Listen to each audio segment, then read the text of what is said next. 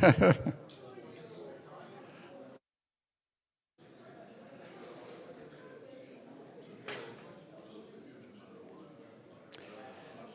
morning.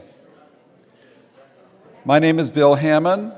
I am the chair-elect of Malaria Partners International, who are hosting this event, and we'd like to welcome you to this morning's session, Malaria 101.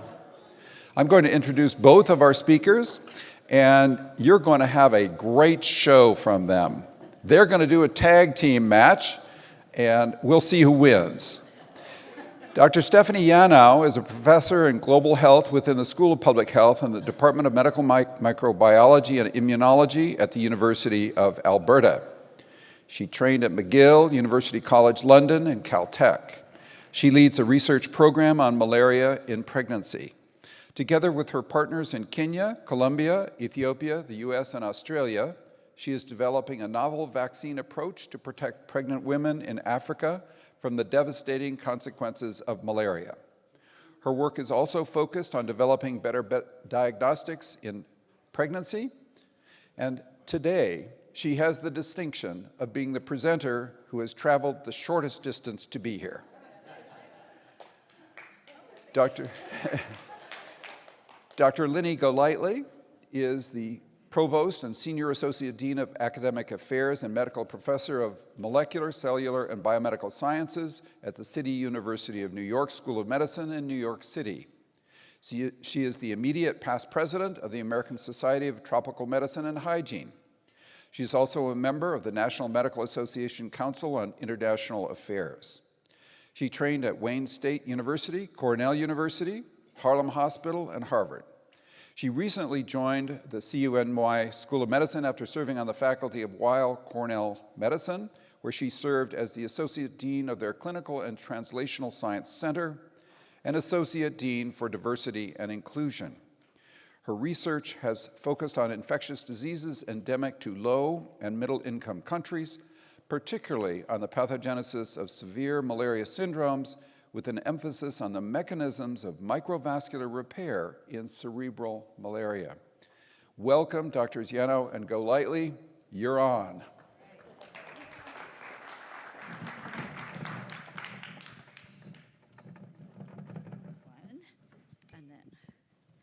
Okay, can everyone hear me out there? Perfect. And hear me? Okay, so here we go. Malaria 101. So first of all, I want to thank Bill for the introduction. I want to thank Rotary for the honor to present, to allow us to present today. And Lini and I are going to go back and forth today. So we're going to hopefully teach you a little bit about what you need to have a very successful day learning about malaria. Now, I want to begin with a land acknowledgement. So as a local Albertan, I would like to begin by acknowledging the rich cultural history of the Indigenous communities here in Alberta. In Calgary in southern Alberta, we pay tribute to the traditional territories of the Treaty 7 people and the Métis Nation of Alberta. And I personally would also like to express my gratitude to the First Nations of Treaty 6 territory and the First Nation of the Métis Nation of Edmonton. I'm grateful for the opportunity and the privilege to live, to work, and to learn on their ancestral lands. And if I could add. Oh, absolutely. Coming from New York, which is the land of the Lenape peoples, I am a proud person to be able to be here and be on the lands of others, and I appreciate the acknowledgement. Thank you, Lini. Okay, so Malaria 101, this is what we have lined up for you this morning. We're going to start off sharing a bit about the colorful history of malaria. This is a disease that has been with us for a very, very long time. Then we're going to talk about where are we now? What is the epidemiology of malaria? Who gets malaria? Where do they get it? Then we'll talk a little bit about the biology. That's really important here to understand what causes malaria. What does it do when it causes disease? And then we'll look at opportunities for interventions, but also what are some of the threats that are emerging to those interventions. And then we're going to wrap up by considering those broader challenges to malaria control. And we will invite you as Rotarians to join the fight against malaria. And with that, I'm going to pass it over to Lini to start us off with the history. Okay, so the history of malaria. How old old is it exactly? Well, the New York Times in 2010 reported that it was considered to be the most likely killer of that famous King Tut in Egypt. And if you think about it as we go along, he lived on the Nile, a place where there, well, let's just say some swampy lands. We'll get to that. And indeed, swamps and wet areas were associated with malaria. The Greeks and Romans were aware of the disease, and they would go to higher ground at times when there was more water. But we go back again to the ancients. Chinese medical writings described the several symptoms of malaria. And Hippocrates, who some call the father of medicine for his astute knowledge of signs and symptoms of disease and his use of examination, had noted that these fevers could be associated with splenomegaly, an enlarged spleen. So right here in Canada, also there were issues with this association of these deaths with swamp fever in the Rideau Canal. And as it said here, no one could escape from malaria. It didn't matter whether you were rich or poor. If you were in these areas, you might indeed die. So Alphonse Lavarance, a French person working in Algeria with the military, actually began to look at the blood of people that had these diseases. And these are his hand-written drawings of the parasite. And he said he believed that these organisms, which he could see in the blood, were the cause of these fevers. It took Ronald Ross to make the discovery that connected the mosquito itself to the transmission of the disease, so that the parasites that had been seen previously were transmitted from the mosquito to humans. And in fact, he made this discovery working with avian malaria, or with birds. And so now we have the connection that the disease is transmitted from mosquitoes to the human host. What more can we say about the disease? And how can we interrupt? Now, with this knowledge, you're just saying we don't need to get rid of swamps. Maybe we need to do something about the mosquito vector. Well, here a little bit to the south, where I hail from, malaria in the United States goes back to the slave trade when they believe it was introduced. And in fact, what Ronald Ross had discovered was it was the Anopheles mosquito which was involved with the transmission. So if you introduce the parasites into an area with those specific mosquitoes, you can get disease. And if you get rid of them, you can eradicate the disease in a particular area. And so this shows the distribution of malaria in 1882, and then you can see that in the 1930s it was really mostly found in the southern United States. And indeed the CDC was founded, the United States CDC, on eradicating malaria in these areas where they would have it not only because of what had happened with the slave trade, but with people going back and forth to train for war, they would bring malaria to these areas, and it was ultimately eradicated. This led to moves, of course, to have a worldwide eradication of malaria, as shown here in India. And perhaps a little bit of hubris. Paul Russell in 1955 said, "While keeping in mind the realities, one can nevertheless be confident that malaria is well on its way towards oblivion. Already as a malariologist, I feel premonitory twinges of loneliness, and in my own organization, I am now a sort of last survivor." I think our presence here shows that he was wrong, and I'm going to. But he had reason to hope. As you can see here in this map from 1900 to 2002, areas that were malaria-free were increasing, and it looked like we really were on our way, so not to be too hard on him. But I now turn it back over to Stephanie to talk about the current status, which is indeed why we are all here. Thank you, Linny. So what have we done lately is the question. So let's look at the last 25 years and look at some of the changes, some of the gains, but also some of the challenges that we've seen in malaria control. So what I'm going to show you here are a few maps, and these are maps that show the incidence of malaria. So that means the number of new cases or new infections of malaria per 1,000 population. And if we look at the year 2000, we can see that those malaria control efforts after World War II were successful in more developed parts of the world, but clearly failed in the tropics. We can see that there's a high incidence, so the brighter the color, the more red, that means there's more infections of malaria. So clearly sub-Saharan Africa is dominating, but we also find that malaria is prevalent in the Americas, in South Asia, particularly in India, Southeast Asia, and also some of the Pacific Islands. Now this is in 2000, and 2000 is a very important year because it marks the initiation of the United Nations Millennium Development Goals. And that was a concerted global effort to address 8 key priorities.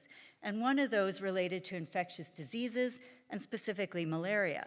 And the goal was to halt and reverse the incidence of malaria by 2015. So let's look how we did with that. So here's 2010, so we're partway through the MDG era. We can see some gains in sub-Saharan Africa, but we also see that aside from the Americas, the map has not changed significantly. Okay, now 2019. Again, we do have some gains. Now India has reduced its incidence. The Americas have made very good progress. Some changes, minor changes in Africa, but we're also seeing some resurgence of malaria in certain countries. And if you look at Venezuela, which I don't have a pointer, but it's on the top of South America there, we're seeing that this was a country that was on the cusp of eliminating malaria. And now, because of the political instability and the breakdown of the health system, there's a massive resurgence of malaria, and it's also having spillover effects in neighboring countries like Colombia. Now 2022, this is post-COVID, and we're still seeing a lot of red on this map. And in fact, the 2 countries, Nigeria and the Democratic Republic of Congo, still have the greatest burden of disease, just like they did back in 2000. So we did not meet the Millennium Development Goal. And in 2016, the World Health Assembly launched a new program called the Global Technical Strategy for Malaria, which had a much more aggressive goal. This goal was to reduce the incidence and mortality from malaria by 90% by 2030. Let's look at the numbers. So in blue, the solid blue line, now here we're focused on sub-Saharan Africa. We're still looking at incidence. The blue shows some of those gains that were made during the period of the Millennium Development Goals. We see that number of cases are declining. But if we look around 2015, 2016, that changes. And we now see that that curve is plateauing. And if we project out to 2030 and continue that blue line, we see that that projected incidence rate is almost 10 times higher than that target, which is shown in green, of that global technical strategy. We're also very concerned about changes in the trends with malaria mortality. So here, we're looking at different regions of the world. Now we're not looking at cases, we're looking at deaths. And these deaths are in the hundreds of thousands. So if we look by region, we see that Africa has the highest mortality rate from malaria, followed by Asia. If you focus in on the year 2000, we can see that during that period, 2000 to 2015, there were some very important gains made in maternal mortality, reducing malaria mortality, excuse me. But then around 2017 or 2018, now this is before COVID, we're starting to see a reversal. And the number of deaths is actually increasing. It continued to increase during the pandemic, and now it's plateauing. We want that curve to come down. So how do we get back on track for malaria control and elimination? So here's where the biology comes in. We need to understand what causes malaria and identify opportunities to intervene to ultimately eradicate this disease. So Linny introduced you to the parasite that causes this disease. It's called Plasmodium. And this is a parasite that's not unique to humans. Many, many different types of animals actually get malaria. And just recently, there was an outbreak of malaria in swallows in central London. So this is not unique to us. But there are clearly 4 species that are restricted to infection in humans. And Linny will talk about those in more detail. They're called Plasmodium falciparum, vivax, ovale, and malariae. But there's also some zoonotic species. These are species whose native host is not human. It's usually a non-human primate, like a monkey. But because of changes in land use and deforestation, we're now finding that, for example, forest workers are coming into contact with the monkey population. Those mosquitoes are allowing that transmission of what's a monkey malaria into a human population. And this is particularly alarming in Borneo, where we're seeing a very aggressive form of monkey malaria that is infecting humans. Now, I want to emphasize that a parasite is a very complex organism. This is not a virus that expresses a handful of genes that we can manipulate and make a vaccine very quickly. This is a very complex creature. It expresses over 5,000 genes. That's a lot of genes, and these genes are distributed across 14 chromosomes. That's a lot of chromosomes for an organism that you can't even see unless you're looking under the microscope. And the parasite has evolved all of this genetic complexity because it needs to infect two very different creatures, humans and mosquitoes. And to do that, it uses its genetics to be able to live in different types of cells, to infect different cells, and to be able to thrive as a species. So now I'm going to pass it back over to Linny, who's going to tell you what happens when malaria infects us humans. So, a deadly disease in humans, how does it do that, and where exactly does it go? Because ultimately what we want to do is not only look at how can we break the chain, if you will, between mosquitoes and humans in the environment, but what might we be able to do within the human host itself? So, the malaria life cycle. The Anopheles mosquitoes, as mentioned, injects the parasite into the blood. These sporozoites then go to the liver, where they replicate many, many times. Now, the person doesn't know they're infected. They're completely asymptomatic at that point. The parasite then enters the red blood cells, remember where they were first noted. And then in those rounds of replication, that's when the symptoms begin, and that's where the deadly effects occur. Some of those parasites become the gametocyte stages, which are the sexual stages. Those then are taken up by the bite of another mosquito, and then they develop within the mosquito, and then they can be passed on to others. So again, in the humans, it's those red blood cell stages that are the problem. And when the parasites break out of one red blood cell and go to another, that's when you get those cyclical fevers that were noted by the ancients. So as seen here, the different types of malaria in humans can cause different periodicities of fever depending upon when they break out. So they may be hectic fevers, they may occur every couple of days or every 3 days. When I was an intern at Harlem Hospital, one of my colleagues happened to call in sick every time he was on call. We were on call every third night. Now, we thought he was a great malingerer. Yeah, right, you're sick again. But one of the great grandfathers of medicine at Harlem Hospital, Dr. Marquez, says, "My boy, didn't you go home for a visit recently?" And sure enough, he had malaria. We were just glad he was back on call. But at any rate, those are the kinds of things that might give you a clue that your patient has malaria and give us some clue as to what type they might have. The one that we're most concerned about, though, is Plasmodium falciparum. This is a very aggressive, very deadly disease. Your patient can die within 24 hours. Hence, the call that any patient who's been in an endemic area with fevers is presumed to have malaria until proven otherwise, which means you really need to look at the blood, see if you see those parasites, or use other tests which can indicate that they're there, which Stephanie will talk about later. With a patient with cerebral malaria, they have certain signs and symptoms that we can look at, and many in this audience are all too familiar with: coma, seizures, bleeding. They may just feel terrible, awful. Laboratory and radiographic findings: acidosis, anemia. Their blood sugar may be low. Of course, they may have a very high parasitemia if you look. They may become jaundiced or yellow. They may have problems with their kidneys, pulmonary edema, and ultimately, multi-organ shutdown. So these beautiful little children could be harboring parasites. They may look fine, and then suddenly get very, very ill. Again, as many in this audience know. And the predominance of deaths occurs actually in young children, 5 and under, mostly in sub-Saharan Africa, and also affects pregnant women worldwide. It not only affects their health, but that of their babies, causing a lot of morbidity and mortality. So how might we treat malaria? And this isn't going to be a treatise on that, but just to give you an idea that there are drugs which can affect each one of the stages shown here.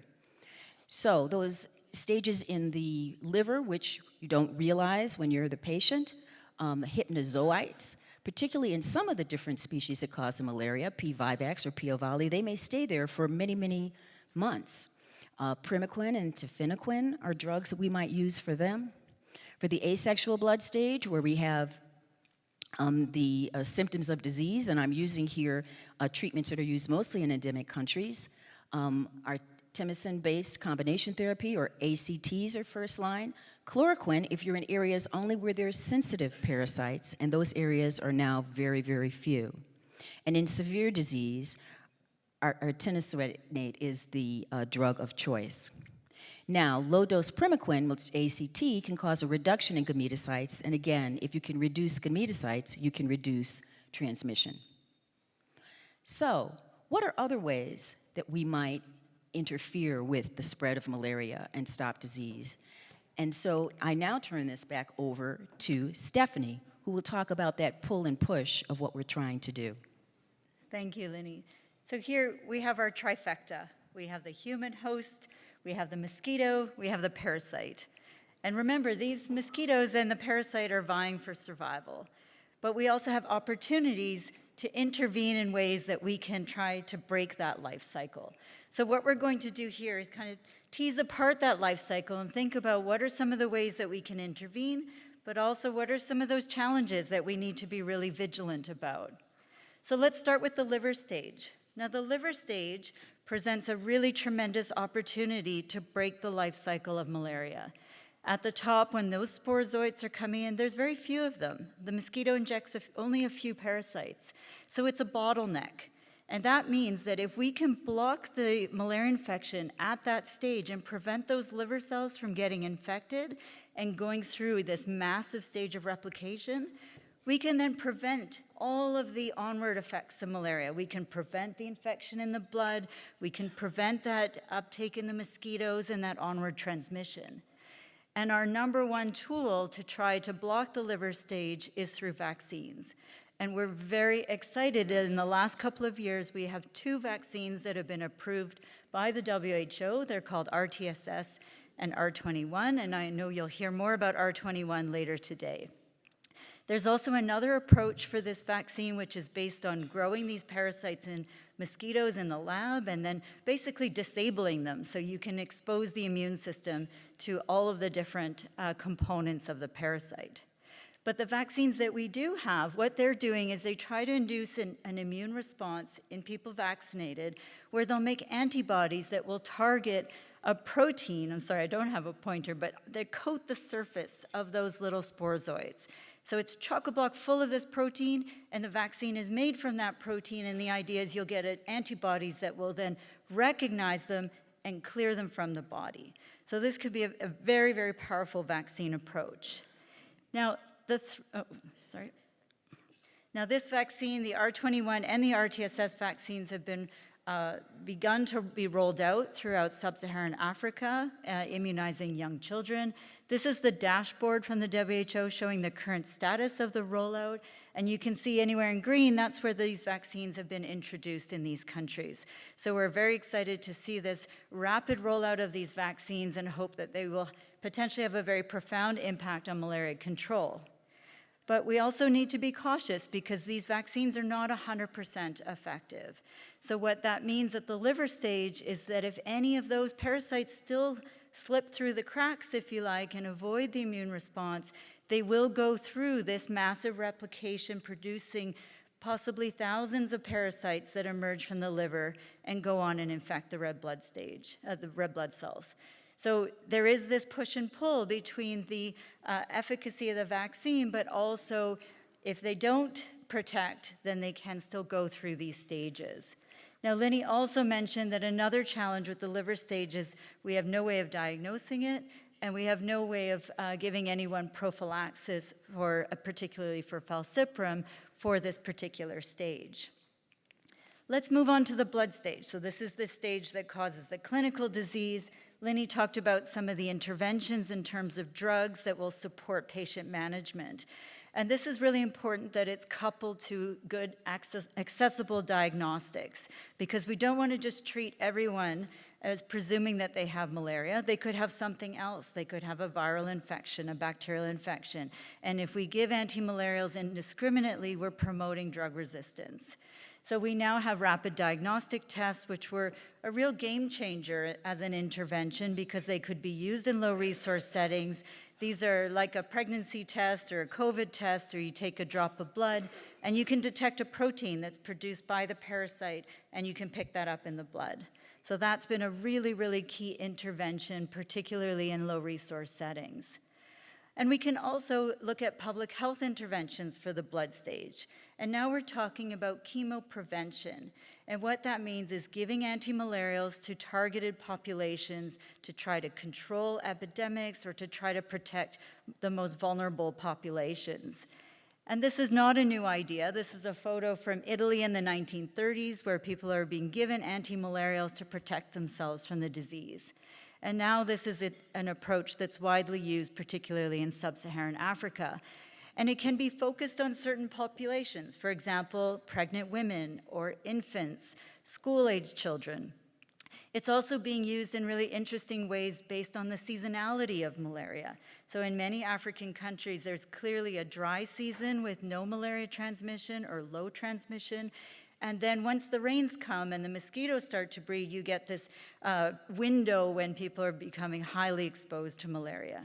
So an approach called seasonal malaria chemoprevention will give people antimalarials right at the beginning of that rainy season and protect them throughout that really dangerous period of the year. So those are all very effective strategies at the community level. But they also face threats. And the number one threat is the emergence of drug-resistant parasites.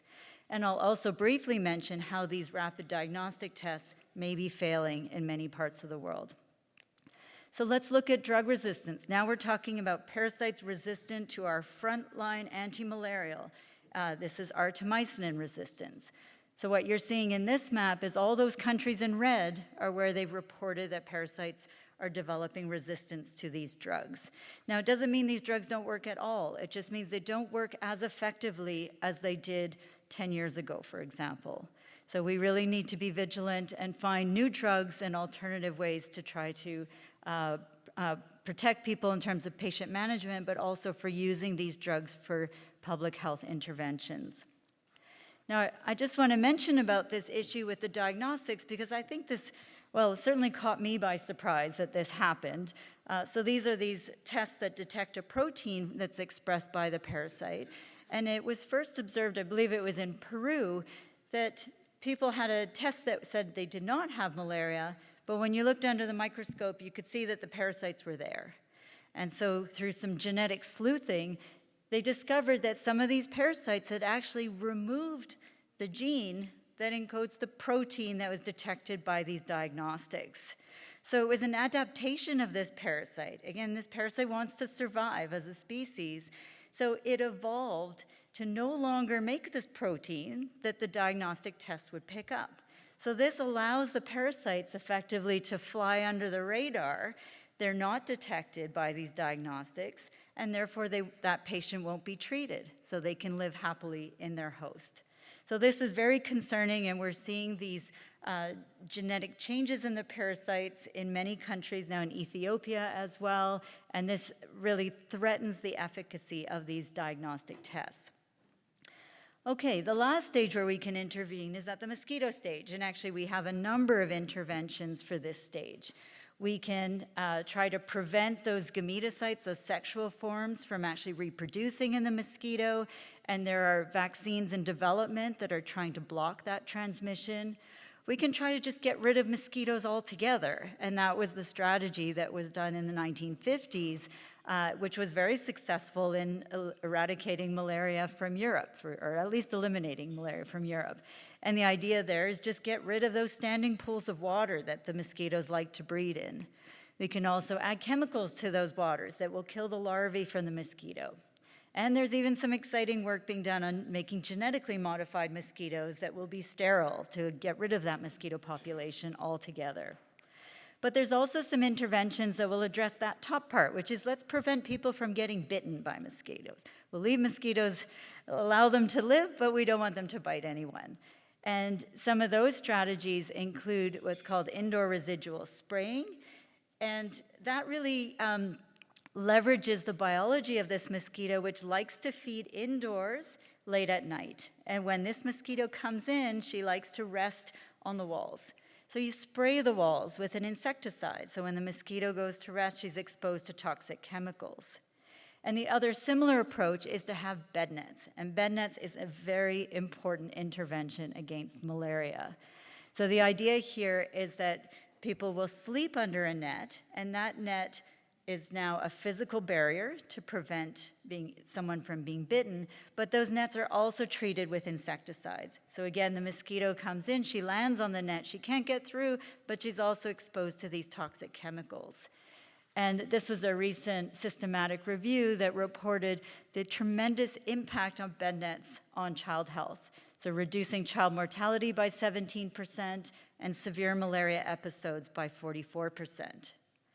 But as I said before, the mosquito also wants to survive. And so there is this push and pull. And what we're seeing is widespread resistance by the mosquitoes to these insecticides that are used for spraying, that are used for bed nets. We're also seeing some very concerning behavior change with mosquitoes. And of course, layered on top of that is we have the effects of climate change. So this map here is showing the reported mosquito resistant to insecticide. So everywhere where there's a red dot, that means there's confirmed resistant mosquitoes. And where there's an orange dot, that means a very high probability that those mosquitoes are resistant. So you can see that globally, there's widespread resistance in the mosquito population and a very high density of reported resistance in sub-Saharan Africa. Now, we're also seeing a new mosquito in town, if you like, particularly in sub-Saharan Africa. And this is a mosquito called Anopheles stevensii. This is a mosquito that was native to South Asia, but is now emerging in Africa, particularly in the Horn of Africa, but also reported in West Africa. So why are we worried about this mosquito? Well, the behavior of this mosquito is a little bit different from the traditional mosquitoes that would transmit malaria in Africa. And the main difference is that this mosquito likes to bite earlier in the evening instead of late at night, and it likes to bite outdoors instead of indoors. So what that means is that children playing soccer in the community after dinner are now being exposed to malaria much earlier on. Also, it means that those bed nets that protect people from being bitten late at night may no longer be as effective. And just to give you an example of the impact of this new mosquito, let's look at the case numbers from Djibouti, which is one of those countries in the Horn of Africa. So these are the number of cases in Djibouti from 2010 to 2020. And you can see in 2012, there were very few cases of malaria. But then Anopheles stevensii came into play. And then look what happens. You see this dramatic increase in the malaria incidence because now these bed nets are no longer effective, and we're seeing exposure to this mosquito. Now, the last factor, which is kind of permeating all of this, is the effect of climate. So these mosquitoes like to live in a certain temperature range, a certain range for rainfall, and as we go through climate change, we're going to see that sweet spot for the mosquito is going to change. That might benefit some countries where it actually becomes too hot to support transmission, but the reality is that it's going to mean many countries that haven't seen malaria for a very long time are now going to see malaria come back because the mosquitoes will be there. It also impacts some of those interventions that are based on this seasonality of malaria. If we lose that seasonality of the dry and rainy season, we can't use those interventions anymore to protect people in that way. And also when we have extreme weather events, this causes flooding. This can create new breeding grounds for the mosquito. And Many of you will probably recall that just a few years ago, there were outbreaks of malaria with local transmission in the southern United States, in Florida and in Texas. So I think this is a really important reminder that these mosquitoes are still here. And as things change, we need to be very vigilant about this resurgence of malaria. We need to keep the foot on the brake, if you like. And with that, I'm going to pass it back to Linny to take us through some of those broader challenges in malaria control. Thank you. So, broader challenges. Here we are now. What can we do? What are we facing? Well, malaria is a disease of poverty, and it perpetuates poverty. Places where we have weak health systems, they fail to support diagnosis and treatment. People die. Limited resources are available for infrastructure that would limit transmission, electricity, window screens. Many of you are here to supply those critical bed nets. Remote and indigenous communities and those experiencing conflict, wars, people immigrating, are most vulnerable. How do we reach them? What can we do? And malaria, make no mistake, perpetuates that poverty. You can't go to school. You're ill today. You can't get medicine. How can you aspire to do more when you're not there to learn? Lapses in employment can lead to families without security that they need in order to progress, in order for whole countries to move on, as many of you know. Those healthcare resources have a national economic impact if a lot of the money that you would need goes to combating a disease that's ever recurring. And the mental health consequences, which many of us are aware of, in terms of the uncertainties of how to move forward. So, let's take this all, and I know you're here because you're already down to this call for action. As we've already gone through several graphs, we were winning, we thought, maybe not as well as Paul Russell thought, but we were winning. But now this is where we are in the world, at least of a couple of years ago. And I think you're going to hear today that maybe the data shows that that line is yet rising. As Pedro Alonso said in 2022, in his letter to his partners, he said, 24 countries have registered increases in their malaria mortality rate. The trends seen in sub-Saharan Africa are especially worrying. Malaria cases and deaths remain unacceptably high. And the hard truth is that we have approximately the same number of cases today as we did 20 years ago.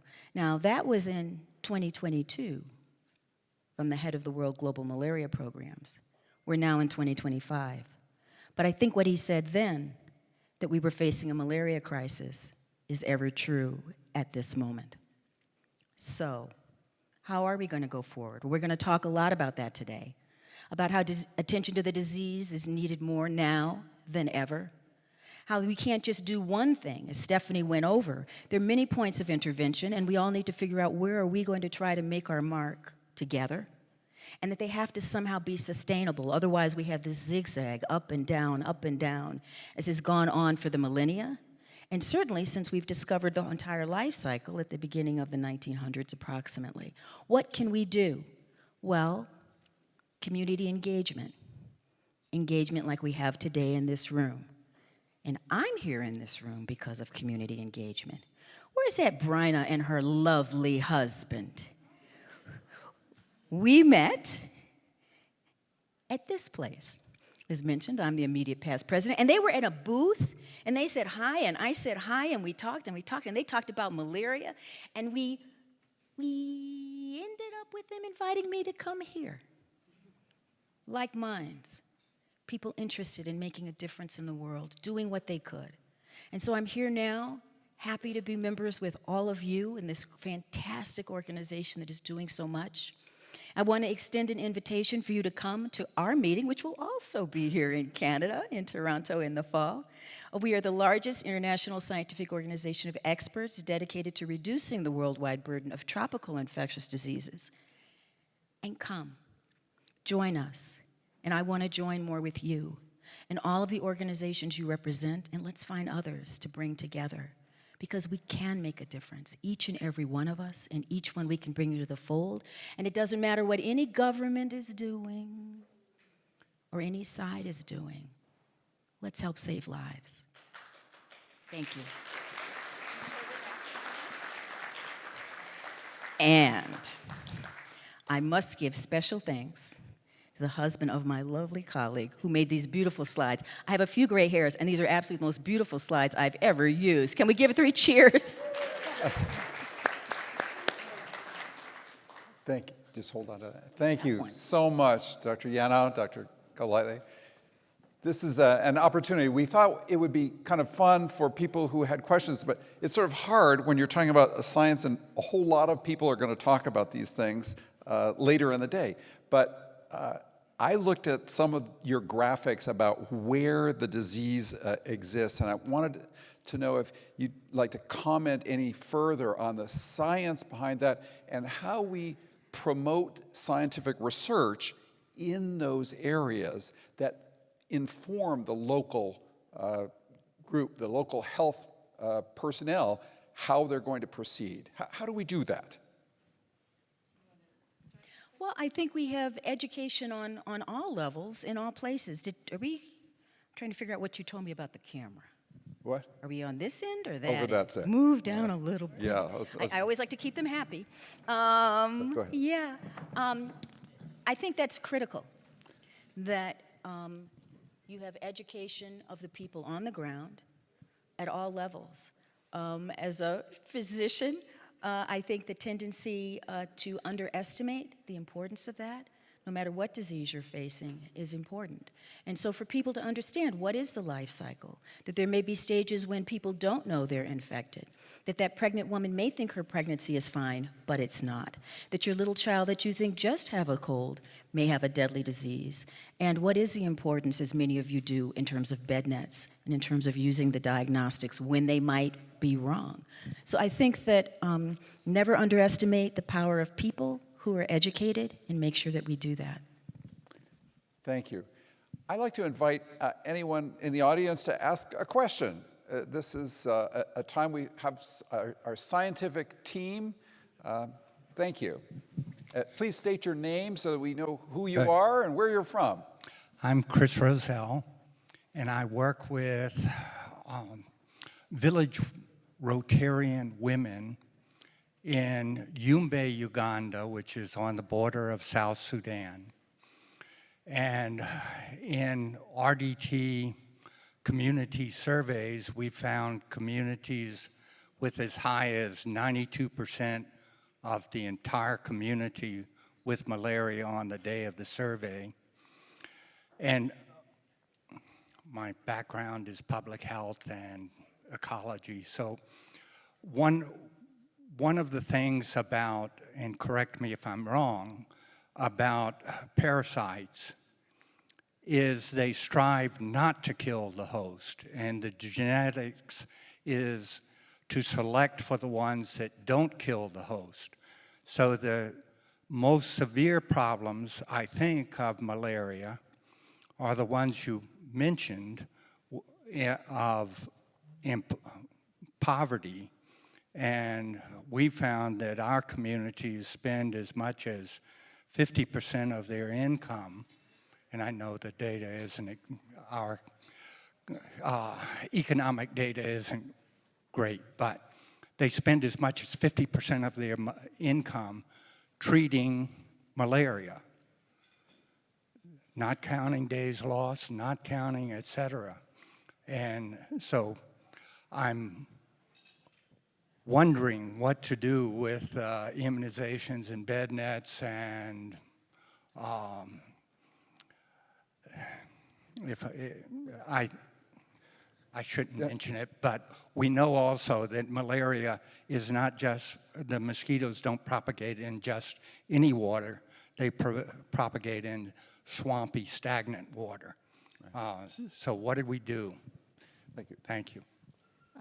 Is this on? Yeah, okay. Well, I mean, when we talk about malaria control, we talk about our toolkit.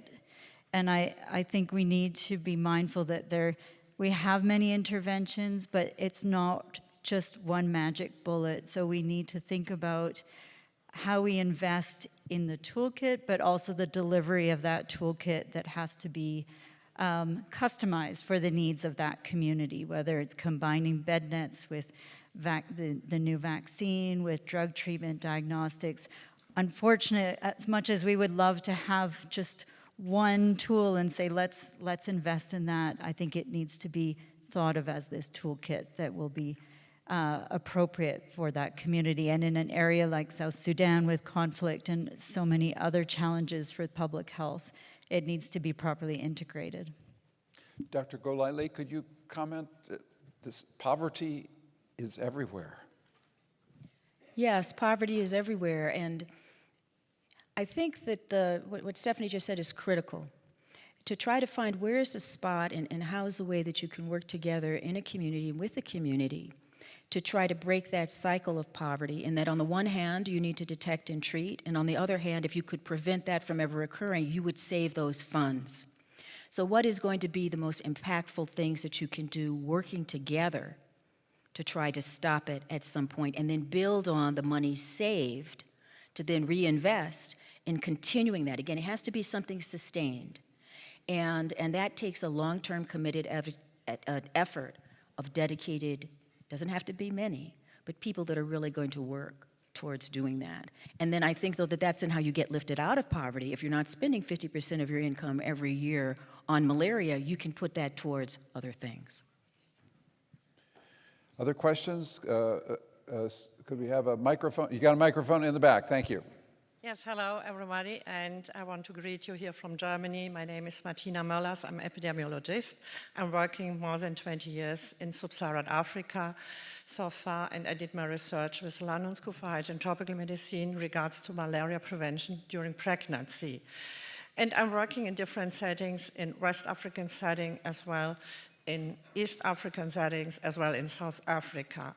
And my point is regards of the resistance, what we have seen all over nowadays by malaria drugs. And we have a German pharmacologist with whom we have been closely working together, and I'm representing here as well as Area Coordinator Africa, our biggest and oldest RMCH Rotary Action Group for Sexual Reproductive Maternal Child Health as well. The case is, what I want to emphasize, we should really bring it into consideration.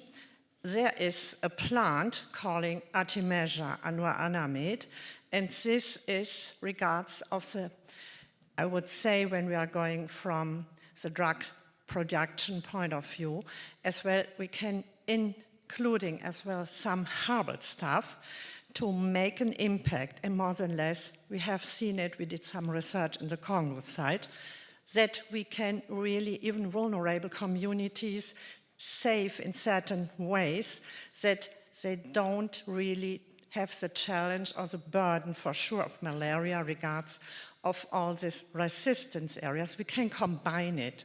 And I think we have to look out of the box and to make sure in a holistically approach we can change something, because the drug stuff with the resistance is similar like with antibiotics, which we are seeing over these last years. I think, is this discussed, or is this still even an option for you? This is my question here. Thank you so much. I'm not sure I fully So- caught the question.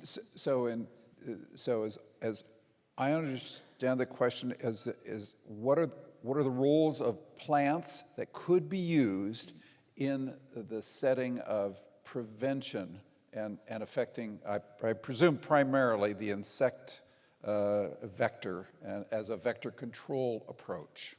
Oh, is that what you were referring to, or for anti-parasite drugs? Yes, I would say yes. Anti-parasite.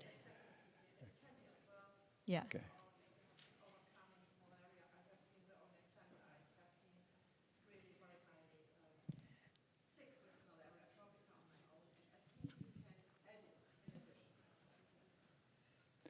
Okay. Well, our classic malarias all come actually originally from plants, if you will.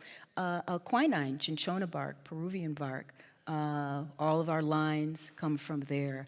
Artesunate is an ancient Chinese herbal medication, if you will, original derivative. So I think the key is to investigate new drugs or purported drugs and see, do they work? What are the active components? And then incorporate that into our a pharmacy that we use for malaria. So I think that we have one of the issues with resistance, which of course is a problem for all infectious agents, that eventually you end up with organisms that are resistant to whatever we're using. We are actively looking, and should be actively looking, for new root drugs, if you will, or root agents. So I don't think there's any problem with that. I think it's trying to find out what is the active component, and then understanding what are the side effects, importantly, and how they might affect the human host, because there's always good things and bad things about any drugs. Yeah, and Hang on for Dr. Jago's presentation in Malaria 301. We'll certainly be talking about that extensively a little later. Other questions? We have a... Sorry. Thank you. Hi, my name is Julie, and I'm from Minnesota, an epidemiologist who's working in Sierra Leone. And my question is for Stephanie. I'm wondering if you can give us an update on malaria vaccine that may be available in pregnant women. And now for about over a year, we've had widespread rollout of vaccine in children. We're working in an area where there's no adverse event reporting. Can you give us an update on that?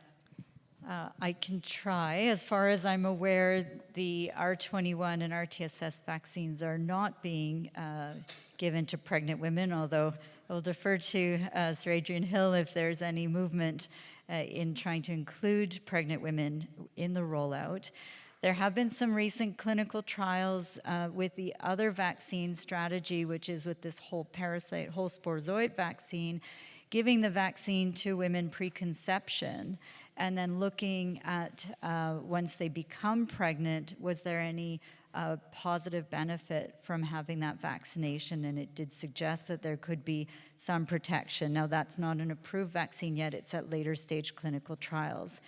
There have been some other experimental vaccines for malaria and pregnancy that went through phase 1 trials, but they did not elicit very broad protection against the variety of malaria parasites that are present in different areas. So I think that's a bit of going back to the drawing board and trying to design more complex vaccines to target pregnant women.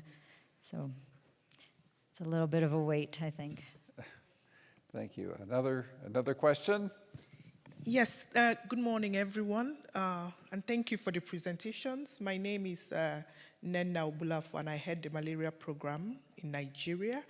Mine would not be a question, but like a comment. I know that some kind of reference have been made on education, and I just wanted to also add my voice.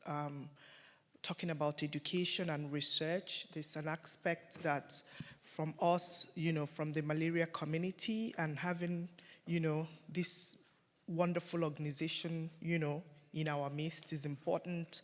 We begin to look at the social behavioral change.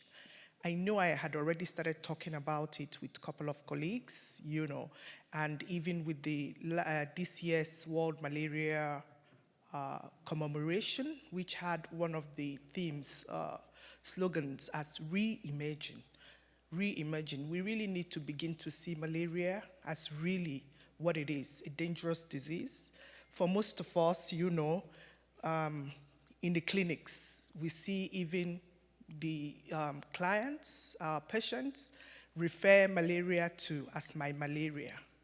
Okay, so this is, and I think that this is a good strategy, a good way for us to begin to look at how to, get on board both the healthcare workers and even the populace to understand, because the two groups would have to understand the fact that malaria is dangerous. For us, the healthcare professionals, most times we look for the cause of fever and we really don't see it, and we just, diagnose malaria just for that. We know those are the things that are going on. And then coming from the other side, they are in a hurry to embrace malaria. That shouldn't be. I think that if there's a research, that will be going through that path to begin to reorientate, maybe get, all of that, perspectives from the both groups, and then we'll begin to reorientate seriously then people will start taking it serious. I think that, for example, people cannot say I have my HIV status or something, you know. There's always that stigma, but for malaria, it's not the same. So I wanted to just flag it here so that maybe that will be part of what we can have topical discussions on this beautiful event that we've all gathered for. Thank you very much. Thank you so much. And as we are all aware in the organizations that we represent, that nearly a quarter of the deaths in sub-Saharan Africa are in Nigeria. And we must have excellent research in that area. And you're asking about the social and behavioral change research that is required to understand that. We'll, in our session at the end of the day, Dr. Jimmy Opico is going to talk a little bit about how that part of the process is worked on through national malaria programs. And I think that that's a very important part. We need some science and we need some implementation. And we hope that Rotary can play a significant role in promoting and advocating for the kind of behavioral change you're talking about. Thank you. Another question. Two more questions. My name is Niji Raji from Nigeria. I'm currently team lead tackling malaria and malnutrition 3 states in the southwest Nigeria. I just want to provide an information. In your presentation, you did not indicate that Nigeria has started using the R21 vaccine. And right now, 2 states are doing a pilot program, Kebbi State and Akwa Ibom State. I want you to just note that. Thank you. Okay. We'll have to make sure it's updated on the WHO map. Another question. My name is Derek Pasternak. I am from Seattle, Washington, and I work with Malaria Partners International to look at the world literature on the subject of malaria. A previous comment was that it's an evolutionary failure for a parasite to kill the host. The parasite wants the host to survive so it can propagate and move on to other hosts. In this connection, in endemic countries, literature shows that anywhere between 10 and 25% of school children are tested positive for malaria, even if they have no symptoms whatsoever. And with the failure of diagnostics right now, with the rapid diagnostic test being ineffective in some communities, there's a development of different RDTs. So my question is, do we know how or when WHO is going to move to recommend the new diagnostic test, which exists already, that circumvents the problem that we have? Dr. Golightly, do you know? I don't know. Is there someone here who might know from the WHO? We may hear more about that as we proceed. I mean, we do have other RDTs already available that target different proteins from the ones that are now starting to fail. And those are we talked about the HRP proteins, but there's also LDH, there's a few others. So those have already been implemented, but often those are not as good for distinguishing which species of malaria that person's infected with. So we need to look at, I think they're calling them next generation RDTs that will be more specific, but also address this issue about the diagnostic failure. Okay. Bill, we actually have time for probably 1 or 2 more questions. One more question. Thank you very much. More a comment than a question. Ross Smith from Australia. My district works with Griffith University on a freeze-dried vaccine emerging slowly. When I did one of my first BedNet programs in East Timor some years ago, we trained, as part of the day, we would train all the mothers in the villages how to use the beds and the nets, because they have to be tucked in and not sleep against them and so on. But I said to these women at lunchtime, are you aware why we have the nets coloured blue? And they said, oh, yes, yes. They said, We know that if we see a blue net out over a fruit tree, we see a blue net in a creek, we tell the men to get that damn bed back on our children's beds. She looked at me and she said, in our country, the women do everything that matters and the men do everything else. Ladies, thanks for a great start to the meeting today. Thank you. That's a good way to end this session. Thank you. Thank you all. We're going to take a brief break now and refresh your coffee cup, please, and come on back at 8:45. We will begin our keynote presentation. Thank you.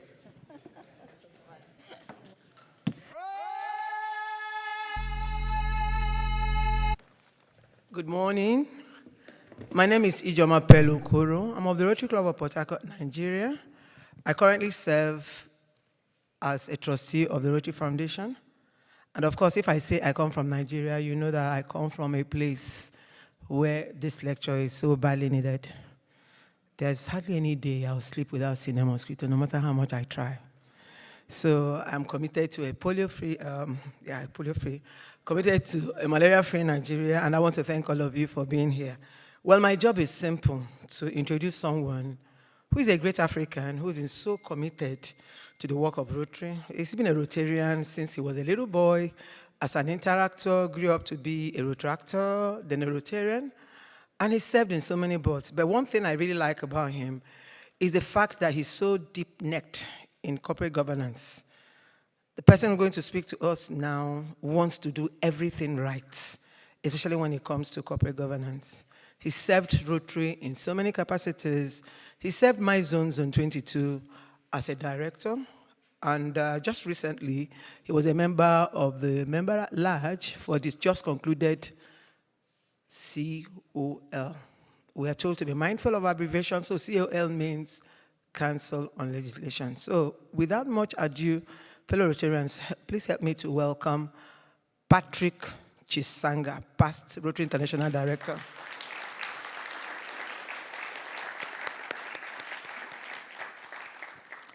You'll give me an impression of his voice by the time he's done.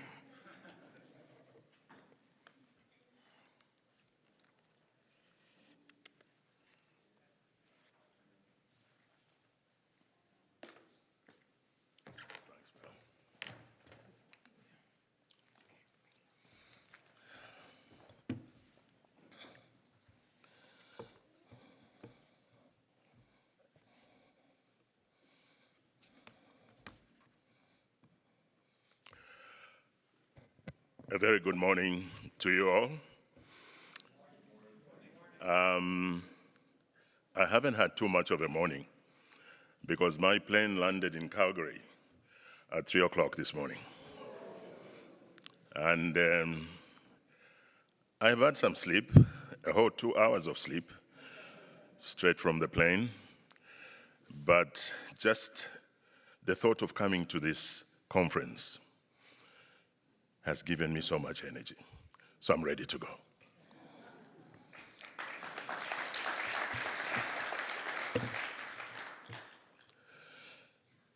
Let me once again say good morning, distinguished delegates, esteemed colleagues, and I've had the opportunity to meet quite a few friends and colleagues that I've not seen for a while, that we have met in different parts of service world. Our valued partners, and there are so many here, in public health, and my wonderful Rotary family. It is a great honor to join you today at this Global Malaria Congress, a gathering of visionary leaders as I see them, and I also know that in the room there are many technical experts and change makers united in our mission to end one of the oldest and deadliest diseases, malaria. I bring warm greetings from the Rotary family, a global network of over 1.4 million members committed to creating a lasting change in our communities around the world. I stand before you today, ladies and gentlemen, as past director, as Ijoma introduced me, of Rotary International for Zones 21 and 22, which includes the vibrant and resilient continent of Africa. The very front line of the malaria fight. That is where we are hit most. When the invitation came for me to speak at this Congress, I was still serving as director on the board of Rotary International.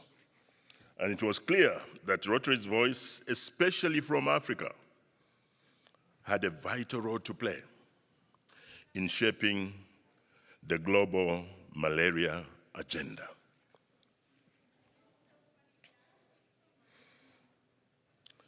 Today, I also speak from a national platform as a committed member of the End Malaria Council of Zambia, where I serve on the board of directors. And the president of Zambia is the patron of that organization. That's how important we attach to this fight against malaria.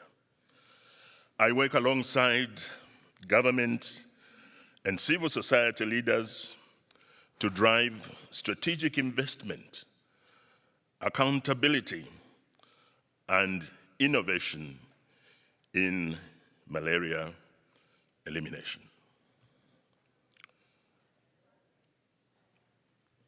My dear colleagues and friends, in my view, malaria is more than a disease. Malaria is a thief. Do you know what a thief is? Yes. Malaria is a thief. It is a thief that steals health, hope, potential, and progress from our communities. I'm sure you know this, that every minute a child dies of malaria somewhere. Every year, over 200 million people are infected, and Africa bears more than 90% of this burden on our shoulders. In my view, this is not just a health issue. It's an economic, educational, and social crisis. And yet, malaria is preventable. And yes, it is treatable. And with collective action, I believe it is beatable. Let me now reflect a little on Rotary's legacy in global health. Rotary is no stranger to fighting diseases that devastate communities. Our journey with polio eradication stands as one of the greatest global health partnerships in history, believe me. We have reduced polio cases, and you heard Trustee Ijoma, whenever she stands up to speak, she cannot fail to get polio into the way somehow. And she says, we are not done yet. But we have reduced polio cases by over 99.9%. And we have helped to build surveillance, laboratory, and response systems that today benefit malaria programs. Now, we are applying the same principles of community-based action, strategic partnerships, and sustained funding to malaria, as we did to polio. and we are beginning to look beyond malaria.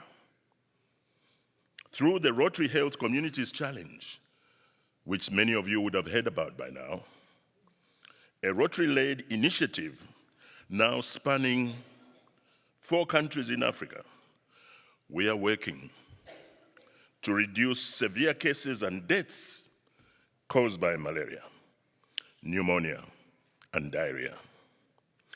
Diseases that continue to claim the lives of far too many children under 5. This integrated approach recognizes that these illnesses often occur together and can be tackled more effectively through unified, community-driven health challenges. It is a bold shift from disease-specific interventions to people-centered care. And Rotary is very proud to be leading the way. Rotary is not a one-year donor. I want to tell you that we are lifelong partners. We are lifelong partners. Our investments are not just financial, they are personal. Personal. Rotarians, we Rotarians, give our time, our networks, our credibility, and our advocacy. We work with communities. We hold governments to account, and we elevate local voices. Building on this foundation, the Rotary Health Communities Challenge is now demonstrating what is possible when communities are placed at the center of healthcare delivery.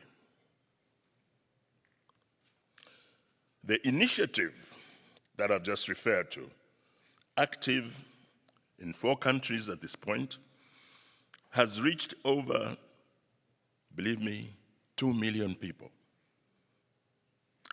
with a clear and urgent mission. And this clear and urgent mission is to reduce severe cases and deaths from malaria, pneumonia, and diarrhea. The leading causes of mortality in children under 5 across sub-Saharan Africa are these 3 diseases. By training and deploying thousands of community health workers, Rotary is bringing primary health care directly to people's doorsteps.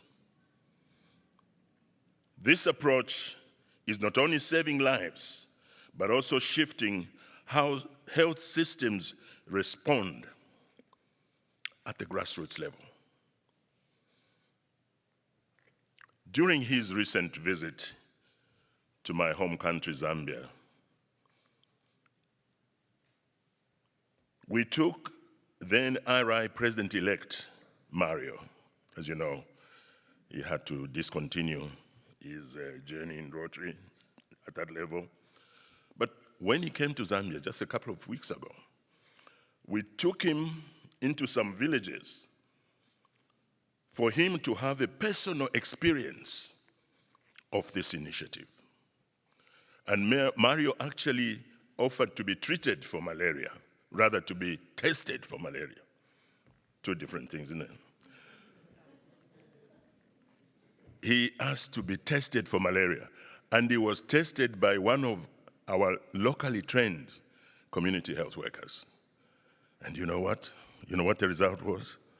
You're right, it was negative. So, in Zambia, where the journey began, Our efforts laid the foundation for a transformative shift in community health. Thousands of community health workers were trained and deployed not just to treat malaria, but to deliver primary health care closer to the people.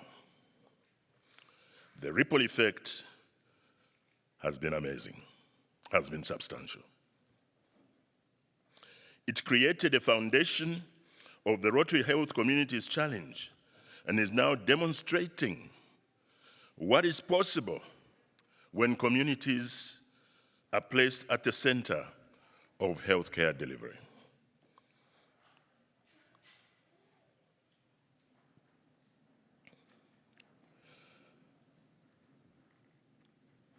This approach is not only saving lives, but shifting how health systems are responding, as I have said, at the grassroots level. Past RI President Jennifer Jones, who I believe will be joining us sometime later today, according to the program, came to Zambia. Jennifer came to Zambia 3 years ago to kickstart Rotary's involvement in the fight against malaria under the Rotary's very first program of scale, which brought together $6 million from Rotary and our partners and ingested it in the Zambian Challenge. I want to tell past President Jennifer, in case she's not here, I'm not here when she comes, I want her to know that, and she should feel gratified to know that the program that Jennifer Jones initiated is bearing tangible results in significant reduction in mortality rates. Statistically, the figures we are having from the people who maintain statistics show that mortality rate from malaria in Zambia has dropped, believe me, by around 20% over this period of time.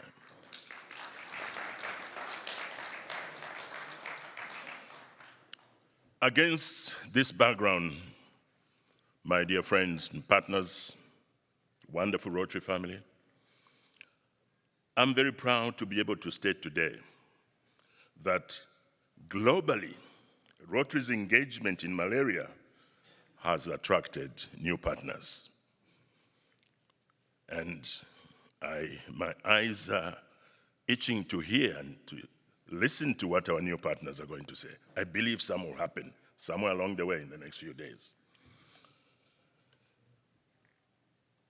We have the Gates Foundation, or with the partners, World Vision, national governments, and many others, proving that when Rotary leads, others follow. In concluding my remarks, I do not wish to offend the moderator. He gave me 10 minutes, so I've done 7 now. In concluding my remarks, I wish to end by making a call to action. I believe that this is how we will turn the tide against malaria in Africa. And there is no doubt that the tide is turning. But it needs all of us to push harder. To my fellow Rotarians in the room and across the world, I'm saying, let us elevate malaria on the global Rotary agenda.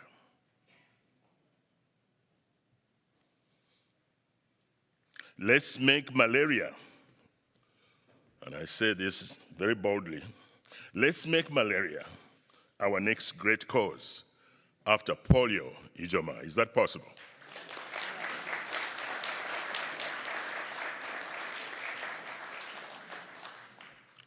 To global donors, I ask you to trust in grassroots partnerships, because that is what works, grassroots. To governments, my message is honor your pledges and protect your people.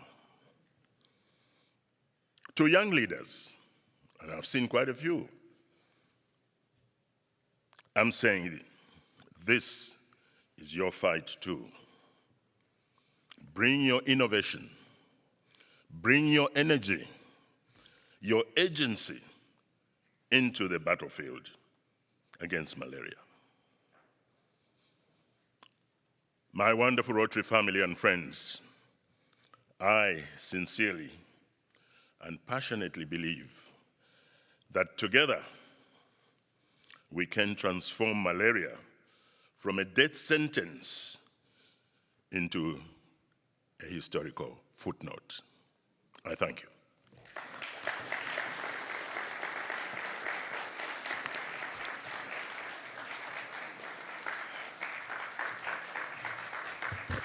I think we can appreciate him better.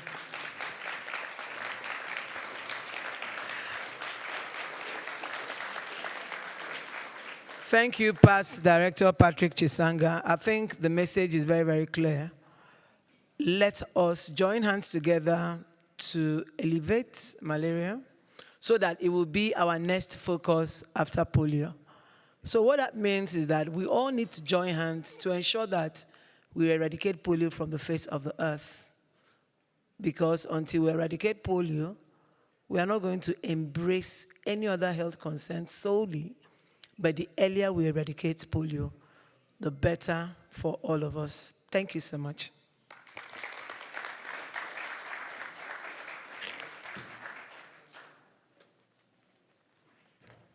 Okay, I'd like to call up Marcy Erskine, Pranef Shrestha, and Axel von Bierbrouwer to the panel for Malaria 201.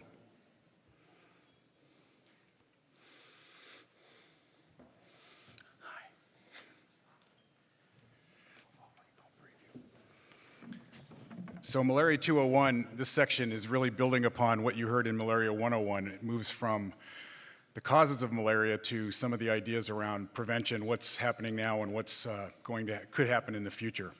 So our three panelists, Dr. Marcy Erskine is a distinguished expert in malaria prevention and control. She currently serves as the working group chair for the Alliance for Malaria Prevention. In this role, she leads efforts to strengthen insecticide-treated bed net distribution campaigns and provide national-level technical support. As a co-author of important research in ITN, durability and usage, including the studies published in Malaria Journal, she brings expert insight on the optimizing bed net coverage and understanding barriers to effective utilization. We are honored to welcome her as a speaker to share in her experience guiding large-scale ITN campaigns. Her portion of the presentation is entitled Bed Nets in a Resource-Constrained Future, Where to Next? Next, I'd like to introduce Pranav Shrestha, who is currently a clinical research scientist at Cephala, which utilizes new technologies to improve laboratories' ability to automate and scale. Pranav's research focuses on innovative diagnostics, technologies for blood disorders like malaria and sickle cell disease, and with hands-on experience in microneedle technologies, biomechanics, and global health diagnostics, Pranav offers a valuable perspective in advancing tools and technological solutions for malaria detection and treatment. The title of his presentation is called Octopi, AI Empowers Malaria Diagnostics. And then finally, I'd like to welcome Dr. Alex von Bierbrouwer. He's a physician and professor of internal medicine. Dr. van Bierbrouwer serves as the head of Department of Clinicum Gütersloh and teaches at Philipps University at Marburg, Germany. With specialization in infectious diseases, he brings clinical and academic expertise to the fight against malaria. A member of the Rotary Foundation, Dr. Bierbauer is currently the technical coordinator for disease prevention and treatment. He currently leads a major Rotarian-led effort project in Kenya, supported by the German government. Title of Dr. Bierbauer's presentation is Successful Transfer of Lessons Learned, Always Adapt. So with that, let me turn it over to Marcy first.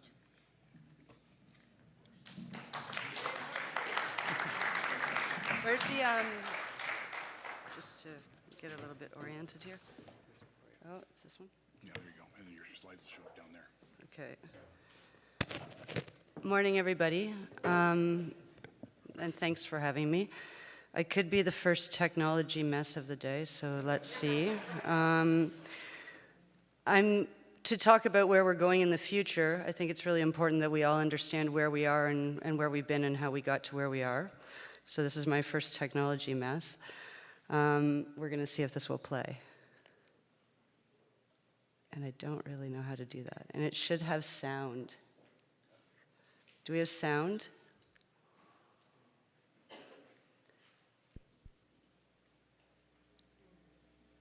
So it'll be a quiet one if they can't get the sound on. But there's no talkover anyway. The messages are clear. So I don't know if the sound people can work that out.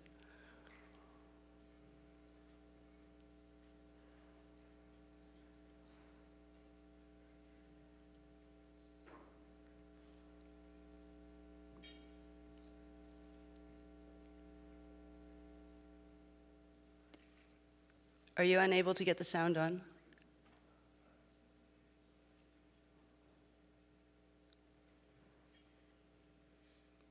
We actually put some really nice funky music for you, so apologies for that.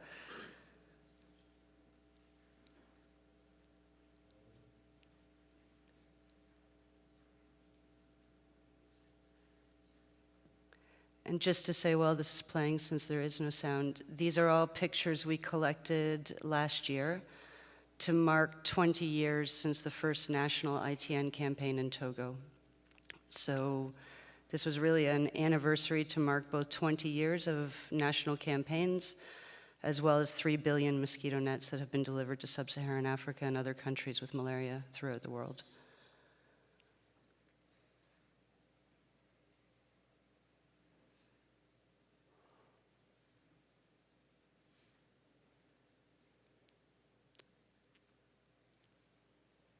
And I hope some of you will recognize your own countries.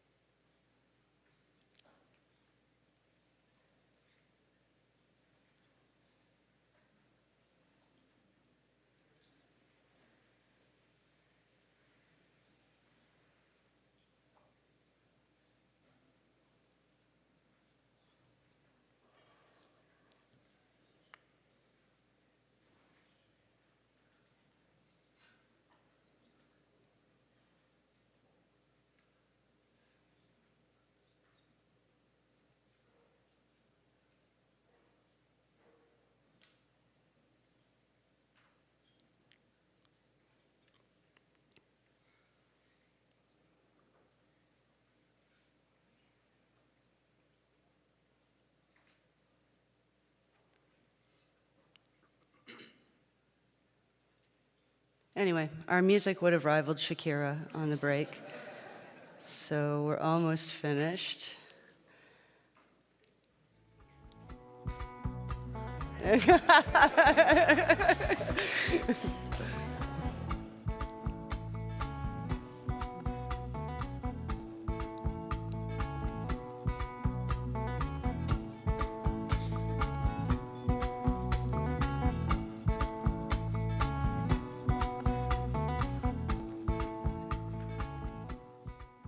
So just again, to just acknowledge the number of programs and partners that contributed to that, and thanks for getting the music on at the end.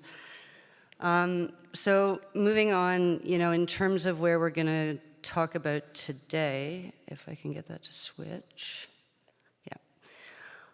These slides are going to be quite full of data, but I'm just going to give you the key messages from these, so don't get bogged down. I showed them to my brother yesterday. He was like, but I just want to know about this. I was like, but it's just a key message. So basically here I'm trying to just point out, like, we have really successfully scaled up on vector control with ITNs. And if you look at the blip in the numbers that kind of comes, you know, around 2009, 2010, after that WHO policy shift, where we went from under fives to universal coverage, you really see this massive scale up. And as you can see at the end of Q1, we were at just about 3.3 billion mosquito nets that have been transitioned out. And the image on the right is just to preempt the question, do people actually use nets? The most common reason people don't use a net is because they don't have one. So on the right, that graph, that map is showing you how many people use when they do have. So in this case, you can see the red and the yellow are really where we have problems of people have nets but aren't using them. For the most part, when people have nets, they do use. And this ties, this is a, oh, it hasn't changed up there.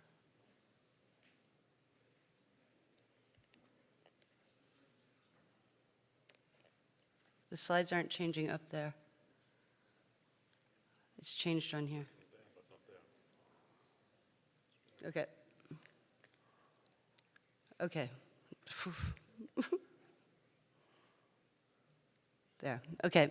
This is a slide based on public information that was put together by the Clinton Health Access Initiative. This will tie to, I think, some of the discussions you're going to have later in the day, but really looking at where we are with funding. And we are in a critical situation. You know, what's clear is that the United States has been a very critical donor to malaria, both globally and then within the context of the Global Fund. And on the right, this is the Global Fund's 7th replenishment, the donor breakdown. So this is the grant cycle that is currently underway from 2024 to 2026. And you can see that the US is the biggest donor on that chart. It's important to recognize the US is not the only donor, but the trend is clear that humanitarian funding will decrease, and we're going to need to do something different. So where do we go from here? I think as we come into a resource-constrained environment, we really need to focus on 3 things. So impact. We've really been a lot about getting out volume, ensuring access, and doing that everywhere. So if I'm working in Zambia or I'm working in Nigeria, everybody's at risk, everybody needs nets, everybody needs them at the same rate. But in fact, our malaria burden is very, very heterogeneous. And so we need to really think about the data that will allow us to have impact with our vector control, with what we have on our malaria burden. I think efficiency, so this is really, I took a kind of a standard definition, but I think the ability for us to produce the maximum output of acceptable quality in a minimum of time, and in this case, obviously other inputs being resources. And then we need to optimize, so find the best possible solution to the problem that we currently have. This is work that's been done by WHO, and I just wanted to focus again, moving forward, I think our focus has to be on data. And this is an example of the work that WHO has been leading, and again, just kind of reinforcing the importance of WHO as we go through this next phase of where do we go from here. Just looking at the different pieces of data that are being used to overlay to then on the right, this is obviously Nigeria, get to this mixed map of interventions of what's going to be most effective for you to have an impact on malaria. After you do that, you have a lovely map of all of the things you should do, and then you have an envelope of resources. So your next step is you have to prioritize within that envelope on what will work. So we have this issue that over the last number of years, I think you know nets are supposed to last 3 years, 20 washes. This has been very, very inconsistent, and nets do not last as we think they should. And so the graph on the left is really showing you after you receive a net, how quickly those nets leave households. So whether that's, I got holes in my net, I couldn't repair them, you know, my net went to a boarding school with my kids, so it's no longer in my house. So different reasons that nets leave households, but they do leave quite quickly over that period. And on the right, you can't see the detail, you'll get the slides later, but those are actually countries. And you can see the variation from the 3 years or over 3 years. That line across is the 3-year line. You'll see some countries we have nets lasting more than 3, but the vast majority of countries are not lasting the 3 years. And that obviously has a problem when we're trying to achieve impact.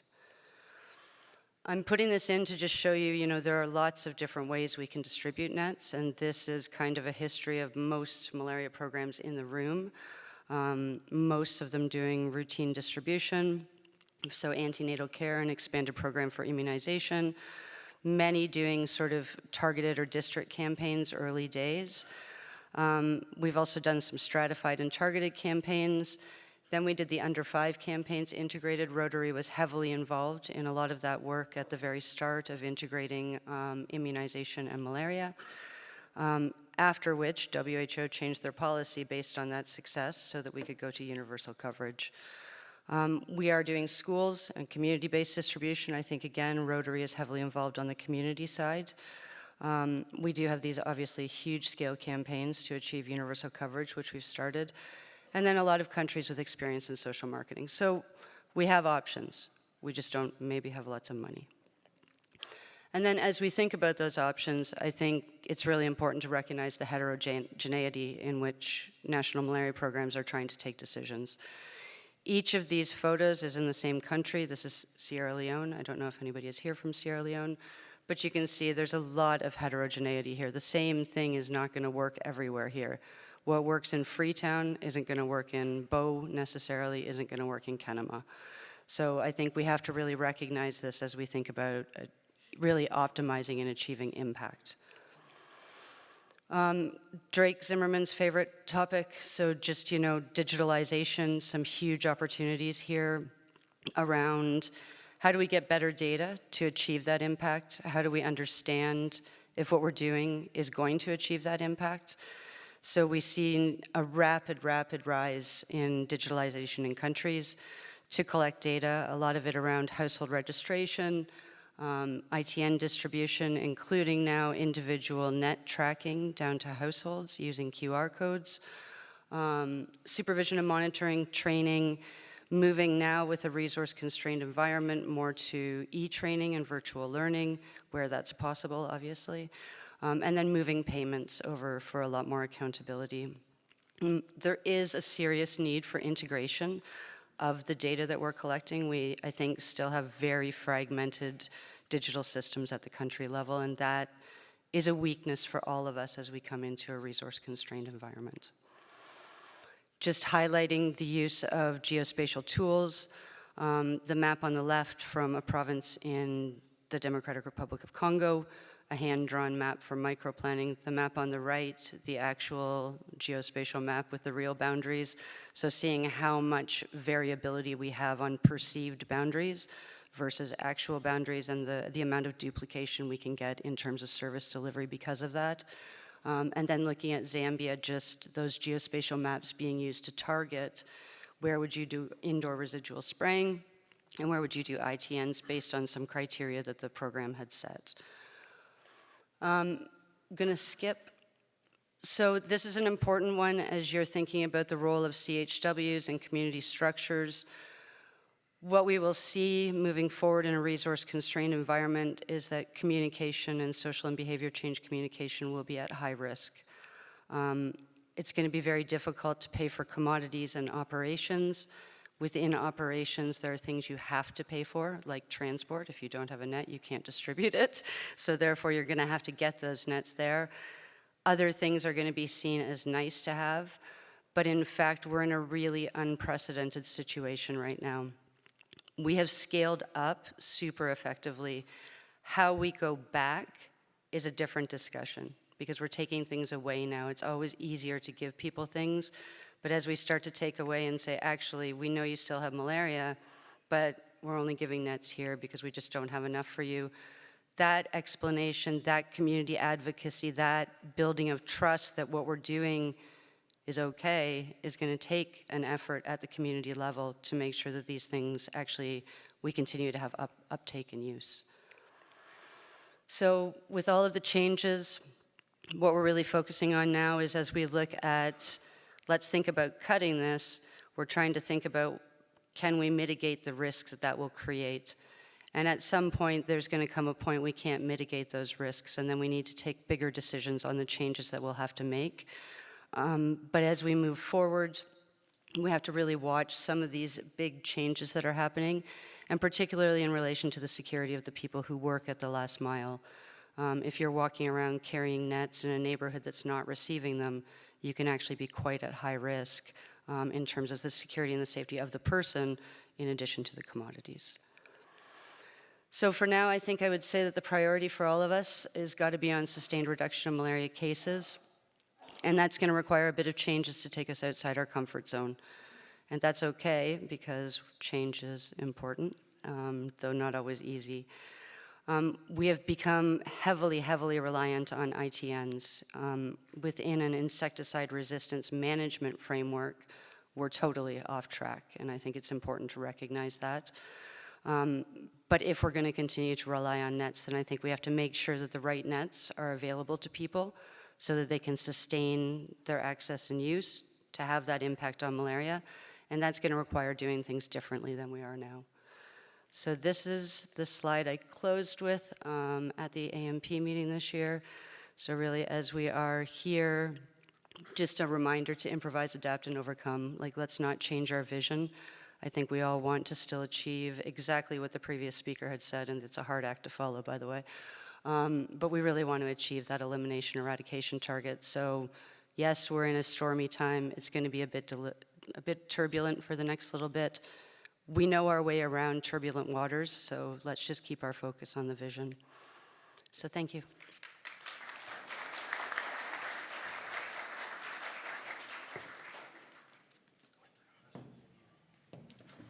While I wait for the slides, thank you, Dan and Rotary, for organizing this conference. And it's really exciting to be part of this community. And thank you for inviting me for this talk. So we are now in a very pivotal moment for global health and for the fight against malaria. On one hand, we have the cases rising annually, far from the targets, as the first speakers they mentioned, maybe tenfold off from the targets set for malaria elimination. And yeah, our recent funding cuts jeopardize progress that was made for decades. And then we have gene deletions that render most of our widely used RDTs ineffective. On the bright side, though, we have made significant advancements in technologies like machine learning, AI, robotics, and computing, which lets us reimagine the way we diagnose malaria. CEFLA aims to harness this convergence of technologies to create an automated microscopy platform to detect malaria and other diseases. So looking at the diagnostic landscape, we have RDTs. They're very simple to use, cost-effective, but are prone to gene deletions, so the false negatives due to gene deletions. They're not quantitative, so cannot be used for treatment or vaccine efficacy monitoring, and their detection limit doesn't allow for low parasitemia or asymptomatic case detection. On the other hand, we have microscopy, which as a visual identification, it can be used to identify species, it can be used to quantify the parasites, but it's very error-prone, requires extensive training, and has variable sensitivity based on the training, and even for the same trained person based on the workload. And the most sensitive technique, the PCR, as we all know, is expensive, is very resource intensive, and not very portable and field-friendly.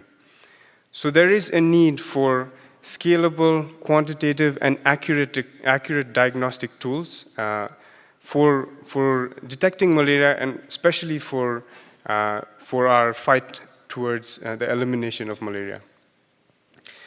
So we built Octopi, which is an automated microscopy platform. It's a robotic microscope which also uses AI to detect malaria parasites. Intentionally, we use a standard glass slide interface, and we use a thin smear to look at blood cells.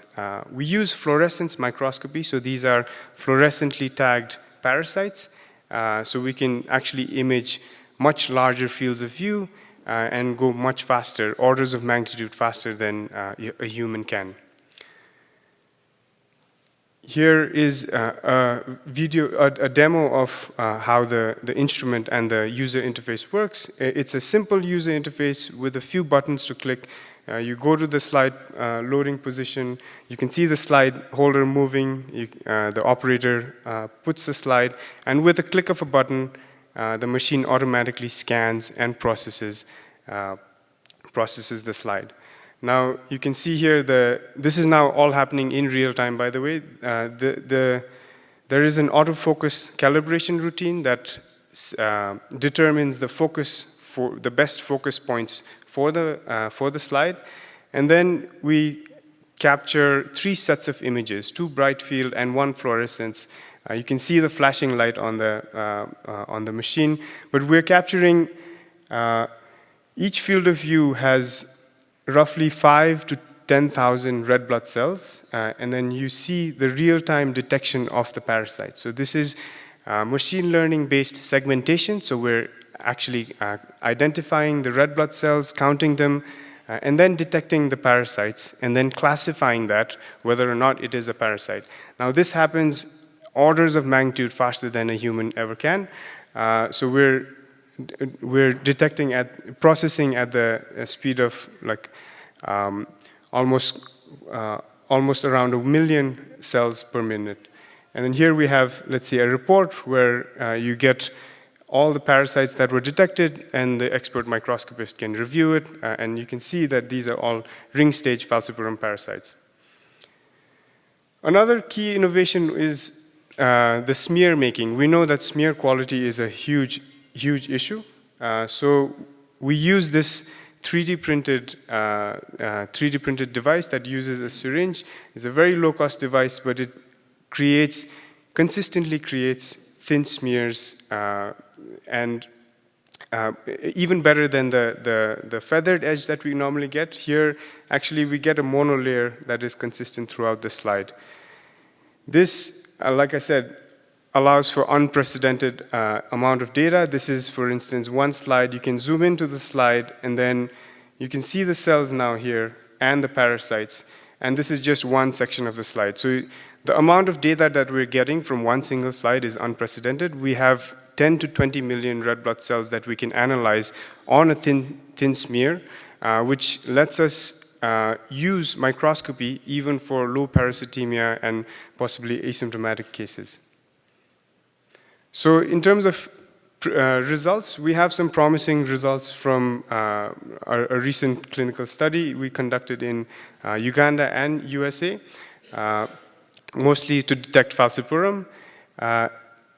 The patient-level sensitivity and specificity was over 97%, which is very promising. And another promising result is that the limit of detection is in the order of 12 to 15 parasites per microliter. That's the estimated limit of detection. And we can do this at extremely high throughput. So we're doing 500,000 to 1 million red blood cells per minute. Now this is work that's been going on, first started almost a decade now. It started at a lab in Stanford University, and we've been collaborating with clinical partners around the world, primarily in Africa, to validate, test, get user feedback, and that's been a very critical part of our development.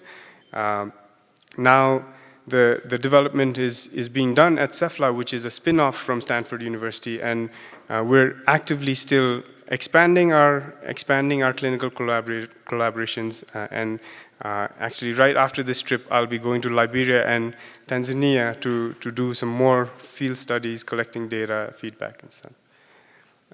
The framework of Octopi is we have a modular design that lets us detect not just malaria, but other diseases as well. And we have high throughput data, which is very essential for machine learning algorithms. So we can improve the deep learning or machine learning models, and deploy it globally, and then repeat this cycle to make the algorithms more robust, and even expand it to other diseases, other species of malaria.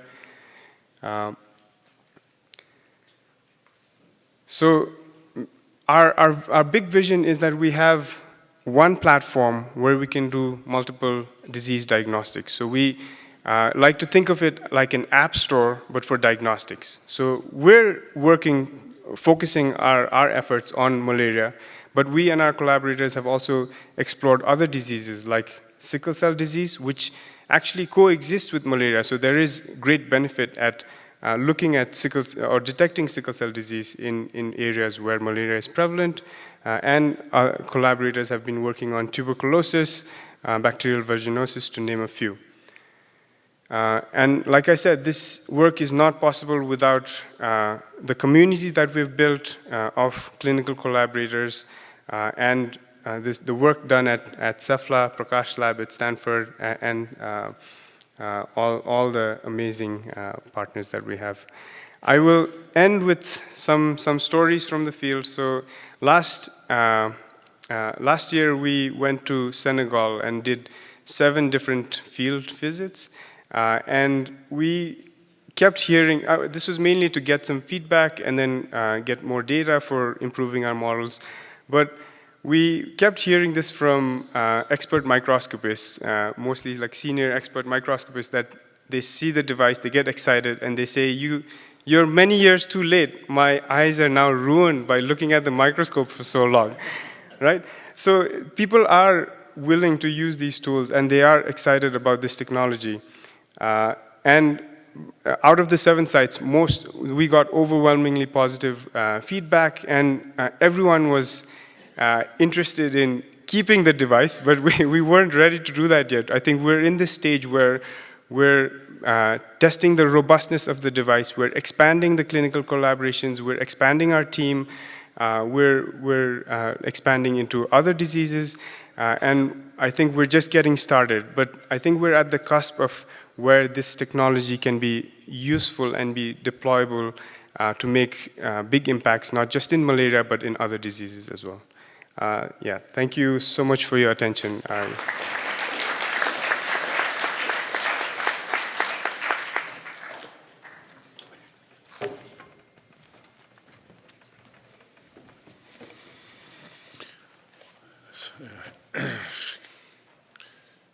So, thank you very much. And I'd like to welcome everybody, and thank you very much for your introduction, and also for inviting me to this talk here. This talk will a little bit giving the link between what we have heard earlier this morning, and even heard about old and new technologies to apply in the new situation, and what we will hear in the next talks, which will tell us about the voices on the field. I tell you about the successful transfer of the lessons learned and other projects, and how to successfully apply it on a new population, on a new region, and this always needs adaptation and modification, as you have heard before, and this is also, of course, a voice from the field. It's about Stop Malaria. It's a project of Rotarians from District 1860, together with the Rotaractors in Kenya and Germany, together with the Kenyan NGO. We are working together since many years, and this is funded by the German government. It's a project with about $400 budget. 3/4 come from the German government. About $100,000 were collected by the German Rotarians, and we didn't do it as a global grant, but we did it with the German government, because for every dollar you collect as a Rotarian, the German government in this kind of project gives you $3 more. So that you have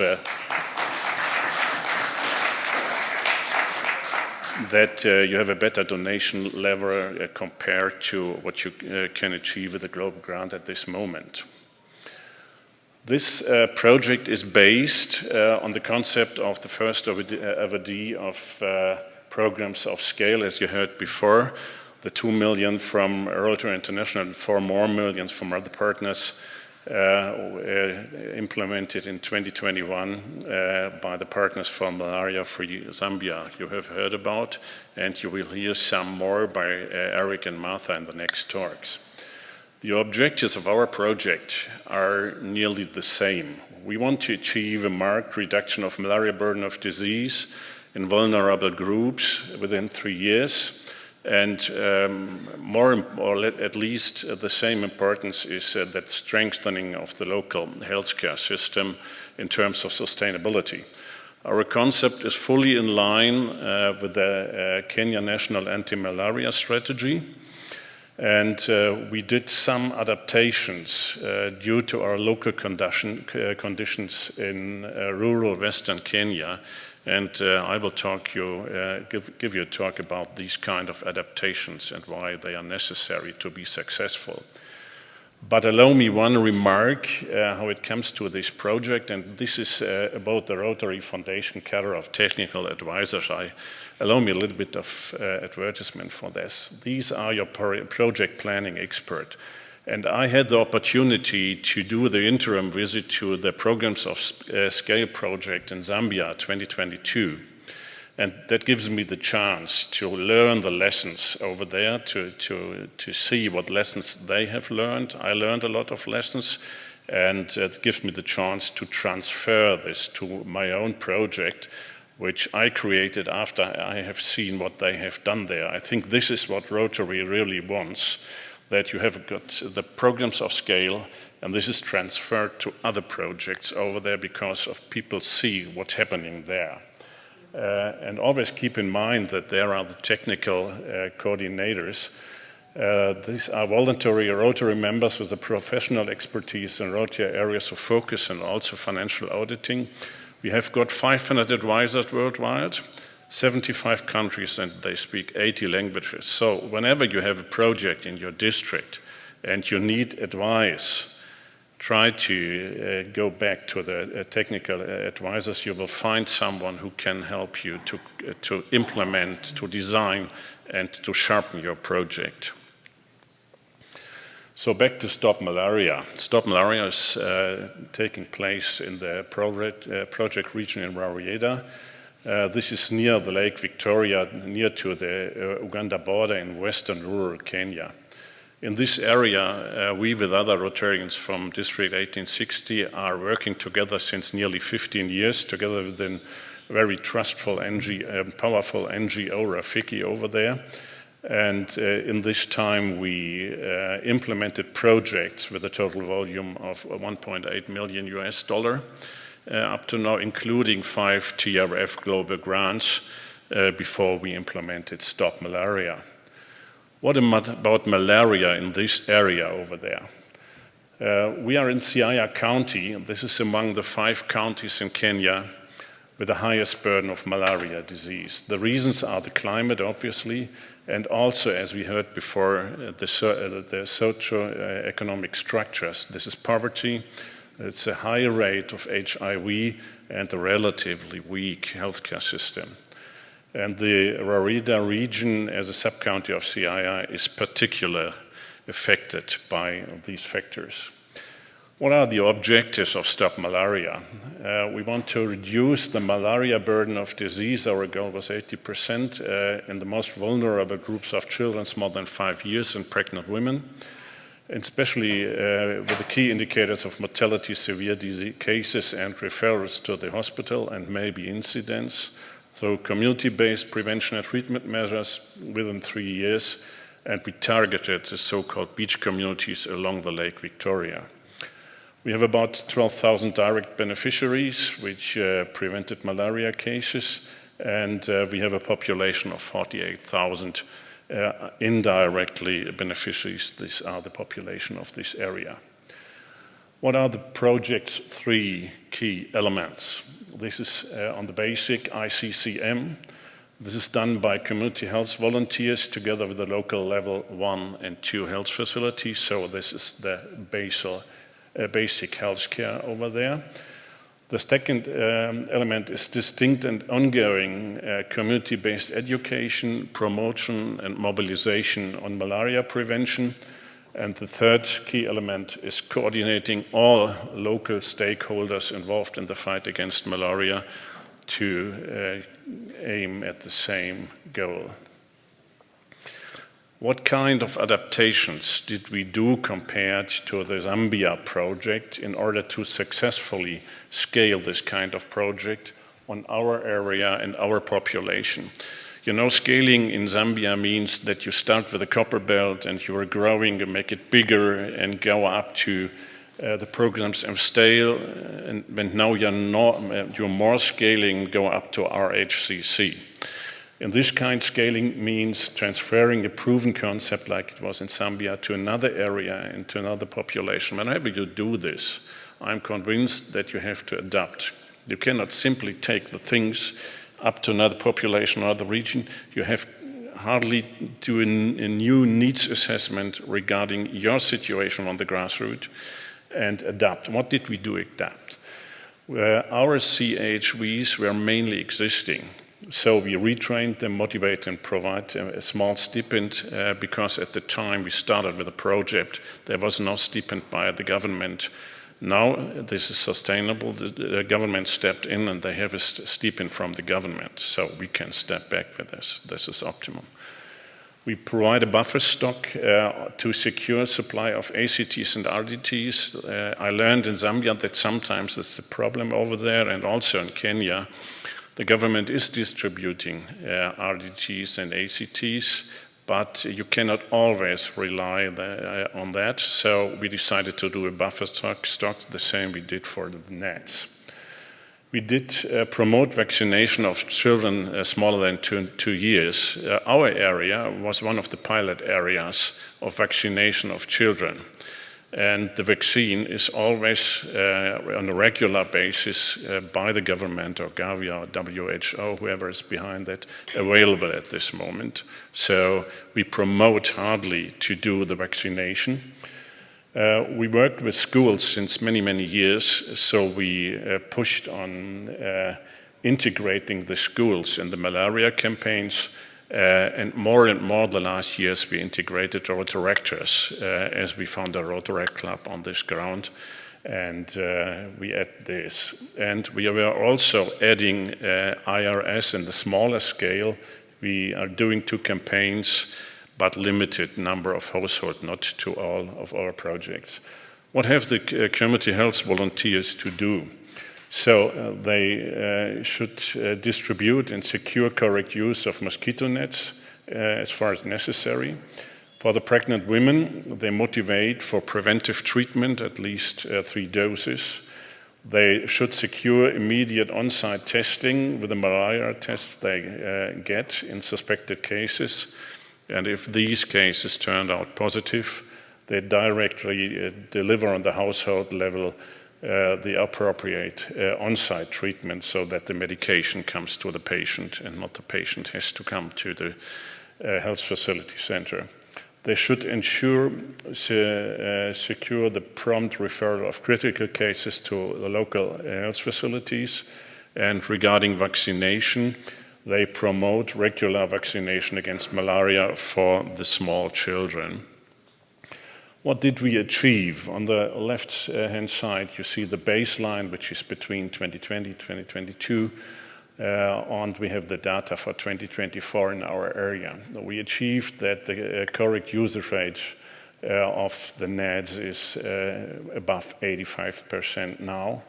We have nearly 100% of the cases proper ICCM care by community health promoters now.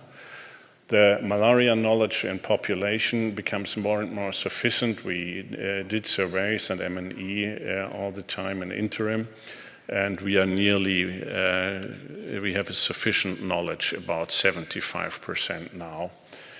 The children smaller than 2 years are completely vaccinated, get all shots, and 65% now.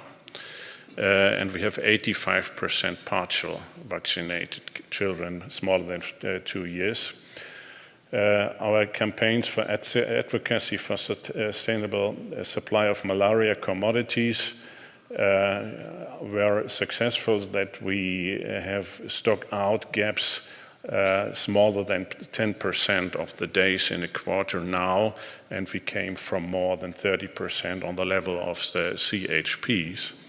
And if we look at the malaria incidence for the children smaller than 5 years, we came roughly from about 52%, and we are now by 22% in 2024. And I hope that we will get a little bit better until the end of our project in October 2025. And we look at incidence in pregnant women, we came from 38%, and we now are about 15%, and also hope to get a little bit better. If you look finally at severe malaria cases with the hospitalization, we could reduce this by 66% in the children smaller than 5 years, and by roughly about 50% in the pregnant women. We had zero malaria mortality cases in children smaller than 5 years and pregnant women in 2024. Unfortunately, we had one fatal case in a small children 4 years old in January of 2025. So we are not always achieving 100%, of course. So I think that's the final slide, and I hope I was able to explain how it's possible if you adapt systems which have been proven successful in other communities and in other surroundings, and you carefully look at your situation on your grassroots level and do the necessary adaptations, that you will be able to create successful projects really doing an impact. Thank you very much.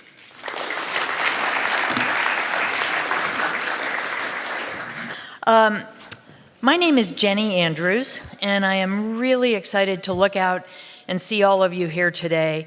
I am the Executive Director of Malaria Partners International, which is the host of this event. So it is a true delight to see you all out there. I'm really excited because I do know, by the way, that we are the only thing standing between you and a break. So we're going to be fast and we're going to be fun. And I'm excited to introduce some people that I've worked with for many years on the project that Dr. von Bierbauer just mentioned, Partners for a Malaria-Free Zambia. These folks are all headquartered in Lusaka, and I'm just going to start really briefly with some quick introductions. First of all, Martha Lungu. She is the Executive Director of Malaria Partners Zambia, which is she really focuses on finding community-based interventions and having Rotary clubs get deeply engaged with that kind of work. She's got well over 10 years of experience in this kind of work, but prior to this, she was a certified public accountant. So she brings a lot of data analysis and accountability to her role. She is a phenomenal, inspirational woman, and I think you will really enjoy hearing from her. Todd Jennings was a colleague of mine when I was working at PATH. Todd is the team lead for policy and communications at PATH. He's also lived in Lusaka for 18 years, I think, and raised his family there. He brings 2 decades of experience to health communication, advocacy, and strategic partnerships. And Todd is one of those people who's able to really translate a lot of the complex public health data into stories that even people like I can understand. So I've always appreciated Todd for that. And finally, I'm really excited to introduce Eric Liswaniso. Eric is a new generation of malaria warriors, and he is the programs manager for Partners for a Malaria-Free Zambia. And as Dr. von Bierbauer said earlier, Partners for a Malaria-Free Zambia has now graduated and become part of Rotary Healthy Communities Challenge. So both Martha and Eric are still involved very heavily on a daily basis in that work. Eric has a lot of experience. He's got a master's degree in project management and has done a phenomenal job. He is a committed malaria warrior and truly an emerging Rotary leader within the malaria world. So, please help me welcome, Martha is going to come up here first, so welcome Martha Lungu.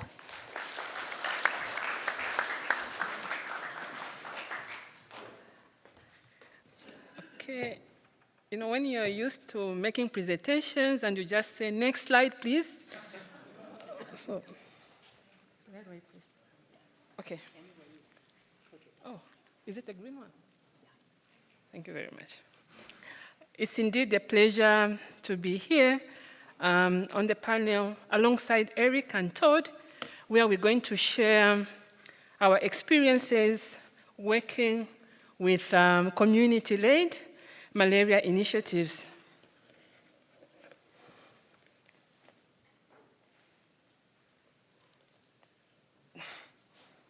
It's not working.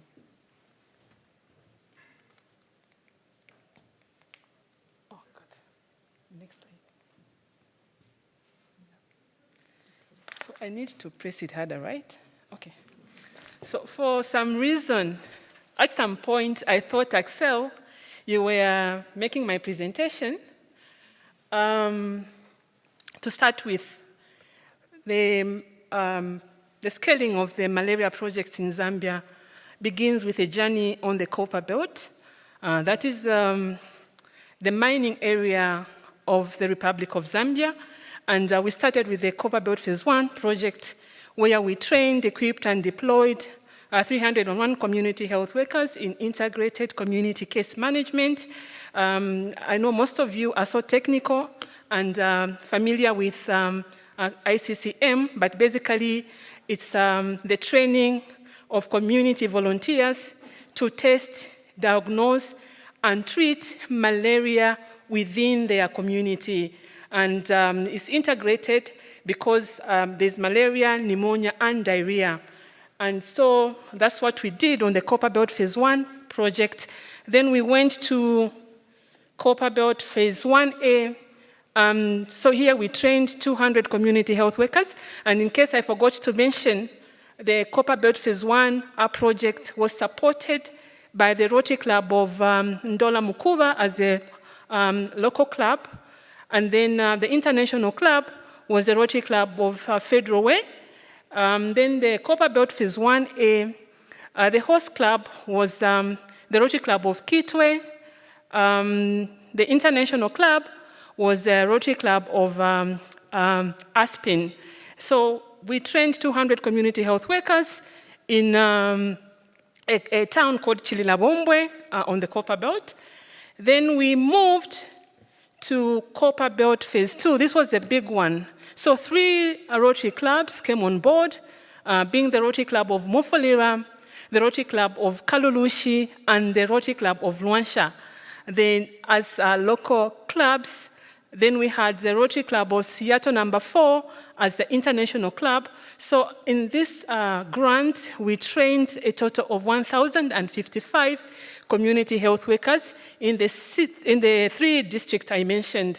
And so when the opportunity for the programs of scale arose, we were scaling, as Excel already alluded to, the Copper Belt projects where we already had community volunteers testing, diagnosing, and treating malaria, pneumonia, and diarrhea within their communities. So fortunately for us, we were awarded the first ever programs of scale, and it being a $2 million project, we had partners like World Vision, the Bill and Melinda Gates Foundation coming on board, and it became a $6 million project. So under the Partners for a Malaria-Free Zambia project, we trained a total of 2,500 community health workers across 10 districts in 2 provinces, that is Central Province and Muchinga Province. And Axel had the opportunity of visiting Muchinga Province, very bumpy, but I think he survived. Though he was asking for a flight back, it was really, really rough. But then, so that's how hard getting to these hard-to-reach places can be.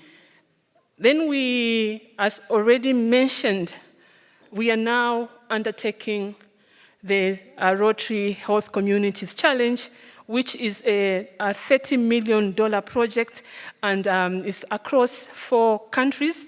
Zambia has been awarded $5 million. And in this grant, again, we're working with World Vision and Path as co-implementers in 2 provinces, in 6 districts, and we are training, equipping, and deploying a total of 2,086 community health workers. So grounded in the foundation I talked about was a strong theory of change that resulted in the deployment or the taking of primary health care to the doorsteps of the community. I think you agree with me that malaria kills when treatment is delayed. And in most cases, treatment is delayed not because somebody wants to delay the treatment, but only because the access to the closest health facility is so far. And we've heard stories where the closest health facility is 40 kilometers, 60 kilometers. It's very hard to walk that distance, even when you're okay. Now imagine a person with malaria walking 40 kilometers to access primary health, to access care. It's not easy. So you see people would just give up. And those who are lucky, they would give them roots, leaves, and for some reason, some will survive, but the unfortunate ones would die. But then what this program is doing is taking the care just to the doorstep. So you don't need to walk 40 kilometers. You just go to the neighbor and you get tested. If you have malaria, you are quickly treated. And I know you're going to ask, so if malaria deaths are not being recorded in the areas where we have deployed these community health workers, unfortunately, the answer is yes. Why? You know, it's one thing to train, deploy a community health worker, but it's another thing for people to go and access that care immediately. For malaria, time is of the essence. So prompt care is very important. That's what makes a difference between life and death. I'll give you a personal example. I lost a son in 2020, and the hospital to my house was just a thrown store away. Yeah. Yeah, exactly that. You'd just walk. It was a 2 minutes, 3 minutes walking distance. And because he delayed to get tested and treated, we lost him. Not because the system was not working, not because there wasn't care, but because we delayed. Like I said, for malaria, time is of the essence. I just thought I'd give you this quick synopsis of our genesis. And I'm here to respond to how scaling worked in Zambia. And for starters, we align our work with that of the National Malaria Elimination Strategy and also the Ministry of Health strategy. So the community health worker or integrated community case management program is very much part of Ministry of Health. And then secondly, we don't go it alone. We work in partnerships. We work with other organizations that have the same vision as ourselves. Then data-driven action. So we have Path as one of our partners that are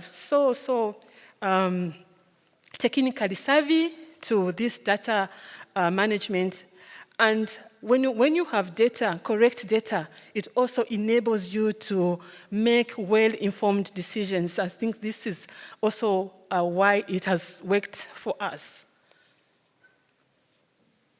Strong local ownership. So we work with traditional chiefs, traditional leaders, civic leaders, as well as faith-based leaders. We work within these community confines, and they buy in the project and they become part of the project. Continuous learning. So we learn, we adapt, we improve, and I'm happy that it's not just us in the project who are learning. So we also have other players like the example that Axel just shared with us, who are also learning, adopting, and innovating where need arises. It wasn't smooth running, frankly speaking. We had our own share of challenges, and among the challenges was the commodity stockouts, especially during the COVID-19 era, where the concentration was so much on the supply of COVID commodities. Malaria was neglected, and so the little gains that we had, we started losing those gains. Geographical barriers, I mentioned that even now, we still have the hard-to-reach areas in Zambia that are completely cut off, especially during the rain seasons. We know these community health workers are supplied commodities by the Ministry of Health. They still need to get to the health facility to collect their commodities, but then there are times, because of geographical barriers, they are not able. So this is also another challenge. Then community health worker motivation. We know they are volunteers. We know they have given their time to help in the community, but they still have families to feed. They still have to take care of their own businesses. And in most cases, the business I'm referring to in communities like the ones I'm talking about here is they need to plow the land, they need to grow and take care of their families. But then because they have to stay at home and attend to their community members who would want to access care from them, so they are neglecting the other part of their life. In conclusion, how did we survive despite all the challenges? And by the way, those are not the 3 challenges, but major challenges. But then the question is, how did we survive? Persistence, yes. We stayed the course despite disruptions. Secondly, partnerships, I talked about already. You know, there's a saying, I know I'm going to mess it up again. They say, when you walk alone, you walk faster, but when you want to go further, you walk in a group, something like that, yeah. Yes, and then community voices matter. Yes, the people most affected, like I said, we are part of the solution. So we involved the community leadership. Then again, alignment and intent matter more than flawless execution. So then lastly, we measured, learned, and improved, and again, we used what we had to create what we needed. So it's really been a journey. If I was told to use one word, I would say transformative, and thank you very much. Thank you, Martha. And as you can imagine, when you do a project like Partners for a Malaria-Free Zambia or Rotary Healthy Communities Challenge, you rely on data to make all decisions. And Todd will talk about data collection, data analysis, and how it's used to make decisions going forward. Thank you. Todd? Thank you. Good morning. Again, Todd Jennings with PATH, based in Zambia. Jenny, for the record, she said 18 years. It's only been 17. Just wanted to clarify that up front. Yeah, and it's just wonderful to be a part of this. A lot of familiar faces. And so thank you for the invitation to speak. I want to talk about data, but also want to keep you awake. People tend to nod off when they hear that, because Zambia has a good story to tell about how they use data to focus and tailor limited resources in controlling and eliminating malaria. But first, just a couple notes on this photo. I like it for two reasons. One, it's a good reminder of, for those of us, especially that sit in air-conditioned offices in urban areas, of our primary audience in fighting this preventable and treated disease. And two, my wife took this photo. So if I don't give her proper, photo credit, I get in a lot of trouble. So when she was reviewing this, that was, I needed to be sure that was mentioned. Right. So if someone asks you, what is the malaria situation in Zambia? That's a broad question. How would you answer that? 14%. That's one way to answer that, and it is true to a point. There's surveys that are done every 2 to 3 years, the malaria indicator surveys, which is a national snapshot of the situation. Those started in 2006. Zambia was one of the very first countries, and this is the most recent one from 2004. And so you can see in this, just the range, again, when we're talking about what is the malaria situation, this would have been children under the age of 5 that were tested at the time of the survey. So in 2024, it was 2,526 children were had their fingers pricked for the test. So you can say 14%, but that's not a really accurate representation. Zambia is, depending on the audience, I like to say Zambia is bigger than Texas, bigger than France. And so it just gives you a size of the immense scale of it, but there's only 22 million people. So again, the population skews rural. And so that's really important in a disease like malaria. As Martha was explaining, it's important to bring the health services to the people instead of expecting them to come to health facilities. So here you can say 14%, but wait a minute, up in, say, Luapula, it's about 28%, or northwestern, that's bordering DR Congo. And then southern Zambia has less than 1% for that province.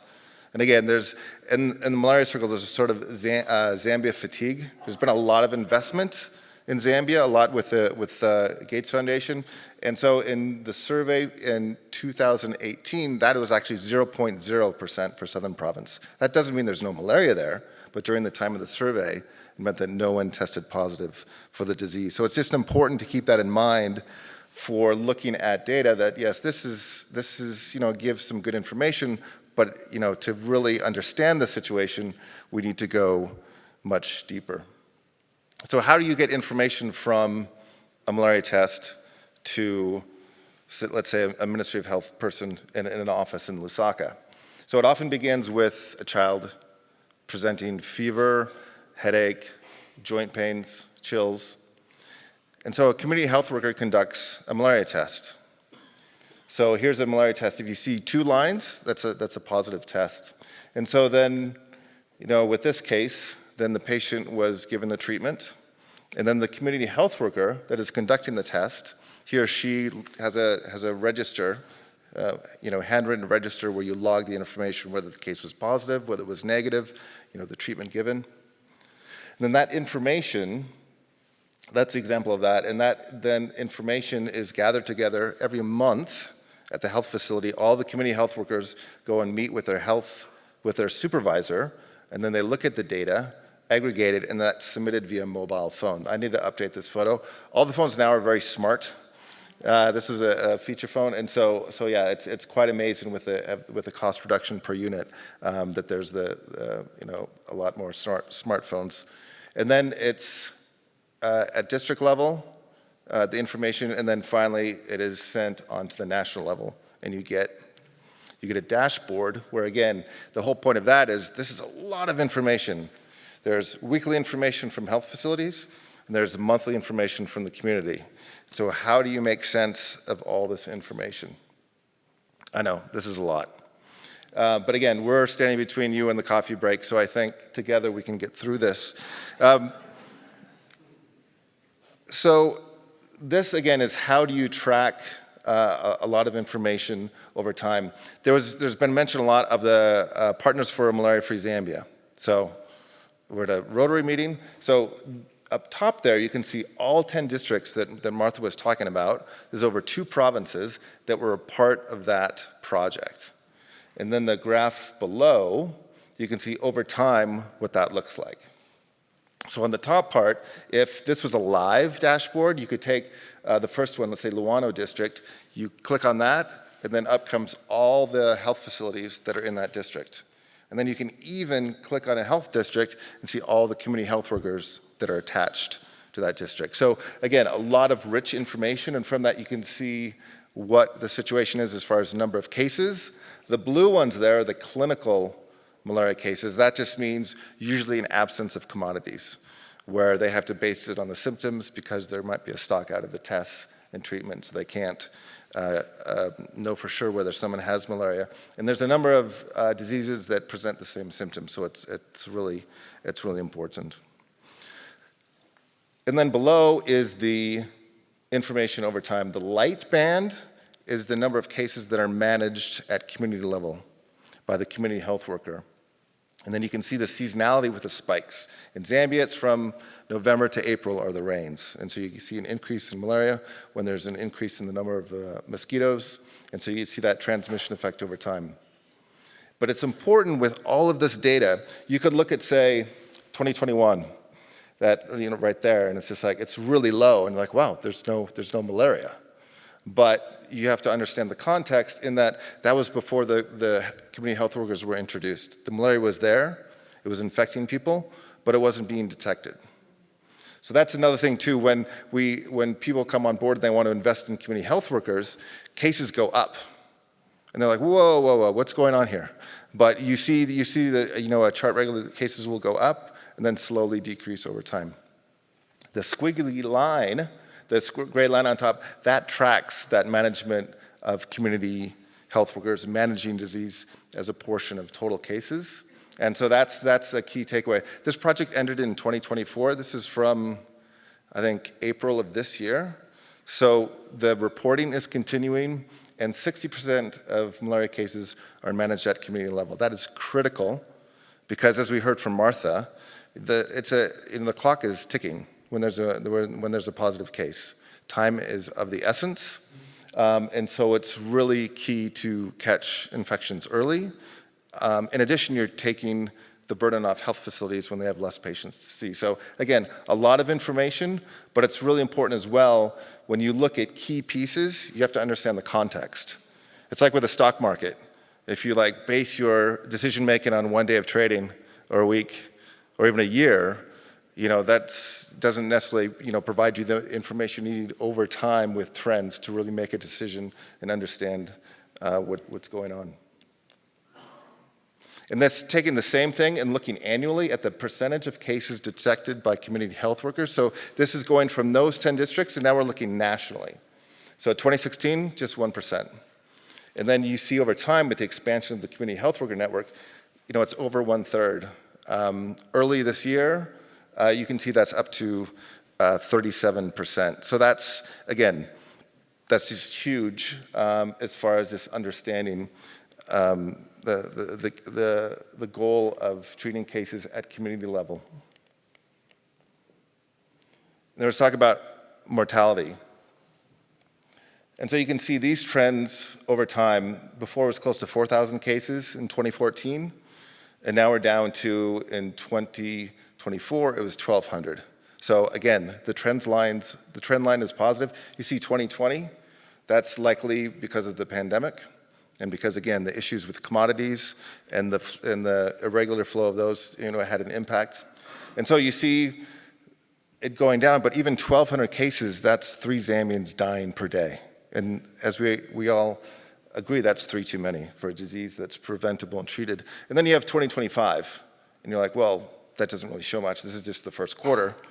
But then when you look at the first quarter in more detail compared to quarter one of 2024, yes, it is encouraging. Those are total malaria deaths. The ones in light green, those are children under 5.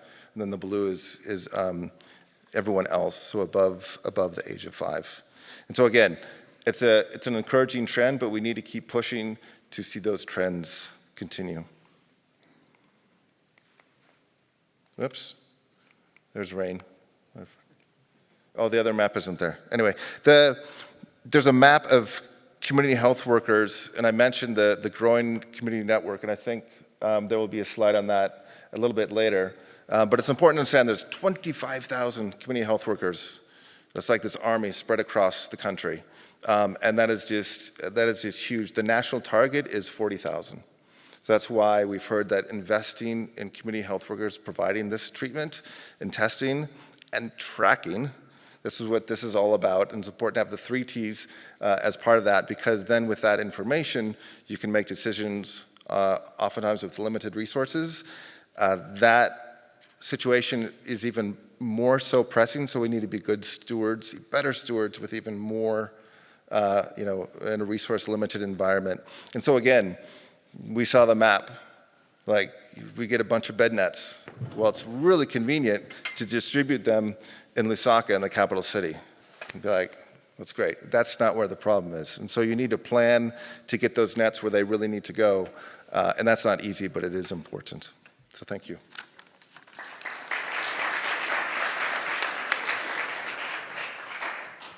Thank you, Todd. And now it is my joy and my pleasure to introduce Eric Liswaniso, who is going to talk about a variety of things, but I think he's going to really focus on Rotary's impact on malaria elimination, and particularly the emerging leaders, the Rotaractors who have gotten involved in this. So Eric, please join me.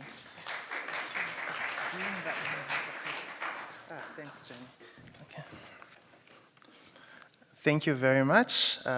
As introduced, my name is Eric Liswaniso. I will ask you to pretend with me for the next 10 minutes that we are not all concerned about the tea break. Okay. Yeah, so sitting there, I was thinking to myself, whatever I do up here, I must not fumble the technology, because I'm supposed to represent the youths. I'm supposed to talk about why empowering young people is important. And we are supposed to be tech savvy, so whatever I do, so we'll give this a try. Oh, it's working. Okay, perfect. So I thought I would start this off with my story of how I got involved with Rotary as a young person. So my first exposure ever to Rotary was when the Rotaract Club of Lusaka, which I belong to, advertised in the press that they were organizing a crowdfunding event. So basically the whole concept was, they were calling this the Lusaka soup, and it didn't make sense to me at first, like what is the Lusaka soup? Lusaka is our capital city, by the way.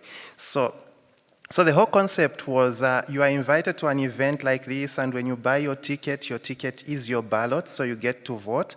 And members of the community were invited to submit proposals, and so the best 4 proposals would make it to pitch at the event. I'm sure this is a common concept here, but it was pretty new back in my country. So, well, I had this initiative to support communities where I lived. So the whole idea was help women-led households start backyard gardens, and just to help them provide for their families. So I submitted my proposal.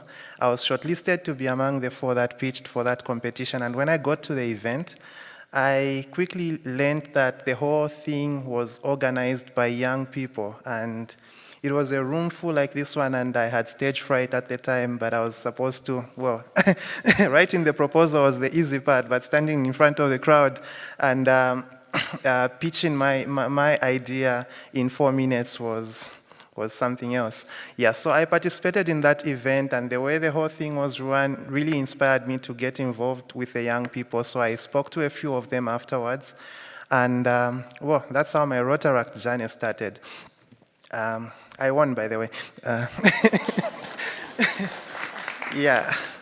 So Fast forward, that was 2017. Fast forward 4 years later, I'm a Rotaractor with the Rotaract Club of Lusaka, and Partners for a Malaria-Free Zambia becomes the first award recipient of Rotary's Programs of Scale Grant. I had no idea what the Programs of Scale Grant was. I was still a Rotaractor, you know, coming through the ranks, but I applied for that job, and fortunately, they had a young person, and so at the age of 33, I joined Partners for a Malaria-Free Zambia as Programs Manager, a position that I still hold.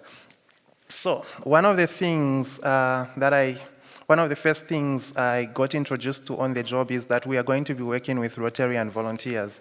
And that was very exciting to me because, well, number one, my workload reduces because now we have volunteers coming on board to help. So excellent stuff, but also, gave us an opportunity to leverage the Rotary network on the project because, you know, the people in this room, I'm sure half of you are Rotarians and you bring so much to the table. And so it was a great opportunity for the project. But I quickly noticed that, again, the focus was Rotarians. We were calling it Rotarian participation. So as a young person, I asked the question, where are the Rotaractors? And so at least now I'm in a position of influence. I can give opportunities to young people. And so I advocated from within for Rotaractors to get involved. And that's how we got Rotaractors on board on our project.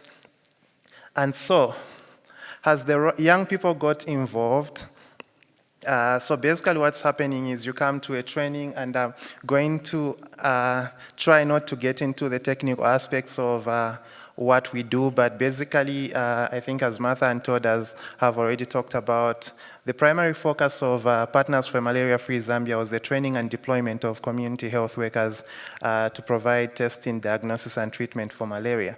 But apart from that, there was also a strong focus, and that focus still remains, on data improvement because you need reliable data for decision making, as many of the technical experts in the room will know. So as we gave young people the opportunity to participate, they wanted to be more than just a supporting cast. They didn't want to just come to the training, participate, and then go back to their clubs. They wanted to do more. And you know, when you're exposed to the training and you listen to powerful presentations like the one that Todd gave, and you see how data is so critical and how data is so important, and then you look at those charts and you see how you know, in some instances, the reporting rates are so low. The young people started to ask questions, which young people do. So they started to ask questions, okay, why is this like this and why is that like that? And long story short, the Rotaract Club of Lusaka was one of the first to put their hand up and say, you know what, we want to do something about this. Are there opportunities for us to participate in the initiative? And so Todd presented on 10 districts under PMFZ. One of the districts was Luano. Luano is a valley district, and so, you know, malaria can be quite problematic in a valley setting. And beyond that, Luano also had technological connectivity issues in terms of being connected to the national grid. Now, that's, of course, the phone has been upgraded, there are smartphones now, but the community health workers need a smartphone to be able to report. But it's not enough to have the smartphone. You need connectivity for the phone to work. And so in some instances, community health workers would have to walk a long distance, and to this day they still have to do, to get to the nearest tower so that they can upload their data for all of us to appreciate that powerful data that Todd just presented to us. The young people looked at the low reporting rates and they said, can we investigate this further? Like, can we get to the root of why the data is not reaching the database? And so we said, well, there's an activity you can conduct which involves providing mentorship and technical supportive supervision to community health workers. The community health workers are the producers of the data, and so the mentorship aspect requires you to get them to appreciate why they need to produce that data, because it's their data that is informing policy at the highest level. And so the young people, with support from a grant from Malaria Partners International, got involved, and From 2022 to date, they have been supporting Luano District with data improvement activities, providing mentorship. They travel all the way to the valley, and at some point you're going to see a slide where they are in a boat because there's a part of Luano which is inaccessible by motor vehicle. You need to get in a canoe to get on. But this is one of the reasons why it's important to get young people involved, because they are fearless and they love a challenge. Yeah. So beyond that, they started another campaign, again, leveraging their technological skills because they're tech savvy. They said, we want to do more than just data improvement. We want to create awareness, and awareness creation is what creates demand for the health services that the community health worker is providing. But also, beyond just the rural areas, because sometimes we focus so much on the rural areas, Martha gave a very touching example of how she lives in the city and her son died to malaria despite being in the city. And I interact a lot with people in the city that sometimes lack the information that you would think is basic about malaria. We put out fun facts as the Rotary Club of Lusaka on what we call Malaria Monday. So this is just an initiative where put out fun facts and some information regarding malaria, and they put it out on social media. And you'd be amazed at how many people did not have that basic information. So they get involved that way. And it also gave them some global appeal because with social media, you can reach more than just your community. And so District 1841 in Germany took notice and they said, we want to partner with you, we want to work with you. And we have applied for a district grant of $9,500 to support your work and to enhance the work that you're already doing in Luano District. And so this January, they just completed the implementation of that with support from Germany. So you can see how now they are leveraging international partnerships to support the work back home. Fast forward, I became country ambassador for RAM Global and started rallying the clubs and appointing club ambassadors across the country. And again, because of my bias towards young people, we made sure we had as many Rotaractors coming on board as possible. And this year on World Malaria Day, the Rotaract Club of Copperbelt University School of Medicine, the youngest, newest Rotaract club in the country, already said, well, we are the School of Medicine and want to get involved in malaria. And well, long story short, RAM Global gave them $2,200 to conduct an awareness campaign on their campus. And this is just one of many examples of what young people are doing back home. And there's so much more that they can do with our support when we give them opportunities and when we provide mentorship to them. The other newest club in the country is the Rotary Club of Samfya, which is youth-led. It is a bunch of young people. They should have been a Rotaract club, but they are a Rotary club, and they are also conducting an awareness campaign around the improving the uptake of ITN utilization back home. ITNs is just technical speak for bed nets. So maybe to provide some more context to that, believe it or not, there was a nationwide distribution of bed nets last year, and many households got the bed nets, but I think you saw, one of the presentations had a slide where Zambia was not featuring very well in terms of how many people actually had a bed net, but were not utilizing the bed net. And part of that is down to a myth that was propagated on social media that if you sleep under the mosquito net, it's got a blue ribbon on top, and that's how, long story short, you die. So people were not using the mosquito nets because of such myths that go around. And believe it or not, sometimes it can dissuade people from using interventions that can be life-saving. And so the Rotary Club of Samfya, youth-led, got on board and said, we are going to go around the community sensitizing people about, busting the myth and getting as many community members as possible to adopt the intervention. So I thought I would share real-life examples of, how young people are getting involved and in making a difference in malaria. Lastly, I want to talk about why malaria resonates with all of us, especially as young people. Put simply, we've lived it, we've experienced it. Not to take away from polio, I have read a lot about polio, but I haven't seen much of it in my time.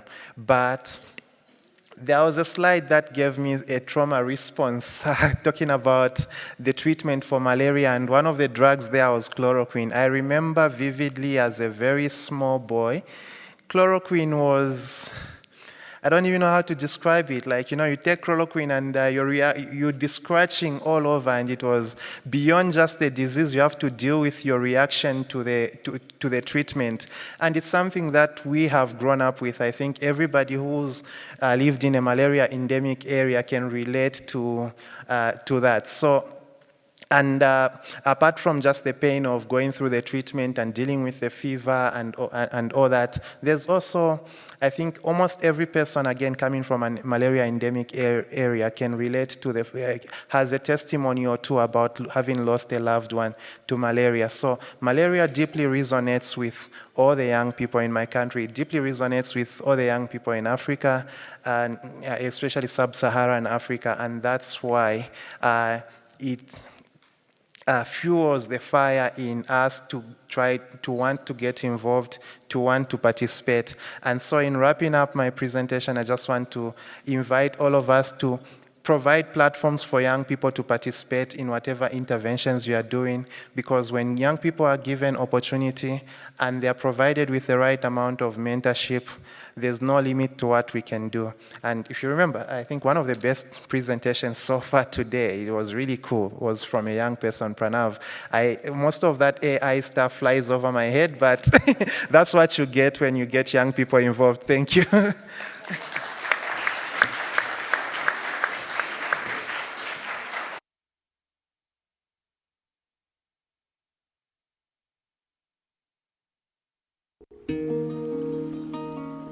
I remember growing up in the northern part of Zambia, where we have lots of lakes and rivers. And therefore malaria there was extremely common. And no child grew up without having been hospitalized a couple times. A mosquito bite is all it takes for malaria to spread. So Partners for Malaria-Free Zambia is just a really exciting step forward in the fight against malaria. From Rotary International to Gates Foundation to World Vision, PATH, as well as Malaria Partners International. Partnering closely with the Ministry of Health to support their vision of a malaria-free Zambia.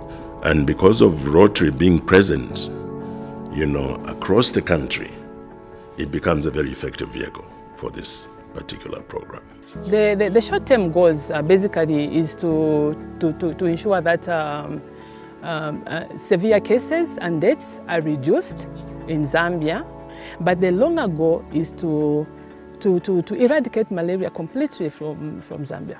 Many of these communities are 5, 10, 15 kilometers away from a rural health facility. And so I think one of the major successes has just been being able to make sure that we have community health workers that have the supplies that they need and are deployed in areas where they're needed most. Community health workers are volunteers, and they are named by their community. They are the last kilometer health care for 1.25 million people in Zambia.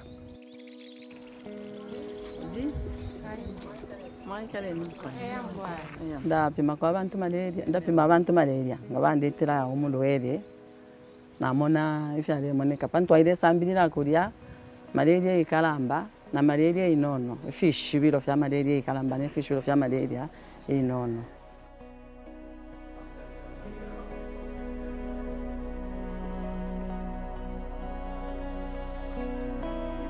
Obulwere bwa malaria walinyingira sana mulupwa ya kuchaku mwenako napapita emyaka mupepi na 20 kufumapo nalufishepo omwana wa first umo wa number 6 twalifile okuya ku clinic omulandi wakuti pali apatali pali almost 9 kilometers kufumpa famu okuyafika pali clinic.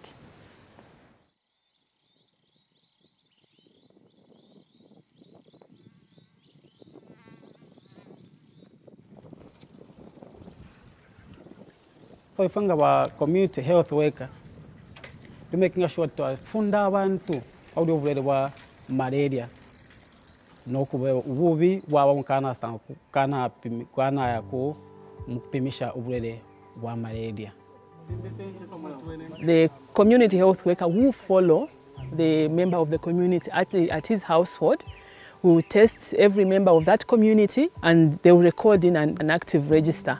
Once they do that, they will now report directly in the district health information system for the Ministry of Health.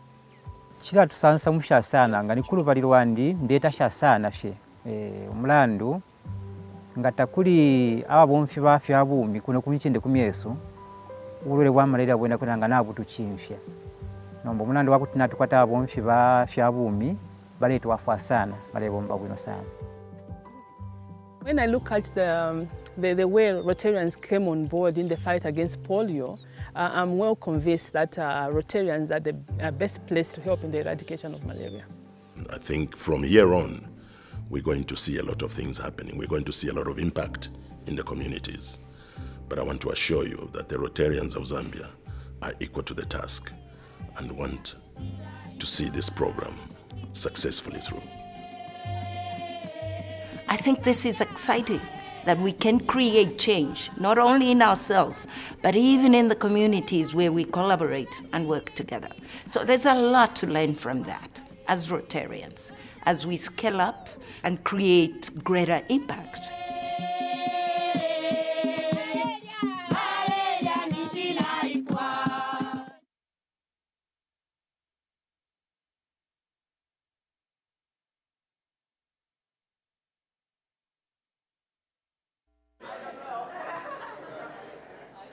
Please take your seats as we continue.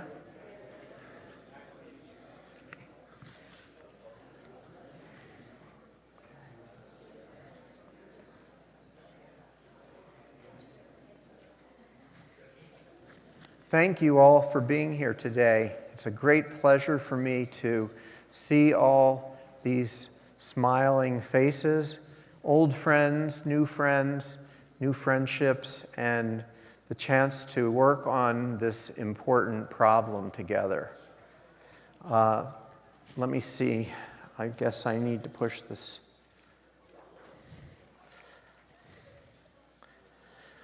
So, I want to share a secret recipe with you to lighten things up a little bit. This is a serious endeavor. My recipe, the proposed recipe for global malaria elimination. First, line up all the key ingredients: Rotarians, community health workers, scientists, the ministries of health, community leaders, philanthropists, and of course, ambassadors and champions. Mix them together in an oversized bowl. Female genetically modified mosquitoes. You'll be hearing about them shortly. Plasmodia, several types in various life stages. Liberal portions of insecticide-treated nets. R21 vaccine. Diagnostic devices and medicines, and baked together with sufficient data, funding, and distribute in many villages while dancing CHWs, children and pregnant women watch the pot come to a boil and sprinkle with some social media appropriate to the cultural setting before serving.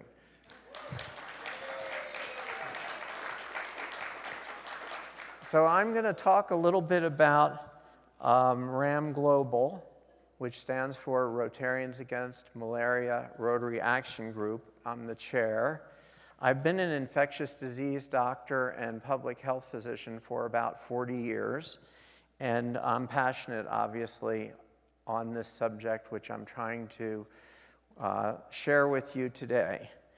I'm one of the leaders of the Wacom Global Grant in Kenya as a Rotarian from Aspen, Colorado Rotary Club, and also Carbondale, a nearby community. And my hobby is malaria philately. Now, if you aren't familiar with philately, that's a postage stamp collector. And I'm going to show you some of those in a moment. Patrick Chizanga already spoke about the power of Rotary, over 40,000 clubs, 1.3 million volunteers. It's the world's largest service organization. And we all know that polio has diminished significantly and is nearing its end. We don't know how long it will take, but certainly we support the completion of getting rid of polio on Earth. Now is the time to build a world united against malaria. This was one of the early stamps put out by the US government Postal Service in 1962. It has the World Health Organization symbol for their malaria eradication program that was started then. Here's more of those stamps that I was speaking of. Before email, folks wrote letters, and in the 1960s, over 120 countries produced about 580 malaria stamps, and some of them are in my collection. In 1960, RI and the World Health Organization co-sponsored a malaria conference in Santiago, Chile. You can see the wheel in the middle of the slide. And that was quite successful in organizing the philately aspect of malaria, which is right now not very active. So malaria focuses on all 7 areas in the Rotary areas of focus. And water and sanitation, of course, we talked about stagnant water being a breeding ground for the larva of the mosquito, economic and community development, maternal and child health, supporting the environment, basic education, disease prevention, and peace and conflict prevention. We overlap with all of these. Rotary action groups, I have a piece of wrong information here. RAM Global is one of 26 Rotary action groups, not 25. It was begun in 1994. It's free to join. Our monthly newsletters go out to about 8,000 people. We have a large number of volunteers globally focused on malaria projects, and members don't have to be in Rotary. So besides supporting this event, what do we do? So we built this, Gabriel, who is here, I should say, really helped us build this banner, which is the whole smorgasbord, but maybe a bit incomplete, not quite whole, of various activities that we're involved in. And you've heard about quite a few of these already. So out of this clutter, find simplicity from discord, find harmony. In the middle of difficulty lies opportunity. Albert Einstein said that. And as you can see, I'm trying to push this tower up. We cannot do this alone. This is a team effort. So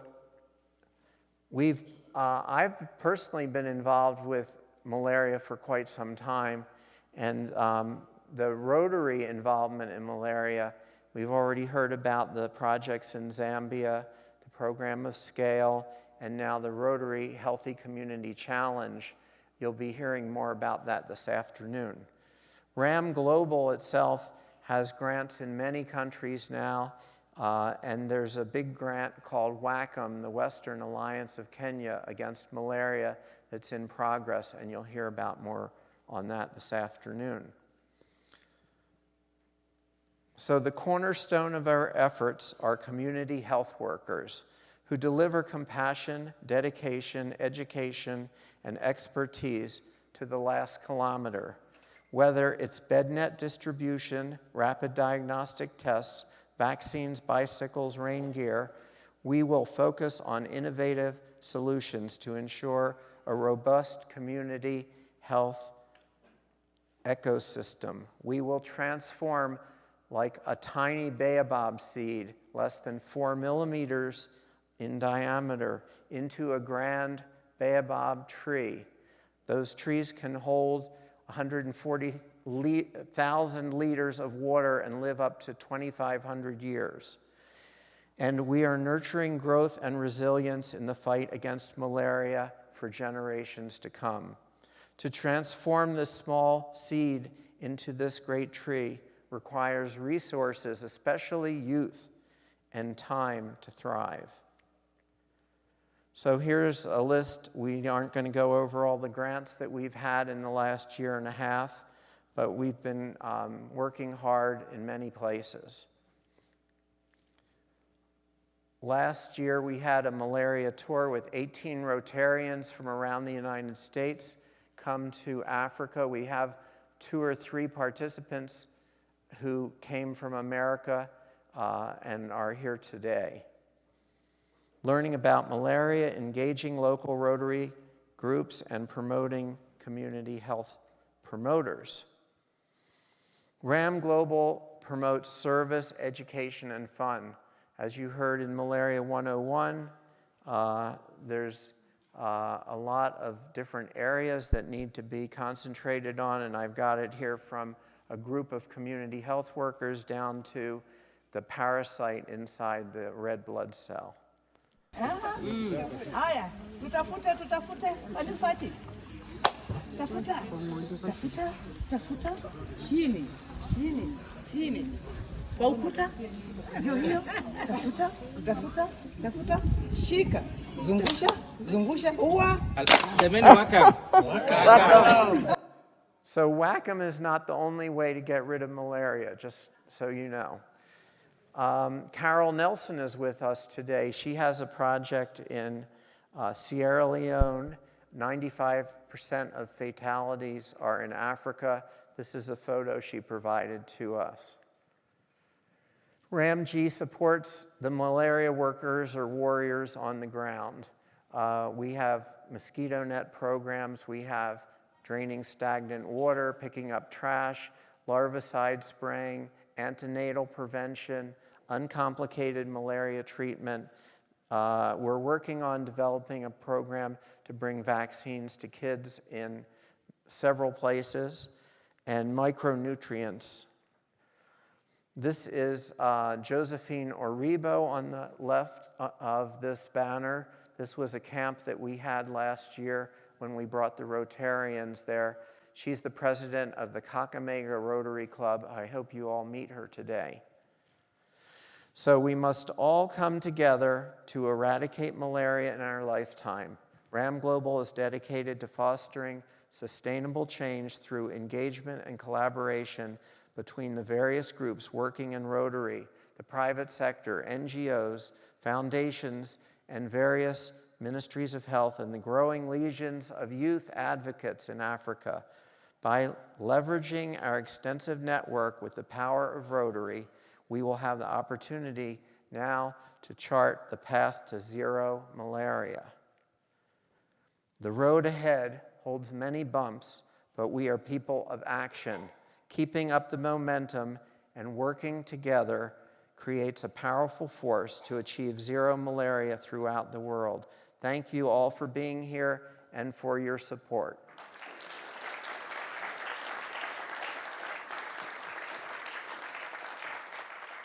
So now it's my great pleasure to invite our next 2 panelists up on the stage and introduce them.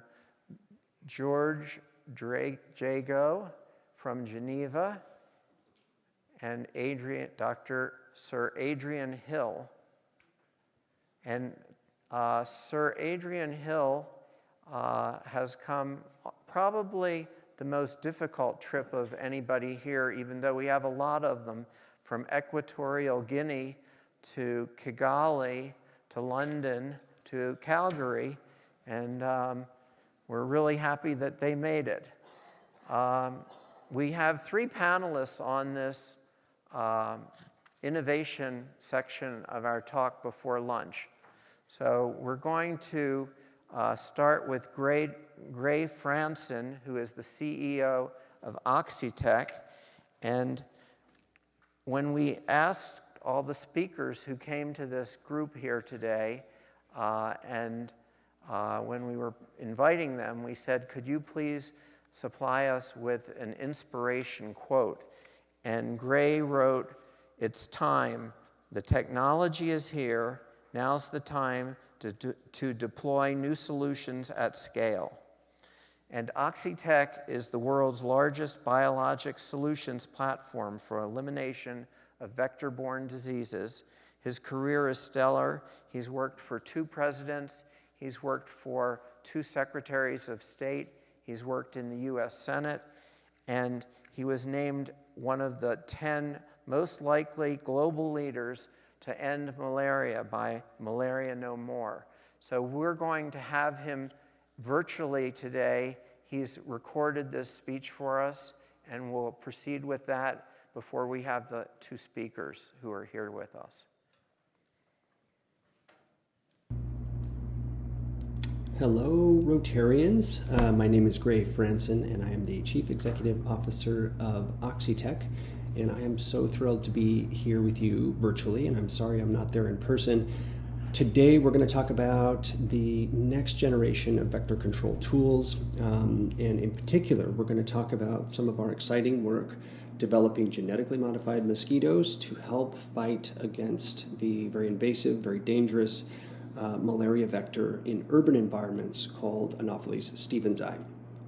Before I do that, though, I want to give the Rotarians in the room a big shout out, because I will say from my personal experience as a board member of Pilgrim Africa, which is an NGO in Uganda, we've had a wonderful relationship with Rotarians in northern Uganda, where we've carried out some really great work together. And I am so inspired by the fact that Rotarians have taken up the challenge of malaria, and that you've brought together really a new constituency that is now focused on malaria when otherwise they may not have been. So I'm a big fan of your work. At some point it would be fun to find a way to work together, but may I just celebrate the fact that you there in the room are truly committed in doing the hard work. So let's ourselves get to work here tonight. I have just a few minutes, and I want to kind of walk you through a little bit of the Oxitec story, and then let's jump into what Oxitec, the Djiboutian government, and the Gates Foundation are doing in Djibouti, because it's very exciting. But let's first start with Oxitec. So we are a US-owned, UK-based biotechnology company, and if you're not familiar with us, we are the pioneers in genetically modifying insects and genetically modifying mosquitoes in particular. The easy way to think about it is we use biotechnology, science, to develop good mosquitoes to fight bad mosquitoes.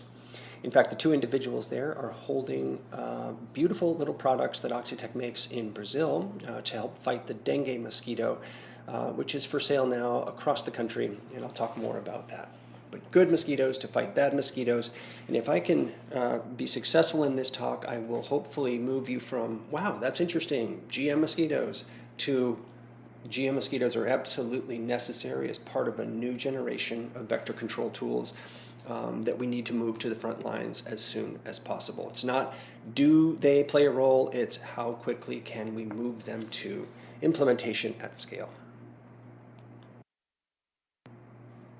First, just a couple of minutes on Oxitec itself. I am very honored to represent a few hundred people around the world from 15 different countries, all of whom are focused on saving lives and improving livelihoods in communities that need interventions the most in relation to malaria, to dengue, and to a range of other insect-borne or pest-borne challenges. We are the first mover, so Oxitec 24 years ago came out of Oxford University, and really since then we have been continually innovating on how to use biology to solve for major pest challenges.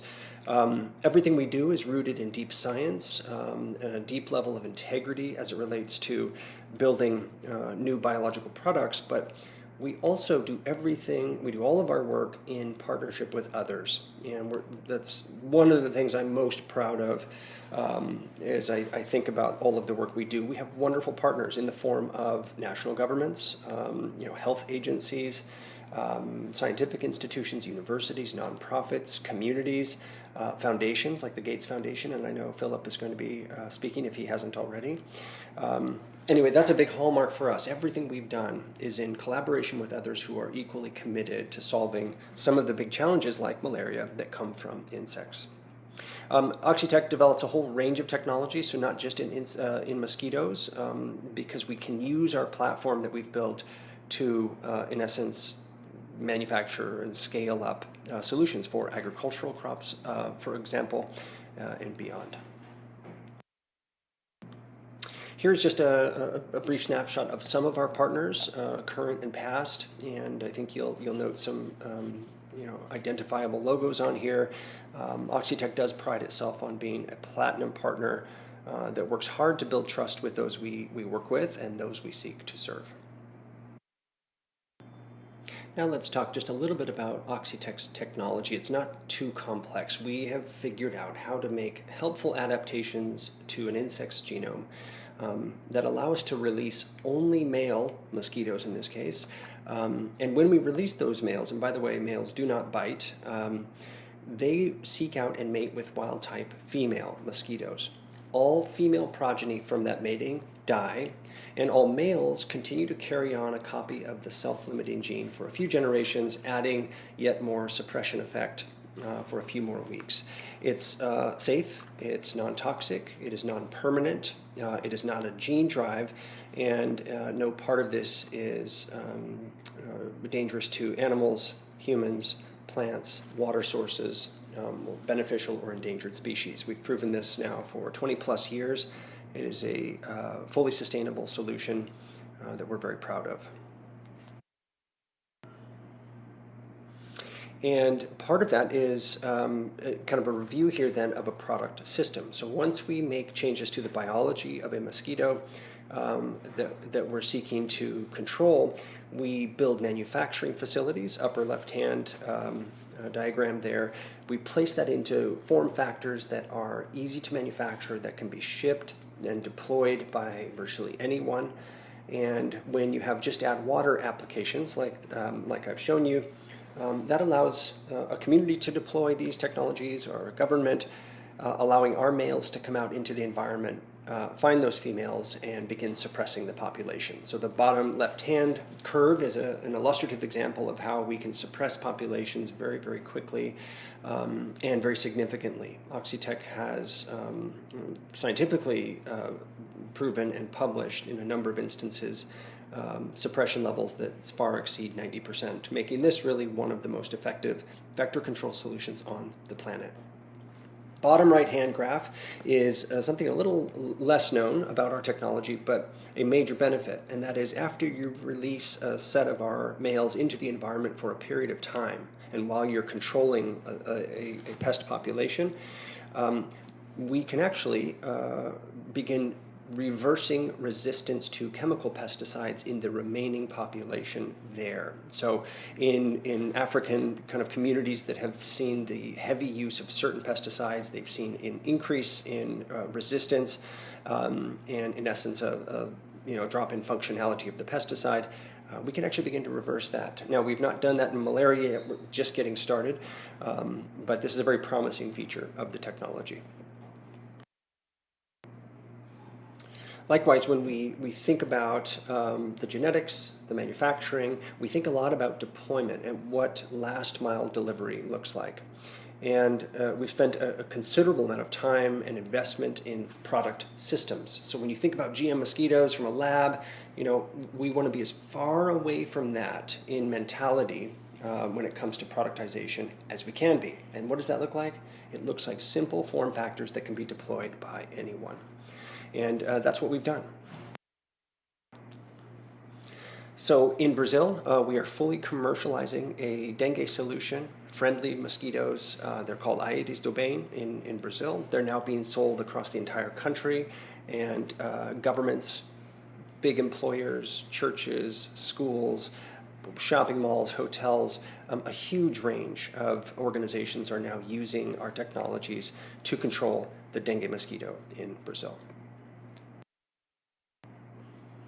And part of our, in essence, our pathway to scale, how do we take a GM mosquito solution, put it through the process I just shared with you, and then actually launch it into the field? We have built out the ability to create distribution partnerships of the type you see here, Rent-A-Kill and Ecolab, two big names that are maybe known to you. And we do that because we want to become excellent at making and manufacturing these innovative solutions. And we want to help other partners deploy in the last mile. We don't want to be that organization because that simply is not scalable. So let's talk about why we're here today. I have only a few minutes left. Oxitec in 2018 was approached by the government of Djibouti, and they asked us if we would consider building an Anopheles stevensii, a friendly Stevens-eye mosquito, because they had seen an incredibly devastating invasion of this mosquito. And as you can see here, they went, in this graph here, they went from near elimination of malaria in Djibouti, which is a port city in the Horn of Africa, and in just a few years, with the introduction of Anopheles stevensii, you can see a dramatic reversal of good fortune that they had seen up until that point. I mean, we're now talking about 70, 80,000 cases, and you can do the math, of course. Very, very difficult story here for the Djiboutians. So what did we do? We said, yes, of course. And we formed a public-private partnership with the government and with one of the main healthcare nonprofits or healthcare service providers, Mutualis, in Djibouti. And with generous support from the Gates Foundation, we are off and running. Oxitec has built the Anopheles stevensii. It is in country and it is now in field trials in Djibouti. And we're just so thrilled at the progress we're making. A couple of the exciting things from my view, having done this for quite a while. Number one, the government came and asked us for this innovative solution. Number two, the government and a nonprofit are driving the implementation of this program. Oxitec is in the back seat. We're the developer of the technology. We make the technology. But in the case of engaging with communities and deploying the technology, this is resident in the hands of government and community organizations. It's absolutely rewarding, and it is certainly a very strong model for how we would view the deployment of certain of these technologies in the future. I love to see this.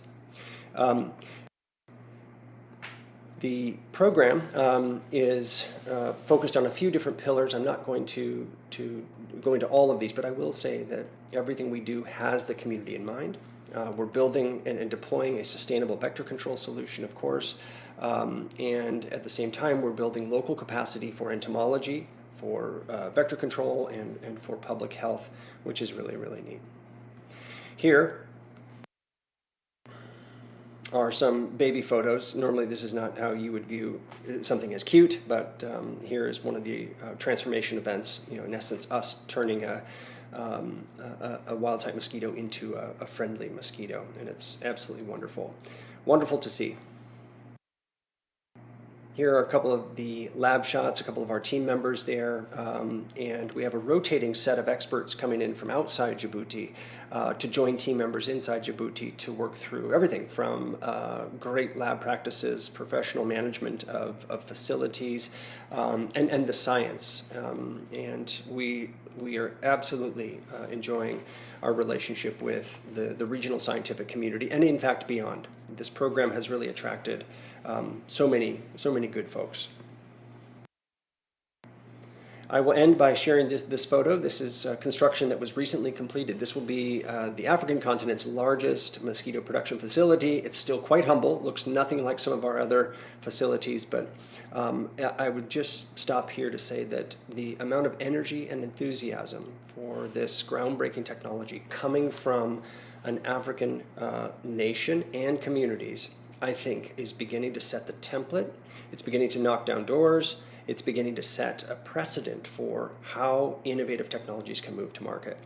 And now, ideally, together, we can begin seeing these technologies take flight. Thank you for having me, and I look forward to meeting you soon.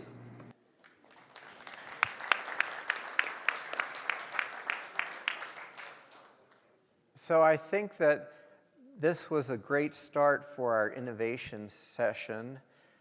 Genetically modified mosquitoes have already made a big difference in dengue fever, and there's a lot of overlap in different things that malariologists study and do with other diseases, including dengue, Zika, chikungunya, etc. So in the future, I think we'll be seeing and hearing much more about OxyTec, and I will mention that there's another organization that has a mosquito factory in Brazil working on dengue with the Wolbachia Wolbito. It's a Wolbachia bacteria infected mosquito that also is another scheme for modifying the mosquito populations. And the next 10 years, this is going to be an explosive use of technology around the world. Personally, that's what I think. So I'll move on to George Jago. He's our speaker today in this panel. And George, his quote is, "To eradicate malaria is to extirpate the roots of the infection, the parasites from a given population, so that the mosquitoes will find none." And he attributed this to Emilio Pampana in 1963. He's the head of the MMV, which is Medicines for Malaria Ventures. He was at our Melbourne conference 2 years ago. Although he wasn't a speaker, we decided we need to get him up on the stage, and here he is. Thank you.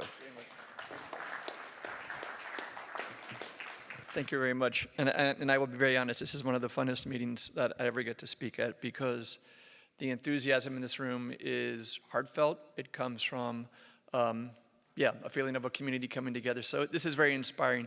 Frankly, at a very difficult time. And so I'm a little bit in line with Marcy's message, which is these are very difficult times. We don't want to gloss over the pain. But I do think it's important to keep looking into the things that should give us optimism that we can continue to pursue this thing, which is eradication of malaria in our lifetime. Now, I'm going to start with a slightly dark message, which says, and someone showed this morning, so thanks to Stephanie. But honestly, this slide should make everyone, your blood should run cold, frankly, when you see this, because this is a very worrying slide. And some people would say in the business world, this would be, you showed this and you'd be fired. Or they'd take you out and dump you. Because this is basically a sign of, effectively, no progress for 10 years against targets which were terribly aggressive. So as that V, that sideways V grows, that basically means the work ahead gets that much harder because we're not bending the curve. Bending the curve, catching up for the failure of progress is something that gets us out of bed in the morning. It terrifies us, but it also energizes us because we can't do another 10 years of no progress. Or then we really are talking 2,100, 2,200 for malaria elimination, and none of us signed up for that. You call this an Eradication Congress, good.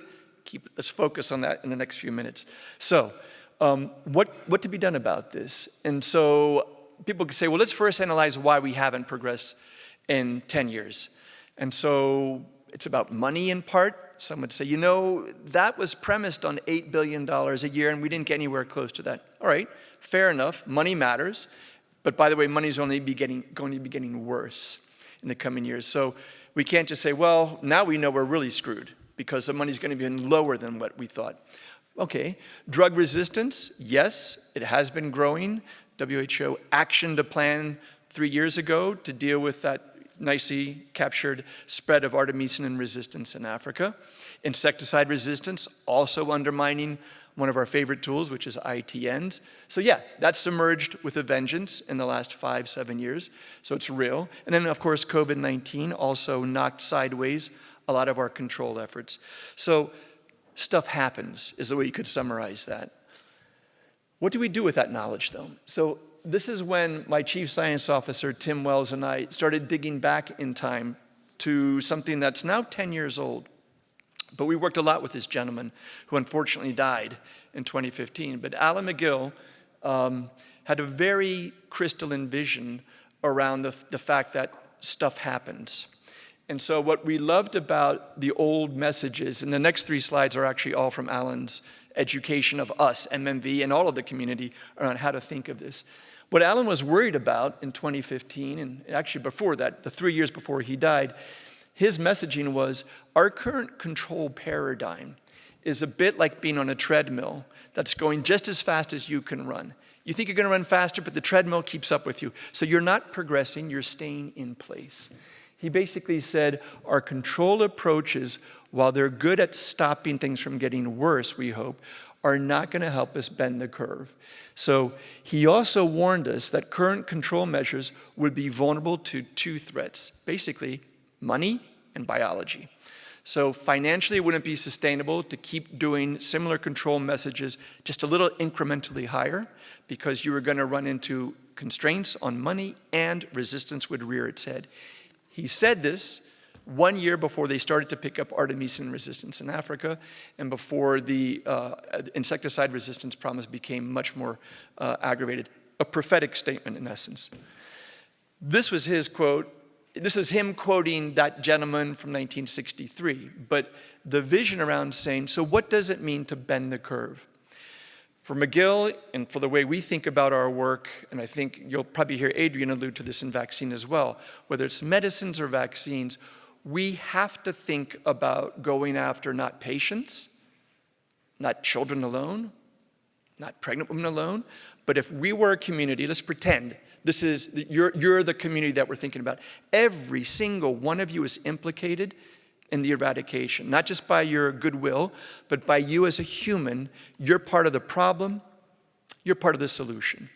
If you don't conceive of every single person in a community as being someone you need to target when you're thinking about extirpating the malaria parasite, you will fail. You will fail. Because you all know this very well. Malaria is an unrelenting foe. If you leave a little bit of a crack for it, thank you, it's back. It's not going away. So the notion that you had to make sure there was not a parasite to be found in the community, any mosquito biting anyone would come away with blood, but no parasites to transmit. That's what drove McGill's vision. That's what gets us very excited. So look, this is a slide that quickly recaps that. But basically, if you want to get to malaria eradication, 1, the human parasite reservoir has to be ripped out, extirpated, made 0. You have to then stop onward transmission of the gametocyte, the sexual stage. Then you're really talking about being on top of a community that doesn't have a risk of reinfecting or reigniting malaria. So, has this been tried? So, a few reflections. And by the way, this slide is not Zambia's, but in the same time frame that that slide was developed in Mozambique, it was a mass drug administration program that the Gates Foundation, by the way, had helped the Mozambican authorities to do. In parallel, Masepa path, so Todd might remember that if he was definitely in Zambia when this was done.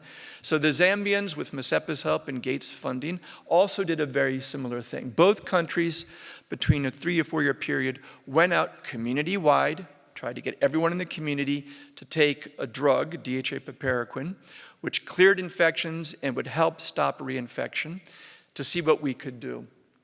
And the exciting thing was, you did see, the blue line is what would happen if you didn't do the MDA. That was the cycle of malaria.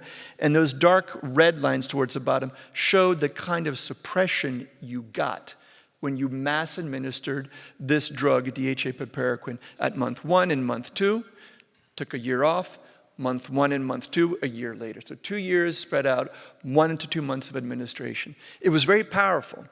But the reason people kind of put a box around that and said it didn't succeed, well, what it didn't succeed in doing was completely eliminating malaria. So 2 big rounds of MDA and come back a year later. Was there still malaria? 2 more rounds. Was malaria still present? Then you hadn't eliminated, so MDA was a failure. I don't think that's fair, but it is true that it wasn't the single magic bullet. What kind of challenges did MDA show us? Coverage, number one, you couldn't get 100% of everyone in this room to sign up for lots of reasons. 70% brought you pretty good coverage, brought you pretty good drop in malaria burden, but didn't let you stamp out like a cigarette butt all the malaria in the community. And plus, the post-treatment prevention from reinfection was just about a month and a half. And you therefore couldn't really interrupt transmission completely. So it was exciting, tantalizing, but not the final magic bullet. And so, wrong direction. And so look, I'm almost on my last slide now before I'm going to create an opening, I hope, for Adrian's discussion on vaccines. These are reasons we believe in the technology space that we can annihilate the human reservoir. Number one, the vaccine pipeline that's coming up, and Adrian will tell you how R21 and RTSS are but the start of a new generation of vaccines that will not just protect children, as important as that is, but will let you think about protecting the whole communities. And that combined with new drugs, so I'm going to jump to the right side for a second, long-acting drugs that can be administered through injections, can be coupled with things like vaccines, when all of a sudden what you're talking about is months of protection from reinfection and training the human immune system to be ready long-term, not to have to cope with infections. There's also monoclonal antibodies. So these three categories, vaccines, mAbs, monoclonal antibodies, long-acting protection through small molecules. These for us are super exciting building blocks that make us think that the shortcomings of 2015 in Mozambique and Zambia with MDA will be much better addressed when you can come to market with these kind of tools.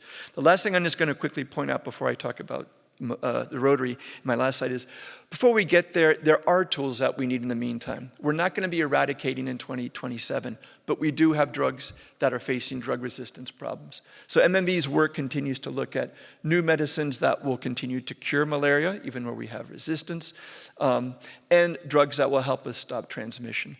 So as much as I could say by 2030, we'll have all those eradication tools ready, we're not. And again, you'll hear about the vaccine timelines, monoclonals. Our LAI, long-acting injectable, won't be ready by 2030, but we're not going to let the community down with the drugs that we need today to be able to cure and prevent malaria. But look, why am I talking to you all?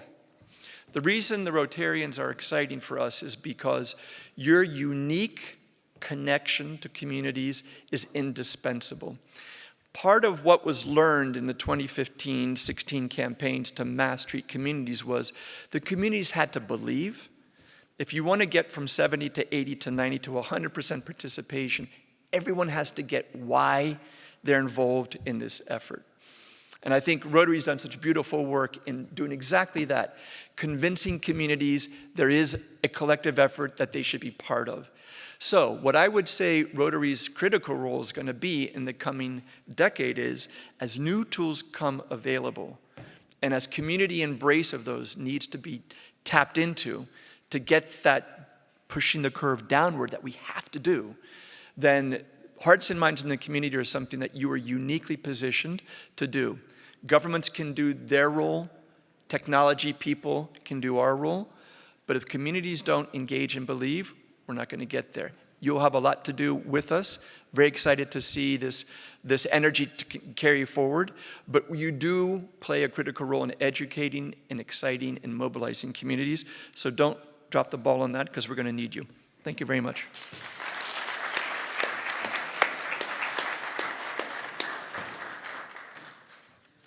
Well, lunch is coming up next. No, we have a great star for our last session before lunch. I do want to say one thing about lunch before Sir Adrian Hill speaks. We have 3 questions which we're going to put on all the tables. So the plan is, once you leave this room, you'll go out to the buffet, fill your plates up, and bring them back to the room and eat your lunch, meet people, introduce yourself to your table mates if you haven't yet, and then try to work through those questions. We're interested in having a discussion that's transformative, enlightening, and is interesting to everyone in the room. And we'd like you to put on the back side of those questions, which will be on the table, write some of the findings that came out of your lunch gathering. So we're engaging everyone in the room in this activity. And then lastly, we have Sir Adrian Hill here. He spiked our registrations, so I think that there's a lot of people waiting for him to talk, and I don't want to spend a lot of time introducing him. His quote is, "There's never been a better time or opportunity than now to eliminate malaria." Adrian Hill is the director and founder of the Jenner Institute and the Meidel Professor of Vaccinology at Oxford University. The Jenner Institute is named after Edward Jenner, the smallpox inventor, and we have not seen any smallpox cases on Earth since 1987. It's the first disease that's been eliminated through vaccine in humans. So we've been talking a little bit about polio, and Dr. Sabin and Dr. Salk, if they could have been at a session like this in 1955, is sort of like equivalent to having Adrian Hill in the room talking to us about malaria.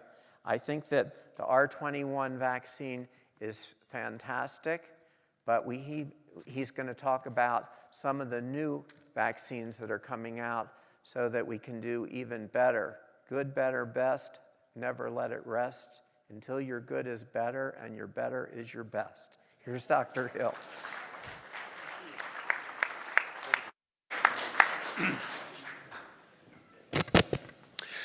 Wonderful. Well, thank you for that flattering introduction. I'll try and live up to the eulogy. It's great to be here. It really is, to see the buzz in the room, the excitement, the energy that Rotary brings to malaria control and hopefully, before too long, elimination and eradication. So, as you've heard, I'm at the Jenner Institute in Oxford, called after Edward, as you've just heard. And I'm going to be telling you a little bit about the role that vaccines will play, I believe, not alone, but in combination with other tools that you've been hearing about, and try and make some guesstimate of what time frame we're looking at. And in the interest of full disclosure, before you hear this, I am an optimist. And I don't think anybody doing malaria vaccines, certainly 25 years ago, would have been considered anything else. I have been working on malaria vaccines since 1993, done about 25 different vaccines, and the one I'm going to talk about that actually worked well is a fairly recent addition to the activity, and delighted to be able to tell you a bit about it. So you know the problem, you've heard all about this, 500,000 deaths a year. Being an optimist, I look at that flat curve and I say since 1990, last 30 years, it's still 500,000 deaths. The optimist's view is there are twice as many kids in Africa today as there were in 1990. Whether that's good or bad, that shows you in a positive spin, the malaria death rate has halved. But we've got a heck of a lot more to do. Mainly of young children, 90% of deaths in Africa, 500 million or so spent each year, quotes, controlling malaria, and vaccines rolled out for the first time, and remarkably, like buses, after having waited a century, I'll show you a slide in a minute, to come along within a year. There's the oldest report I know of, in French, it's quite short, of guys trying to make a malaria vaccine. Interestingly, they were in Africa. Okay, they're French, or were French, they were in Algeria, but they were doing stuff that's not silly. In fact, using sporozoite-based vaccines, you heard a little bit about those, I won't be talking about them, but they were getting some partial efficacy using an approach that's still in development. Now, since then, at least, I've tried to count, at least 150 malaria vaccines have gone into arms, human arms, in clinical trials, in approved activities. So that's kind of the bad news. In a century and a bit, we've got just 2 vaccines. So here are our excuses as vaccine developers. It is hard. Why is it hard? Well, there are 5,000 genes in the malaria parasite, in Plasmodium falciparum. In COVID, there are a dozen.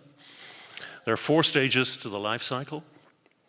There are substantial differences in the antigens expressed at every stage of the life cycle. That means if you make a great blood stage vaccine, for example, it's not going to work against the other stages. Harsh, but true. The parasite has involved incredibly ingenious ways of switching different genes on and off. So if you make an immune response to one at the blood stage and you wait, then it's disappeared and a different one has been expressed. Absolutely ingenious. Now, it's taken the parasite, I think, a little time to do that.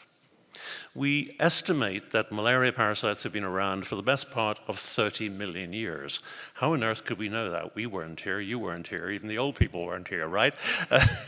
The answer is you look at the variability in the blood stage parasite of the sequences of key antigens, and using a molecular clock, DNA has a clock, we can calculate back roughly how old the malaria parasite was when it started diversifying.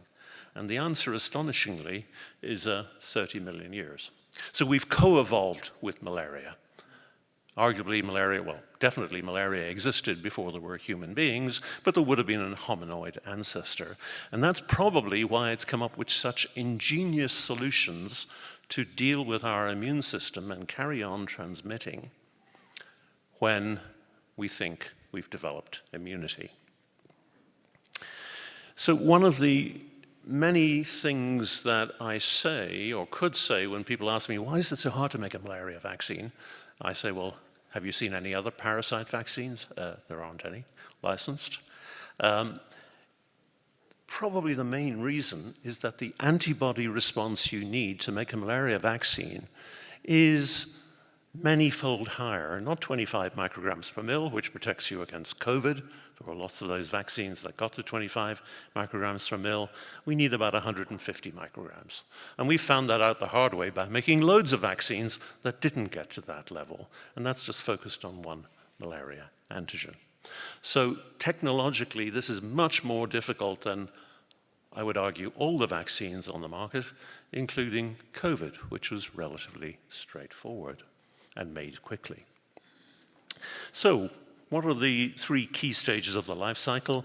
I'm leaving out the 4th, which is at the liver stage, which I worked on for years, and you need T cells to protect against. That is really difficult. If you think antibody-inducing vaccines are, this is much more difficult.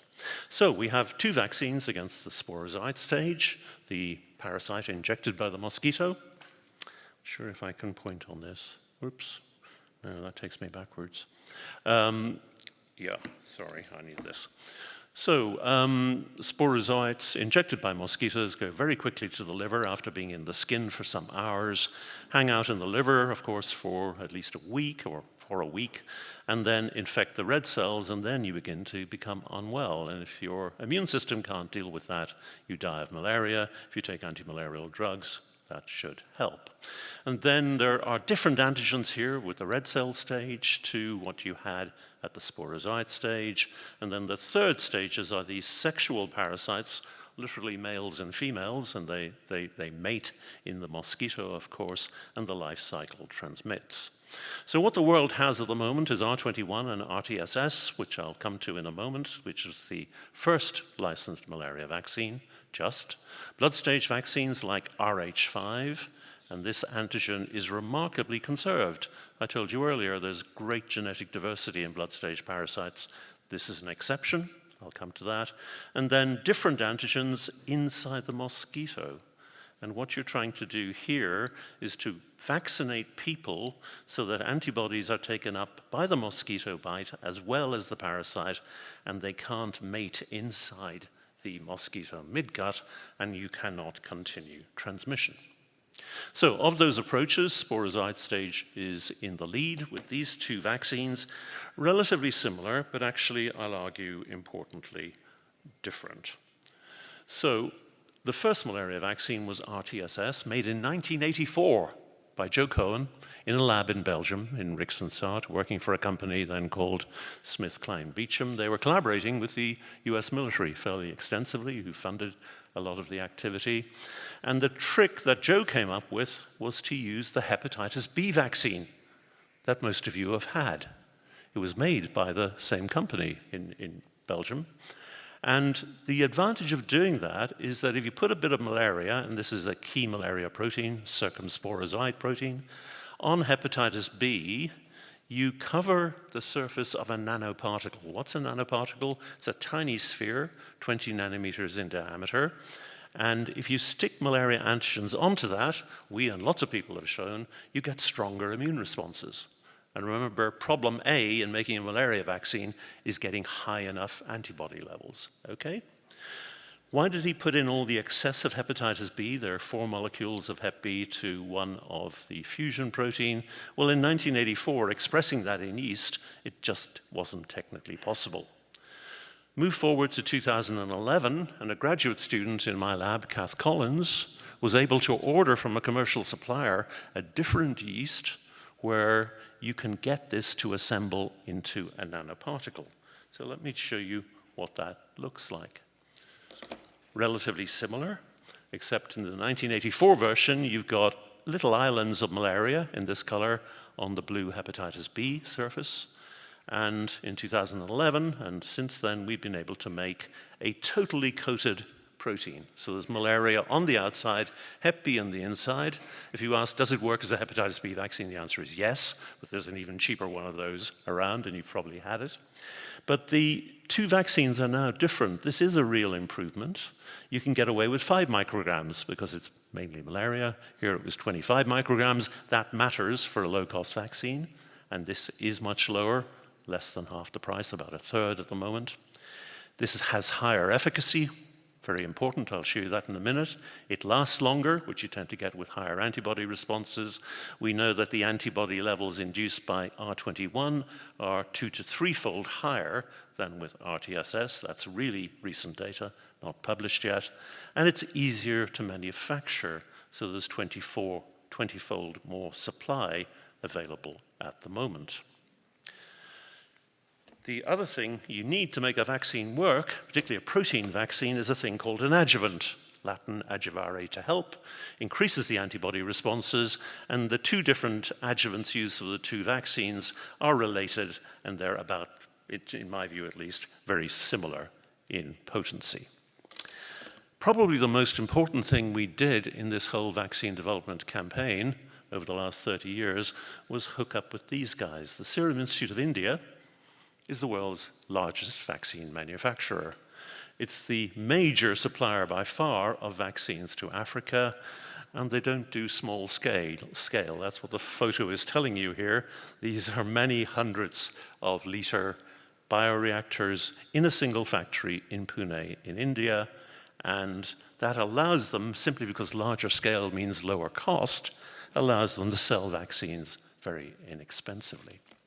So we made a vaccine in Oxford, the R21, did phase 1, it looked safe in the UK, infected people deliberately with malaria who had been vaccinated. The efficacy looked around about 75% in small numbers, but moved on quickly to sites in Africa, Kenya initially, and then a key trial led by Haladu Tinto in Natnoro in Burkina Faso, VAC76, and it was quite small. Only 150 children, a control group, Group 3, 2 different doses of the adjuvant to see which was better. The higher dose turned out to be better. And to our delight, we got the highest efficacy of any malaria vaccine over the last 100 years at first shot. Group 2, with the higher dose of adjuvant, 77% efficacy in the target age group of young African children. The age, as you probably know, you're most likely to die of malaria is 1.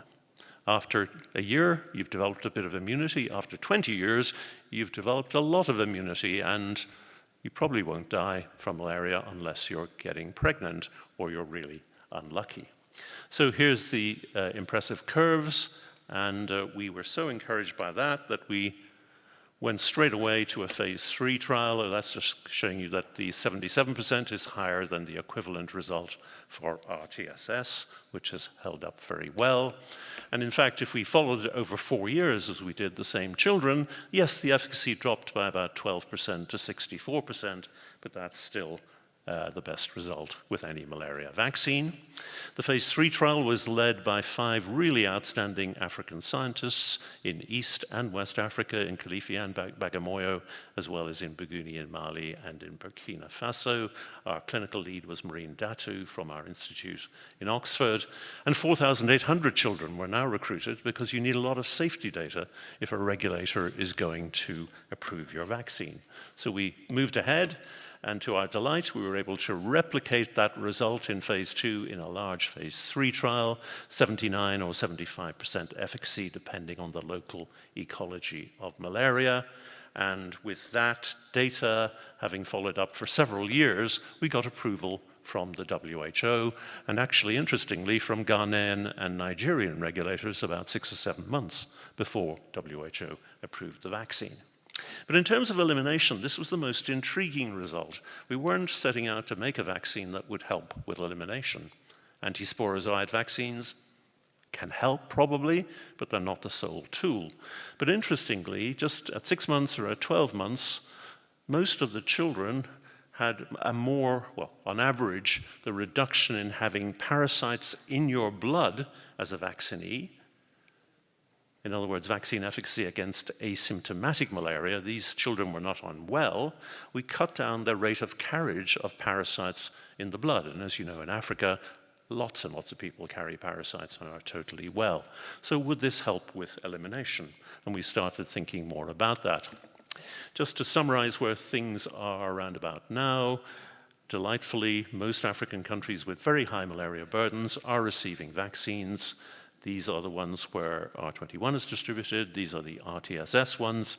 But the scale of distribution this year is very different. 100 million doses for R21 and 6 million doses for RTSS. It's not that GSK don't want to produce more. They're really limited by access to adjuvant, and that adjuvant that they own is used in shingles vaccines and other vaccines you may have had. So how to progress from where we are?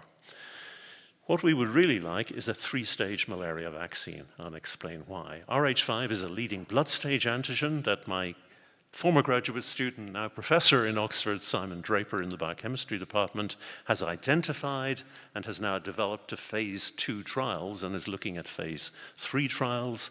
And he has seen very interesting efficacy in phase 2, about 55% against clinical malaria, and even higher efficacy against more severe malaria. And if you think about that, that makes sense. If you're protecting at the blood stage, stopped replication in the blood, you'll get better efficacy. Lots of work also on transmission blocking vaccines, several groups at the NIH, Patrick Duffy particularly, and also Shumi Bijouaj in Oxford. 3 candidates fighting to get to the finish line. I don't think you need a winner. I think if you had a mixture of all 3 of those, you'd probably get even better transmission blocking. We'll find out, hopefully, in the next couple of years. And elimination trials are actually happening as we speak with vaccines. In Bangladesh, where transmission is relatively low, not a silly starting point, but also in the Gambia, where results were released in the last few days by Umberto D'Alessandra's group, and also in Burkina Faso in the same trial. That trial is called SERVAL, and because time is short, I'll just say that vaccine efficacy, particularly in the Gambia, has been very high in adults, in a very large number of adults, including some women who will have become pregnant, as well as in children in the Gambia. So that's pretty encouraging. But this is where we want to be. Well, we are now, but we want a blood stage and a transmission blocking vaccine licensed. So we have R21, we're pretty happy with that. Rh5, there's the efficacy in Burkina Faso. That needs to move into phase 3 with or without R21. And then these complicated names are 3 different transmission blocking vaccines that all show promise based on some in vitro antibody assays. So where are we going? Well, where I was going a couple of weeks ago was Bioko Island in Equatorial Guinea, one of the wealthier countries in Africa. It has oil, it has gas, and it has pretty good epidemiology since 2004, showing that they have brought down parasite rates very substantially, 70 to 80%, but not down to zero. Guillermo Garcia with MCD, the American Foundation here, have been working with traditional tools to control malaria. They're very excited about vaccines. They brought us to see the Minister of Health, who was also excited about vaccines, and we're thinking whether we can do this in a feasible way with vaccines and possibly one more tool that I'll come to in a moment. Similarly, Roly Gosling, London School of Hygiene and Tropical Medicine, is starting a trial not of 1 million people in Zanzibar, but of the young males who party at night or just stay up at night and are the most susceptible population. And they're going to use antimalarials with a vaccine. So things are beginning, but we're not there yet. Just to remind you, the steps are to optimize a low-cost, high-availability, 3-stage vaccine. So you could say we're only a third of the way. But really excitingly, you heard this was actually hiding on one of the slides that we saw in the last talk, MMV371, one of these new long-acting injectables, drugs that don't last a day, so you have to take drugs on day 1, 2, and 3, but last months. And MMV are looking at, oddly, a trial in Nottingham, how long this drug lasts. And it's not weeks, it's months. It's at least 3 months from the data I've seen on one of Christine Donini's slides. It could even be 6 months of efficacy. That would be a complete game changer for malaria control. Just as you may have heard of the long-acting monoclonal antibodies that are, or sorry, not monoclonal antibodies, long-acting drugs for HIV, lenacapavir is the lead, that lasts for 6 months. And 2 shots of an injection of that drug keeps your viral load pretty undetectable. Can we do the same in malaria? Well, it's looking very good.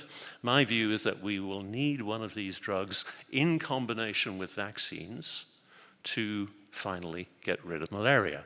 So you should ask MMV how long we are from having a licensed MMV371. I hope it'll be sooner rather than later, and no pressure there. So technically, I think malaria elimination looks feasible because of these new tools that have come along just in the last few years.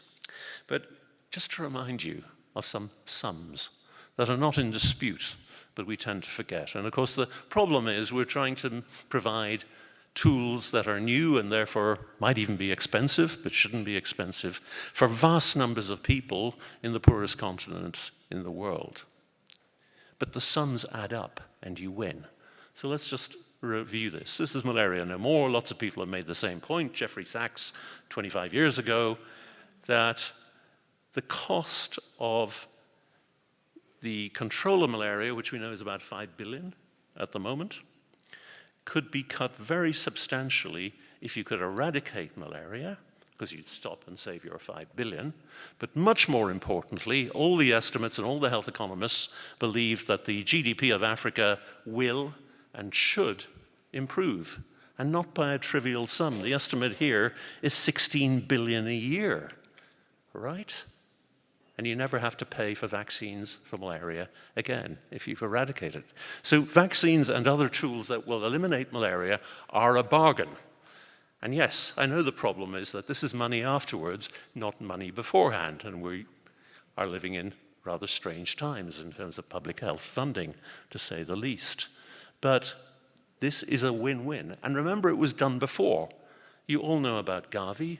11 vaccines is what the children in Africa get in most countries at the moment. That's because international organizations came together and created Gavi as a fund to encourage manufacturers like the guys in India who can make very, very cheap vaccines to make them, sell them in Africa at really low prices, and disease rates tumbled. Mortality halved. We should be very proud that vaccines halved mortality over the last 25 years in Africa after Gordon Brown and lots of other people got together to make sure the world had cheap vaccines. We need something like that for malaria. And remember, in this case, you definitely got your money back if you increase GDP in Africa. So in summary, my thanks are to not just the 5 amazing principal investigators in the phase 3 trial, but to them and their huge teams, to my colleagues at the Jenner Institute in Oxford. This is a small number of the lead investigators there, and particularly to the Serum Institute of India. Thank you very much for your attention.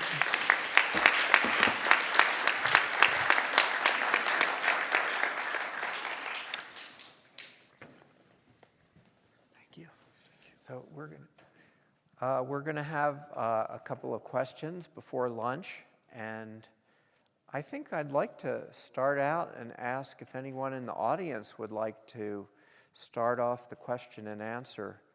And I think we're only going to have 2 or 3 questions. Can you give a mic to that gentleman here? Thanks. Sir, Dr. Jenner. Thank you very much, very impressive. My name is Chris Roselle. I work with Rotarians in Uganda. What do you estimate the annual cost of treating malaria is? You gave us the annual cost of vaccines, et cetera, but all the annual costs I've seen are at least $4.3 billion treating malaria. Is this on? Yeah. Yep, you're quite right. I was giving a figure for the annual cost of preventing just with vaccines, which is billions as well. So yes, the numbers are bigger, and you'll get that 5 or 10 or whatever billion it is back as well. But you know, the case for accelerating development of new tools and testing them is very, very strong financially, as well as obviously in a humanitarian sense. Carol Nelson from Minnesota in the U.S. Can you tell us if the schedule for these vaccines will be simpler than the current schedule for particularly RTSS, which we're using in Sierra Leone? It's a very challenging schedule, and that impedes a lot of people from getting it. Yes, great question. We use the same schedule as RTSS. We give 3 doses to the children at months 0, 1, and 2, and then come back with a booster dose. What we're looking at the moment is 2 doses to prime, as we say, 0 and 1, and then coming back a year later. The boost definitely helps. You probably get slightly less efficacy with 2 doses than 3, but I'm guessing because we haven't done those trials yet. It would be great to have 3 doses. There's lots of interest in rescheduling EPI at the moment. So rather than having to go in at 5 and 6 months as we do at the moment, and month 7, Gates, for example, are interested in maybe 3, 6, and 9 months, which I think would be better for malaria, probably better, possibly better for other vaccinations as well. So watch this space. I think a lot is happening in terms of scheduling. And yes, I think you can get down to 3 doses probably, but not easily down to 1 in a booster. And remember, the first year of life is when you really want to protect children, and their death rates are highest. Bill Hammond from Seattle. Question, what is the status of development of vaccines that affect Vivax and Ovale, which are major issues elsewhere and not as fatal? It's sort of a problem, and we don't hear much about that. Thank you.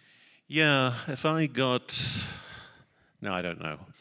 How many times did we write a Vivax vaccine and the reviewers said, look, great idea, but work out how to do it for falciparum, and then we'll have a look at Vivax.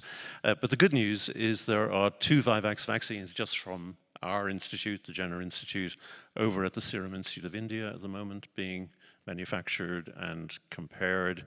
It is going to happen. There are trial sites in Indonesia that are very interested in taking forward this vaccine and looking at efficacy. It's an antisporozoite homologue of R21, and there are others coming along for the blood stage from Chetan Chitnis's lab, for example, as well. But you know, if you think funding is bad for malaria, try getting grants for Vivax malaria. But it's going to happen, I think. Well, it's time for lunch. Thank you very much. It's been a wonderful morning. Thank our speakers and all of you for listening attentively and the questions. I've got a couple of announcements. One is remember that we have a survey we'd love you to fill out. There'll be a QR code up here at lunchtime. So if you could scan that and over the course of the afternoon or the end of the day, fill that out, that would be great. The data goes online to we collect it. And then also remember there are 3 questions that Dan referenced. The questions will be on your table, and just talk amongst yourselves and write down some of the key findings that you had while you were going through discussions. We'll reconvene after lunch at 1:15. Thank you.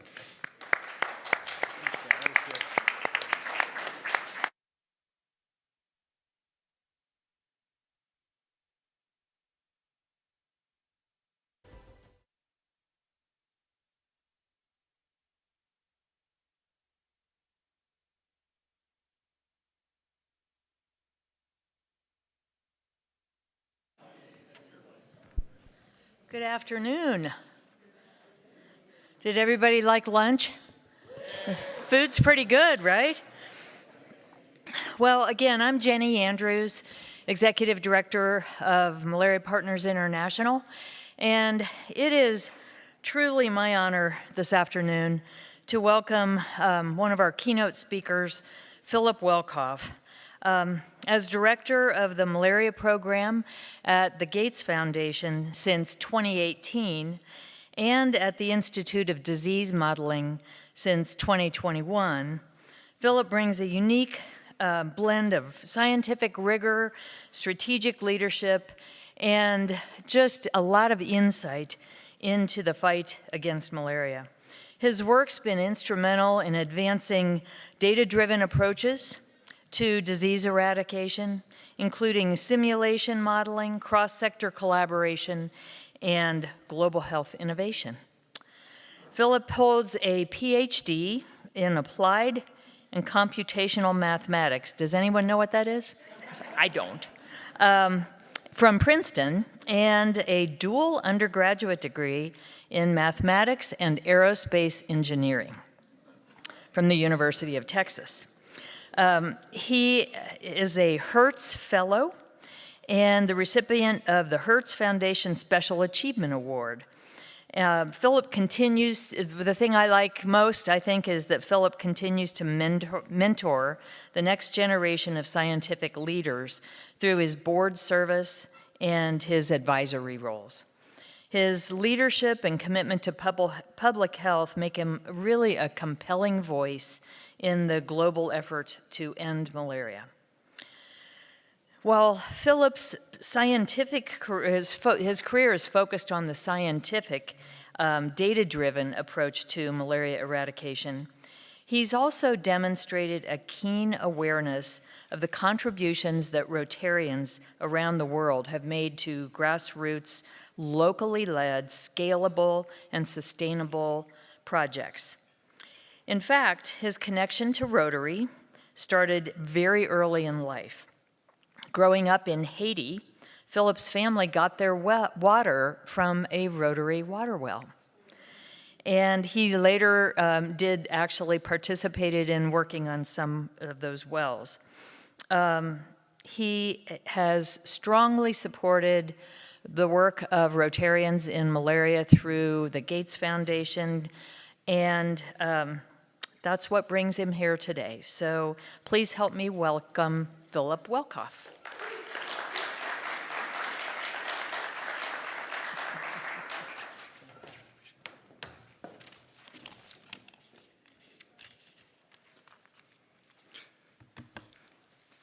Thank you so much for that warm welcome and for the invitation and the opportunity to be here with all of you. It's truly an honor and a pleasure to be here, not just as we approach another Rotary convention, but as we unite in this room around just one clear purpose, which is ending malaria for good. I'm Philip Welkoff, lead the malaria program at the Gates Foundation. But before talking about kind of the next couple years, wanted to give a little bit of background in terms of how I got here. So until university, I grew up at a rural area on the north coast of Haiti at a small humanitarian hospital. My parents were both physicians, And I had malaria, I don't know, at least a dozen times growing up. But I was really fortunate. I lived literally right across the street from the hospital. So you go over, get the finger stick, you know, they look on the microscope, yep, it's malaria, here's the chloroquine. And we've heard time and time again today that access to care and time to get access to care is such a key driver of the outcome of any individual malaria infection. And I absolutely saw that on a day in, day out basis. You'd see, you know, the further that people arrived at the hospital, the rougher shape the kids were in. You know, and there was one time where this family brought in their kid. This one wasn't with malaria, but this was a different situation. Early morning, right around 8 in the morning. And this kid survived, but was probably 2 hours or so away from dying. And later I was like, you're just wondering, like, how did it take so long for this kid to get here? And they said, we started walking last night at dinner time. And we walked through the night, we got here, and they got there just in time. And the story for that child turned out okay. But being, you know, right next to the hospital, you see and hear everything that was going on. And it was a not infrequent occurrence. You know, 2 in the morning, you hear the cries, the mourning, the wailing start up crescendo because some family had just lost their child, very often from malaria.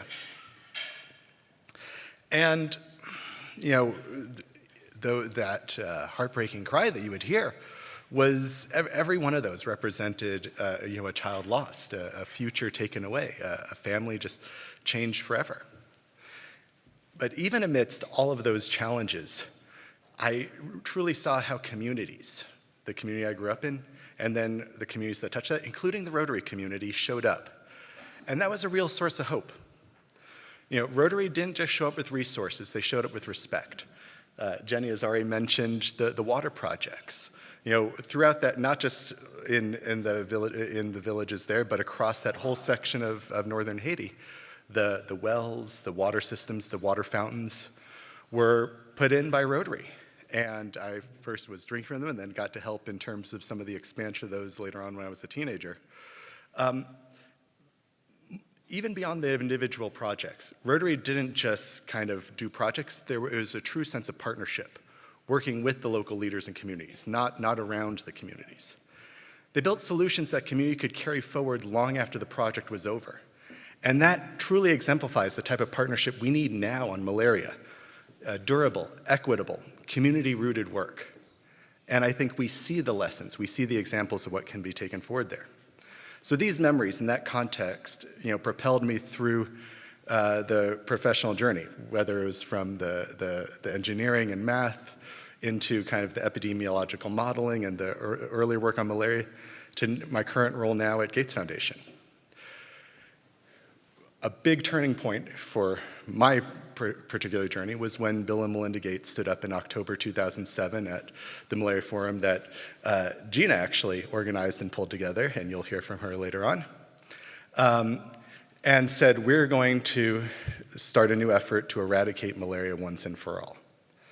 And it's worth taking a moment to just kind of remember, because we say that so often, we think about that so often, we all are so committed to that, why that truly matters. As we've heard throughout today and in other venues, malaria is a disease of poverty. It concentrates in the most vulnerable. And any time as you continue to make progress against it, it becomes more and more concentrated in the even more vulnerable communities. And there's no point where you can say, oh, we've made enough progress, you know, we can leave the rest of it here. That's an acceptable answer. Also, malaria is incredibly unforgiving. We see whenever anything breaks down, cyclone in Mozambique, floods in Pakistan, conflict, outbreaks of other diseases. You know, we saw in Sierra Leone when malaria is preventable, malaria is treatable, but when prevention breaks down, when the bed nets aren't distributed, when access to diagnosis and treatment breaks down, it surges back with a vengeance, and untreated malaria is absolutely horrific, as so many people, as everyone knows in their head at least, and so many people in this room know directly. we'll never know the final numbers, but it's very likely that quite a few more people died of malaria than of Ebola in Sierra Leone during the Ebola outbreak. And so we see a world in which, every time you look at the news, you open a newspaper or open a homepage of a news site, you see more things going wrong. And so the alternative between stopping short and not eradicating, not only does that leave the most vulnerable still dealing with malaria, it leaves malaria ready to resurge whenever something goes wrong. And it's hard to make predictions about the future, but I think we can say that over the course of the century, there's going to be a lot of things that go wrong. And we don't want any time one of those things happened to there be another surge in malaria and tens of thousands or more of avoidable malaria deaths. So when Bill and Melinda Gates made this call for eradication in October 2007, that kicked off a whole set of things. I got pulled into things a few weeks later in November, and then in January proposed, here's what could be a work on mathematical modeling to help understand how different mixes of interventions coming together, vaccines, drugs, vector control, and more, case management could actually help lead towards elimination and then eradication. That led to other things there. But throughout the professional career, one lesson keeps reinforcing itself, that no matter how sophisticated our models become or how detailed our plans, the strongest solutions are rooted in data, but even more importantly, are powered by and with local leaders. And that's the heart of innovative partnerships. It's not just new technology or new funding streams. It's about how we work together. Partnerships that shift power, not just money. Aligning priorities, not just timelines. And that turn community health workers into real architects of the strategy and the work ahead, not just those executing some plan developed somewhere else. And the Rotary model that I witnessed first as a kid and then engaging with the polio programs and some other things like that, trusting communities, supporting local health workers, building lasting relationships, proves itself time and time again. And that approach and those principles have delivered some of the biggest wins that we've seen across global health over the past century. Ending smallpox. We're really close to ending polio. And that's the approach and those are the principles that we're going to need to end malaria as well. So now, as a father of 2 little girls, I do think about how far we've come and what is the world that we're really creating for the next generation. And seeing that future is being tested and challenged in really rough ways. The entire global health landscape, not just malaria, but global health and development writ large, fundamentally shifted. And the stakes are truly high. And those stakes, we get almost numb to seeing the numbers and reports. Is like in malaria, there could be 100,000 dead per year. HIV this, TB that. And then you think back to growing up and hearing the 2 a.m. crying. It's like, no, each one of those is a kid, each one of those is a family, each one of those is a tear in this whole fabric of their community. And avoidable setbacks. We're shifting policies that make international cooperation harder. Funding already wasn't keeping pace with what was needed, and now we're seeing funding cutbacks. It's a really rough time. All against the backdrop of seeing further challenges from climate change, both in terms of making things more difficult or less predictable in places dealing with malaria, or seeing outbreaks in places that had kept malaria suppressed for a long period of time. And then, of course, in a lot of the places where malaria is hitting the hardest, instability is making it really difficult to sustain progress and drive it forward.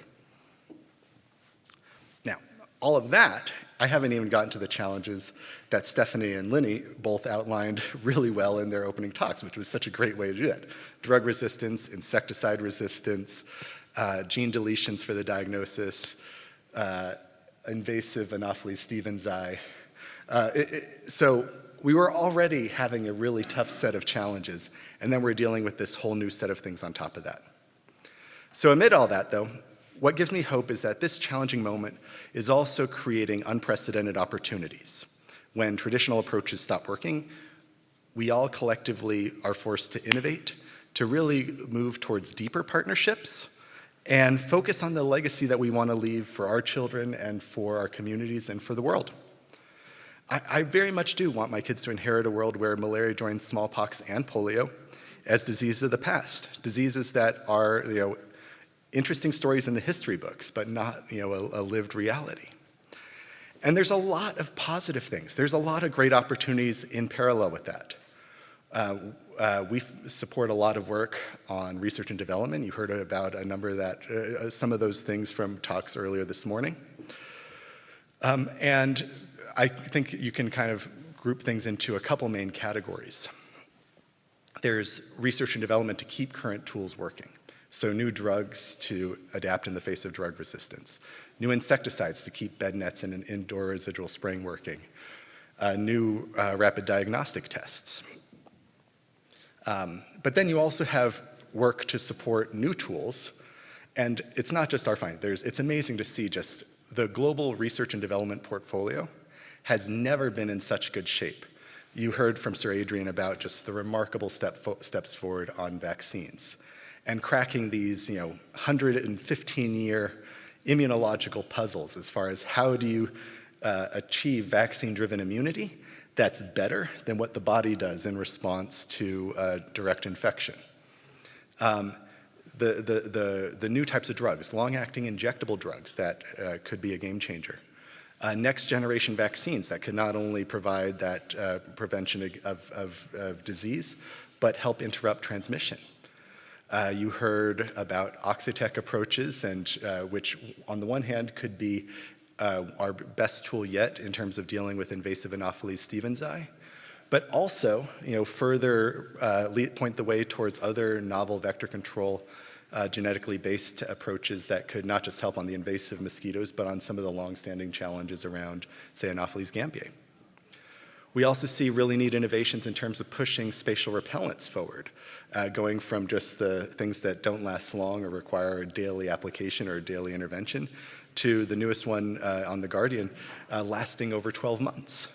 So while we have these challenges, there's a really neat tool set that's coming forward that is actually going to be making elimination and eradication possible for the first time ever.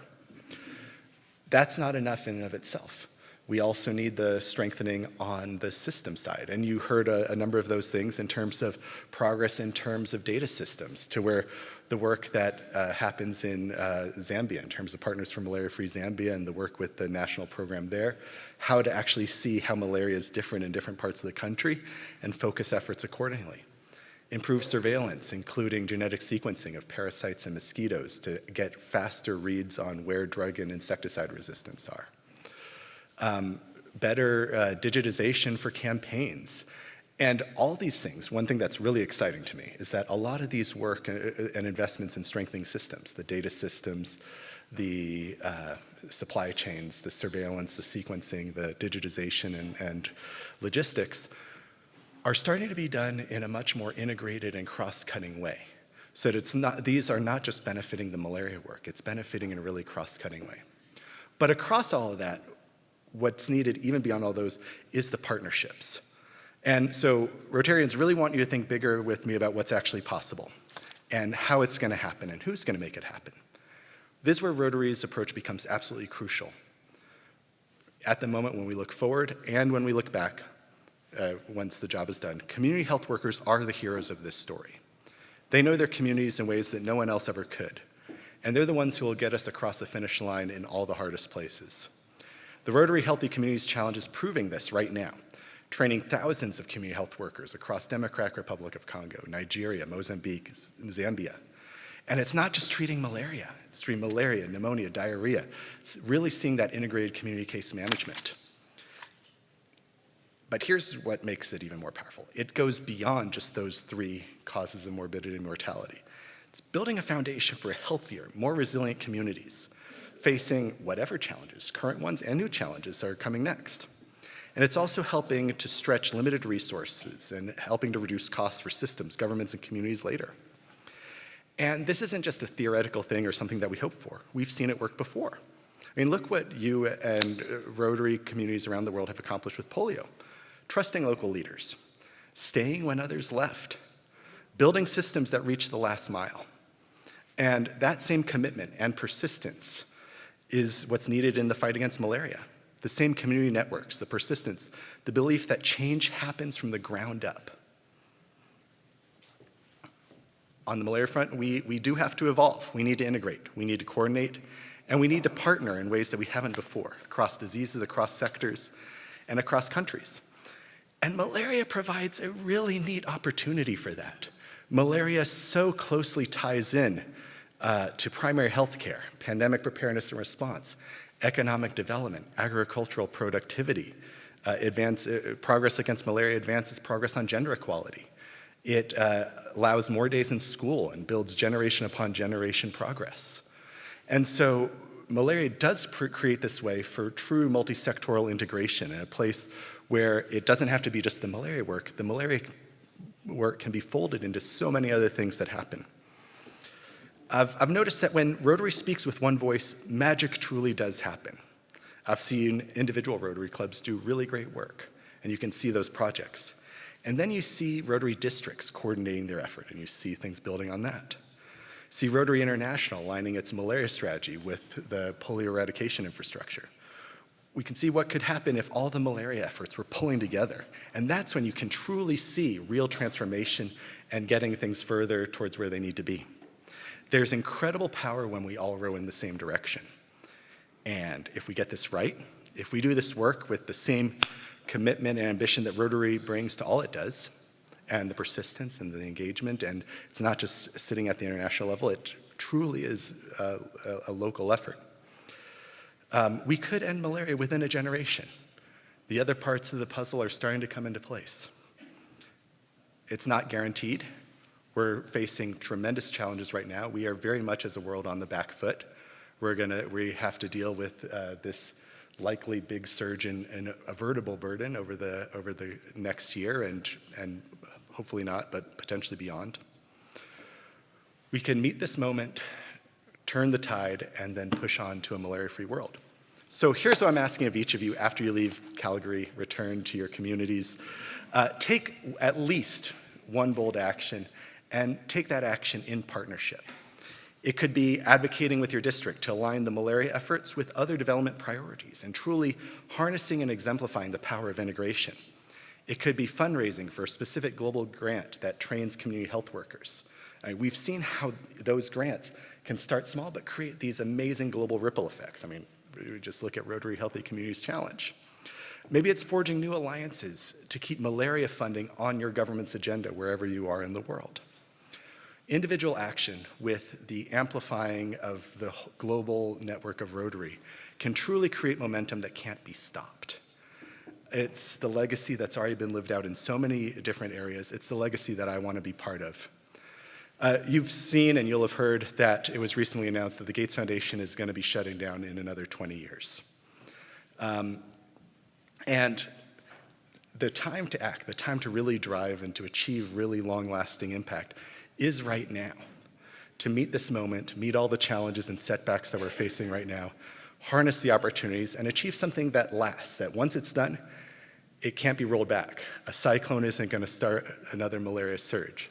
Conflict or an outbreak isn't going to see tens of thousands of avertible malaria deaths. And we truly have an opportunity to meet that moment and look back and say, what is the legacy that we left? So I was thinking about this. It's like, what do I want to kind of say in 20 years got done when the lights at the Gates Foundation go out?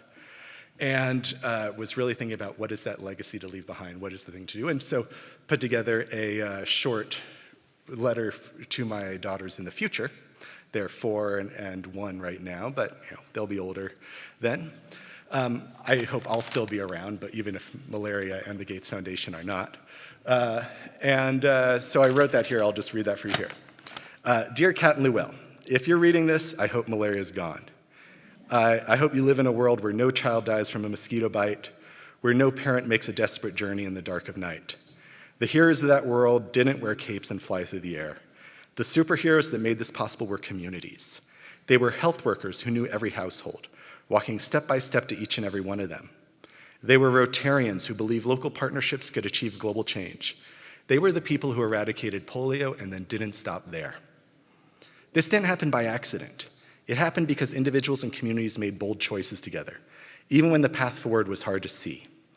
They kept going even in the toughest of times. My hope is that this letter reminds you that the future is shaped by the courage and determination and collaboration of those who choose to act, especially when it's difficult. With all my love, Dad. So, to all of you here today,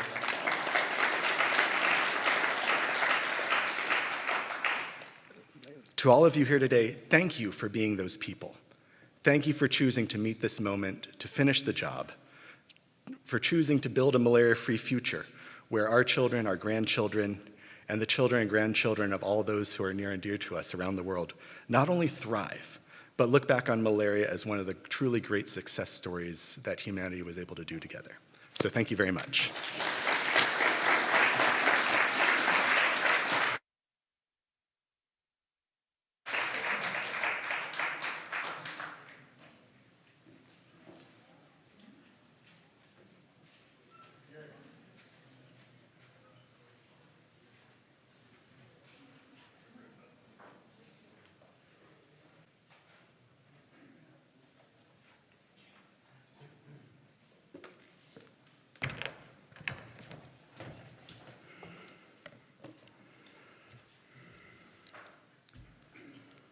Okay, good afternoon everybody. My name is Gary Davis. I'm the moderator for this session.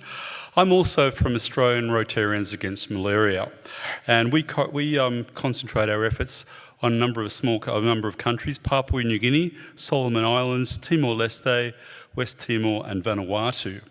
Now, I had a really great brochure that just got produced before I came from Australia, and I was going to share it with all of you today, but I realised when I got here I left it on the desk at the hotel. I am going to provide some supplies to MPI and also RAM Global. So when you go to their booth at the House of Friendship, please take one of those. It's got a lot of information about what we do. I'm sure you'll find it very, very interesting. But I'm not here to talk about just our organisation today. This particular topic is current projects, large and small. We have 4 very knowledgeable and inspiring speakers. But when I heard of the topic, it made me think about what I've heard the Dalai Lama once said. He said, anyone who thinks that they are too small to make a difference has never tried to fall asleep with a mosquito in their room. I think that is so appropriate on so many levels.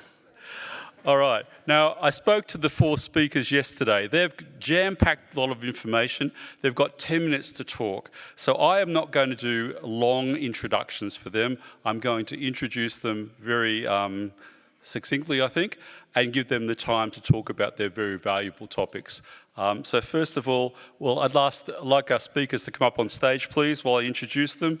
First of all, it's Victor Amondi Owino, who is Director of the Western Alliance Kenya Against Malaria, and he's going to talk about impacts of the Wacom project in Western Africa. We have Emma Bruce, Executive Director, Malaria Partners West Africa, and she's going to talk about community impact grants in West Africa. From my own country, Australia, we have Professor Maxine Whitaker from the James Cook University, and we have Alonso Urasa, from Public Health Scientists, African Leaders, Malaria Alliance. And in the agenda, his topic is not the one he's going to talk about today. He will be talking about malaria in a perfect storm. So I'd like to maximise the time for our speakers. So Victor, you have the stage.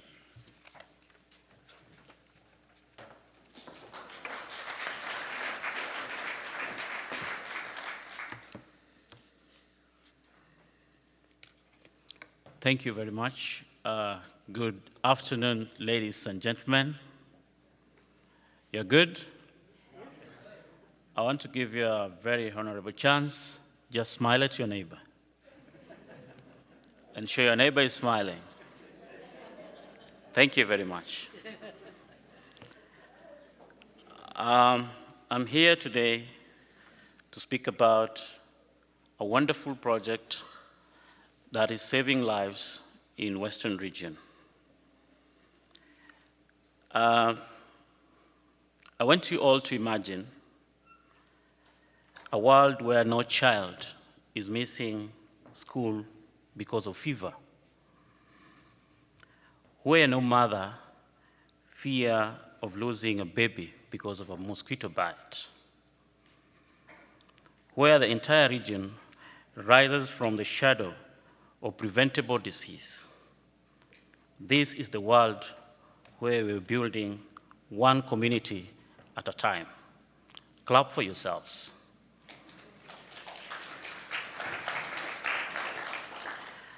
As they've just introduced, my name is Rotarian Victor Mondi, and I am proudly serving as the Western Region Coordinator for Wakam Project. Today, I invite you to walk with me in the journey of showing you how impactful this project has been. As you've seen on the screen, we have the definition of what Wakam is: Western Alliance Against Malaria.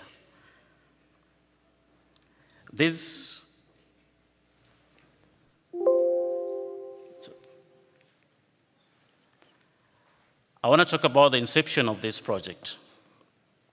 This is a project that started by a word hello from our own powerhouse, Rotarian Ali Satemo. Clap for her, she's in the house. That word hello from Bryna, our mom, and Dr. Dan Palman at Houston, that is what has born this Wakam project. After that, Rotarian Ali Satemo was able to invite Dr. Palman and Bryna to come on the ground and to see what happened. I remember when we were visiting one community health promoter team, Bryna cried. You know why? She saw what the ladies who are working hard, the first-hand people, the first aid people that helps in our community are suffering. They didn't have bicycles, they don't have their basic tools that they are supposed to use. She cried. But wiping those tears, they were able to come back to Kenya with 18 Rotarians. Not to make them cry again, but to see what is happening in the ground so that we can give birth to this Wakam project.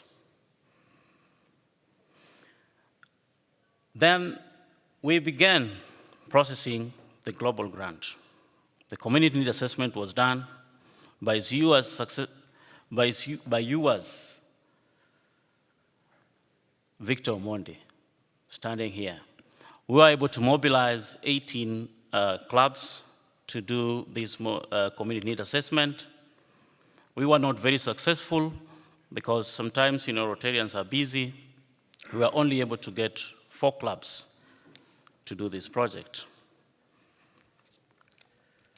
During this visit for Dr. Dan and the 18 Rotarians,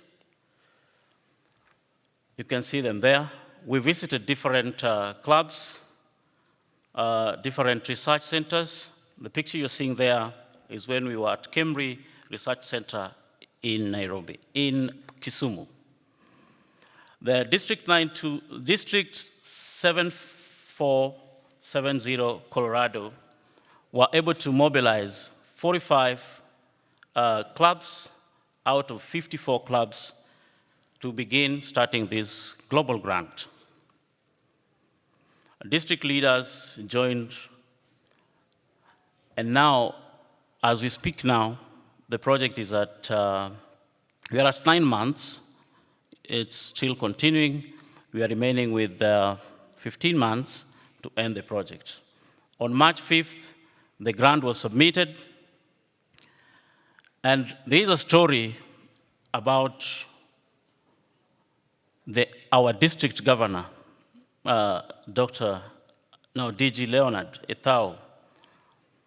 It was a long, long process. As I can use Bryna's word, it was the longest pregnancy somebody can ever have. Because it took a lot of time for us to put this grant together purposely. This was a first multi-regional grant, and you know, anything new has its own challenges. So when they met our DG, Leonard, I think they were able to talk to him, make him understand. Then I had a very good email from Dan. A grant is approved. I was very happy. That is a picture now when Bryna came back in Siaya County. Ladies and gentlemen, just give one clap for Bryna. This was a birthday gift to the CHPs. She was able to mobilize and give CHPs the birthday gift. So during the visit, they were able to not only give the gift for the bicycle, they were equipped with branded gumboots, mosquito nets, and we also had fun by planting trees in Rotary Club of Kaimosi. Then, after all this, we were able to come down and get the objectives of this project now. Our objectives were training the CHPs and equipping them, implement vector control strategies, enhance malaria education and advocacy.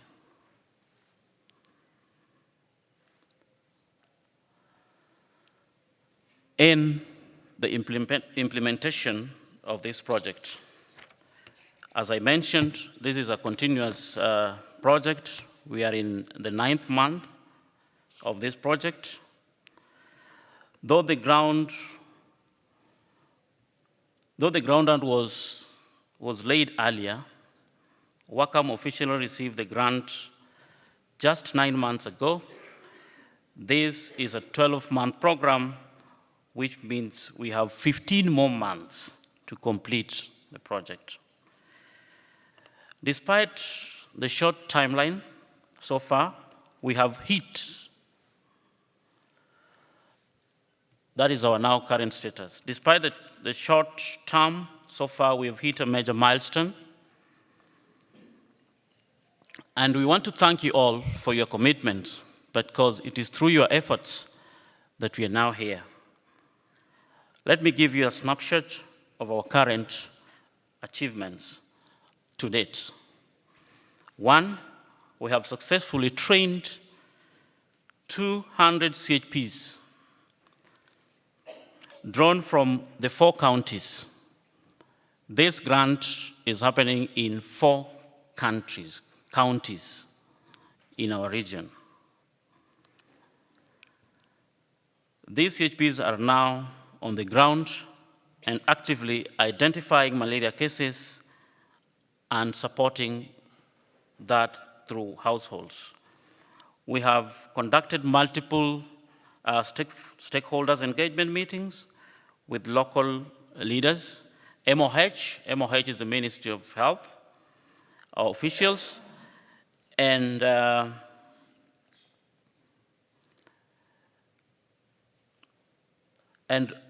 community members who are also aligned to the project. We have hosted educational forum, especially for vulnerable population such as pregnant women and young children, raising awareness about prevention and early treatment. We have made over 204 referrals from different clinics around the counties for health checkups. Over 1,000 When I talk about 1,300, that is just one county. Over 1,300 households have been visited so far. And allowing us to identify the households that are needed for spraying and net distribution. So our next is to do IRS and net distribution. We have seen significant improvement in early detection of malaria, especially in children under 5 years and also adults who are at risk of getting malaria. Our financial accounts are up to date, and so far we are planning to have the Calgary visit, which is happening in August, done in August. So that is where we are so far.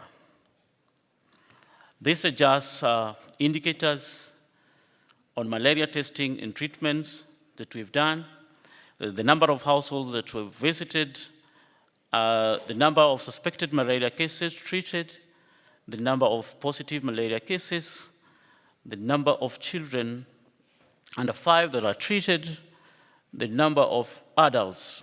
I said adults, we are also not safe. So those are the numbers. We have the numbers of referrals that I've just mentioned, and the households that needs IRS, and households that needs mosquito nets.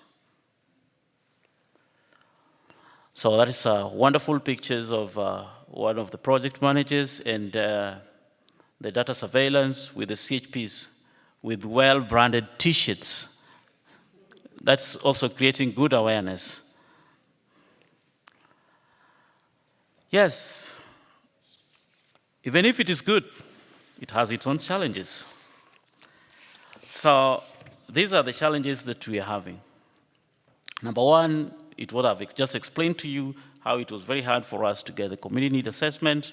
Number two, the communication, the line when I was talking about the DGs.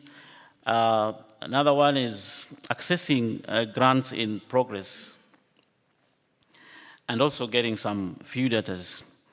What I want to explain more is about the minimal CHP coverage each county has. For example, we are having, for now we are handling 50 CHPs only in a county. But one county has over 1,500 CHPs. You can fill the gap. Take water, cup of water, think about this on how we are going to fill this gap. It is our responsibility.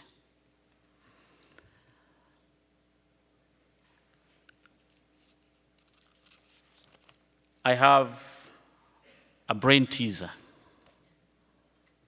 Are you ready? What is smaller than a grain of rice, deadlier than a lion, hides in a plain sight, but can be stopped with a net? I needed that one answer. What is it? Mosquito. Thank you. Wait.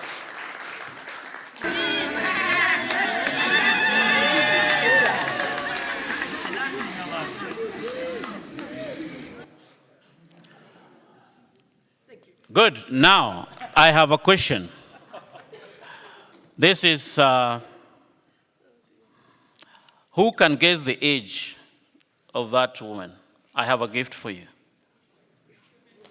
The age. The age of that woman. If you are within the range, I have a gift for you. No. I wanted you to be keen. That's why I stopped it. The video. The woman. 70? 60? Please, let's have an organized class. Who? One person? Yes? You're 60? No? 6? 56? No? Who is that? Who is that? Stand up.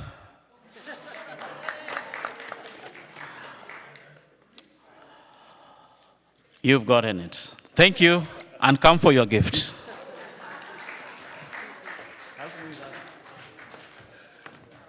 Victor, thank you very much for that comprehensive and entertaining presentation.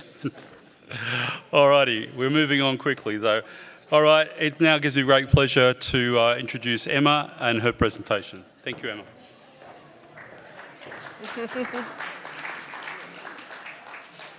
Good afternoon. Thank you so much for the opportunity to present here today. My name is Dr. Emma Bruce. I am the Executive Director of Malaria Partners West Africa. And before I became an Executive Director of Malaria Partners West Africa, I was, and I'm still, the chairperson of the Rotary District 9101 Subcommittee on Malaria. So here are the 10 West African countries that are part of the Rotary District 9101 malaria committees. Before I started Malaria Partners West Africa, I set up malaria committees in each of these West African countries, except for Cape Verde and Guinea-Bissau, who have little Rotarians, so they would only have malaria representatives. The goal was to manage all these countries. I needed focal person and a group of people, Rotarians in each of these countries, to carry out Rotary malaria projects. And this is long before we even had grants from MPI and from RAM Global. So setting up the Rotary malaria committees in these 10 West African countries was really the backbone of our grant projects. So the goals we had, first of all, was to get Rotarians interested in joining the fight against malaria. We, in Africa, especially West Africa, polio is the big thing. We put in so much effort to polio, even though malaria is the most devastating disease there. So it's to encourage Rotarians to join the fight against malaria. And the most important thing is we Rotarians, we don't want to do our own thing in malaria prevention. We want to work with the government. Our goal is to complement government efforts. So our first task is to visit the Minister of Health, visit the National Malaria Control Program, and even district health offices, and introduce ourselves as Rotarians and ask them what are the gap areas, what can we Rotarians do? So we don't want to duplicate what they're already doing, what the government is already doing. So we ask them where we have a small grant, what can we do with it? So we've come up with 3 main aspects. One is the sensitization, which is the educational awareness campaign. Others are equipping local health centers with microscopes or RDTs to test malaria, and so many other different projects that have come up as well. So basically our funding comes from 2 places. Malaria Partners International, which provides us with grants, small grants between $5,000 to $10,000. And then Rotarians Against Malaria Global, which also have provided grants from $1,000 to $3,000 US. So here, following would be some examples of what we can achieve with small grant. So one of our biggest challenges before we started was visiting the National Malaria Control Program, Minister of Health. When they hear Rotary coming, they're excited. They think we're bringing $10 billion because, you know, what the polio grant have invested. So I always tell them, no, we're just coming with $5,000, $10,000, and sometimes they close the door on us. But then I have to go back and like, look, we're really putting in the effort. We have our sponsors, although it's small, but we can make a big impact. So that's the whole point of this presentation, is see how even though it's $5,000, $10,000, we can still do something great, because especially in the educational awareness campaign area. So starting out with Burkina Faso is one of the countries in our District 9101. They had a $5,000 grant from MPI, and they were able to buy 2 microscopes, a hemoglobin meter, all the microscope slides and everything that's needed, and a couple of other equipments. So here they were presented to a rural health facility, which they had a newly built laboratory, but it wasn't furnished and there were no equipment. So this was a great grant, even though it was small. But then now, instead of all the inhabitants of that small rural community going all the way to the capital city to do malaria tests, they can easily do it here. So that's a big impact for a small community with high malaria. And they also were able to do malaria educational awareness campaign. This is huge because we have pregnant women who wouldn't want to take the Fancida, which is the malaria prevention drug. So doing educational awareness campaign for the pregnant women and mothers of children under 5 years old is very important. And the current grant that they have is a $10,000 grant from MPI, which is screening 1,500 students from a rural town of Calgary.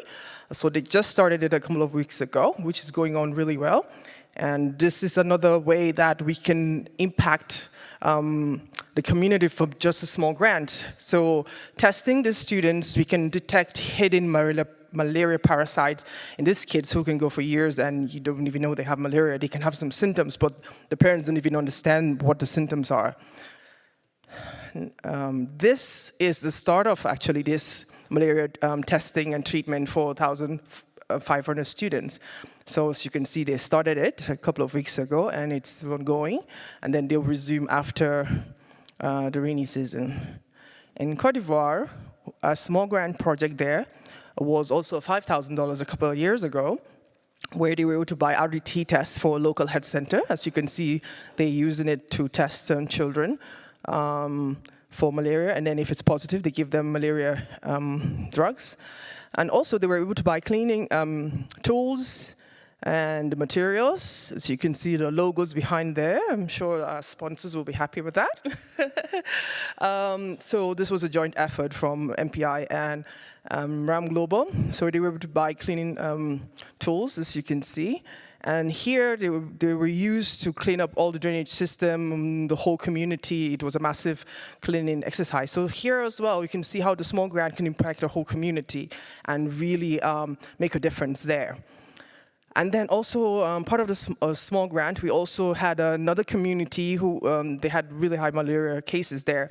So we encouraged the local health center there to do a malaria screening exercise, and we helped also refurbish the health center so that to encourage the people to go there and do malaria testing rather than self-medicate, because we see that that's a really big problem. Also part of the grant, we were able to do, during World Malaria Day, have a booth in the World Malaria Day celebration that was hosted by the National Malaria Control Program. So as you can see, we printed T-shirts and flyers and all the posters and banners, so that was really great as well. This was refurbishment of the local health centers. You can see the walls are really dirty there, so we were able to refurbish it, and the whole community was excited, and now we've seen record numbers of people come to the community. So this is also how we can impact the community with just small grants.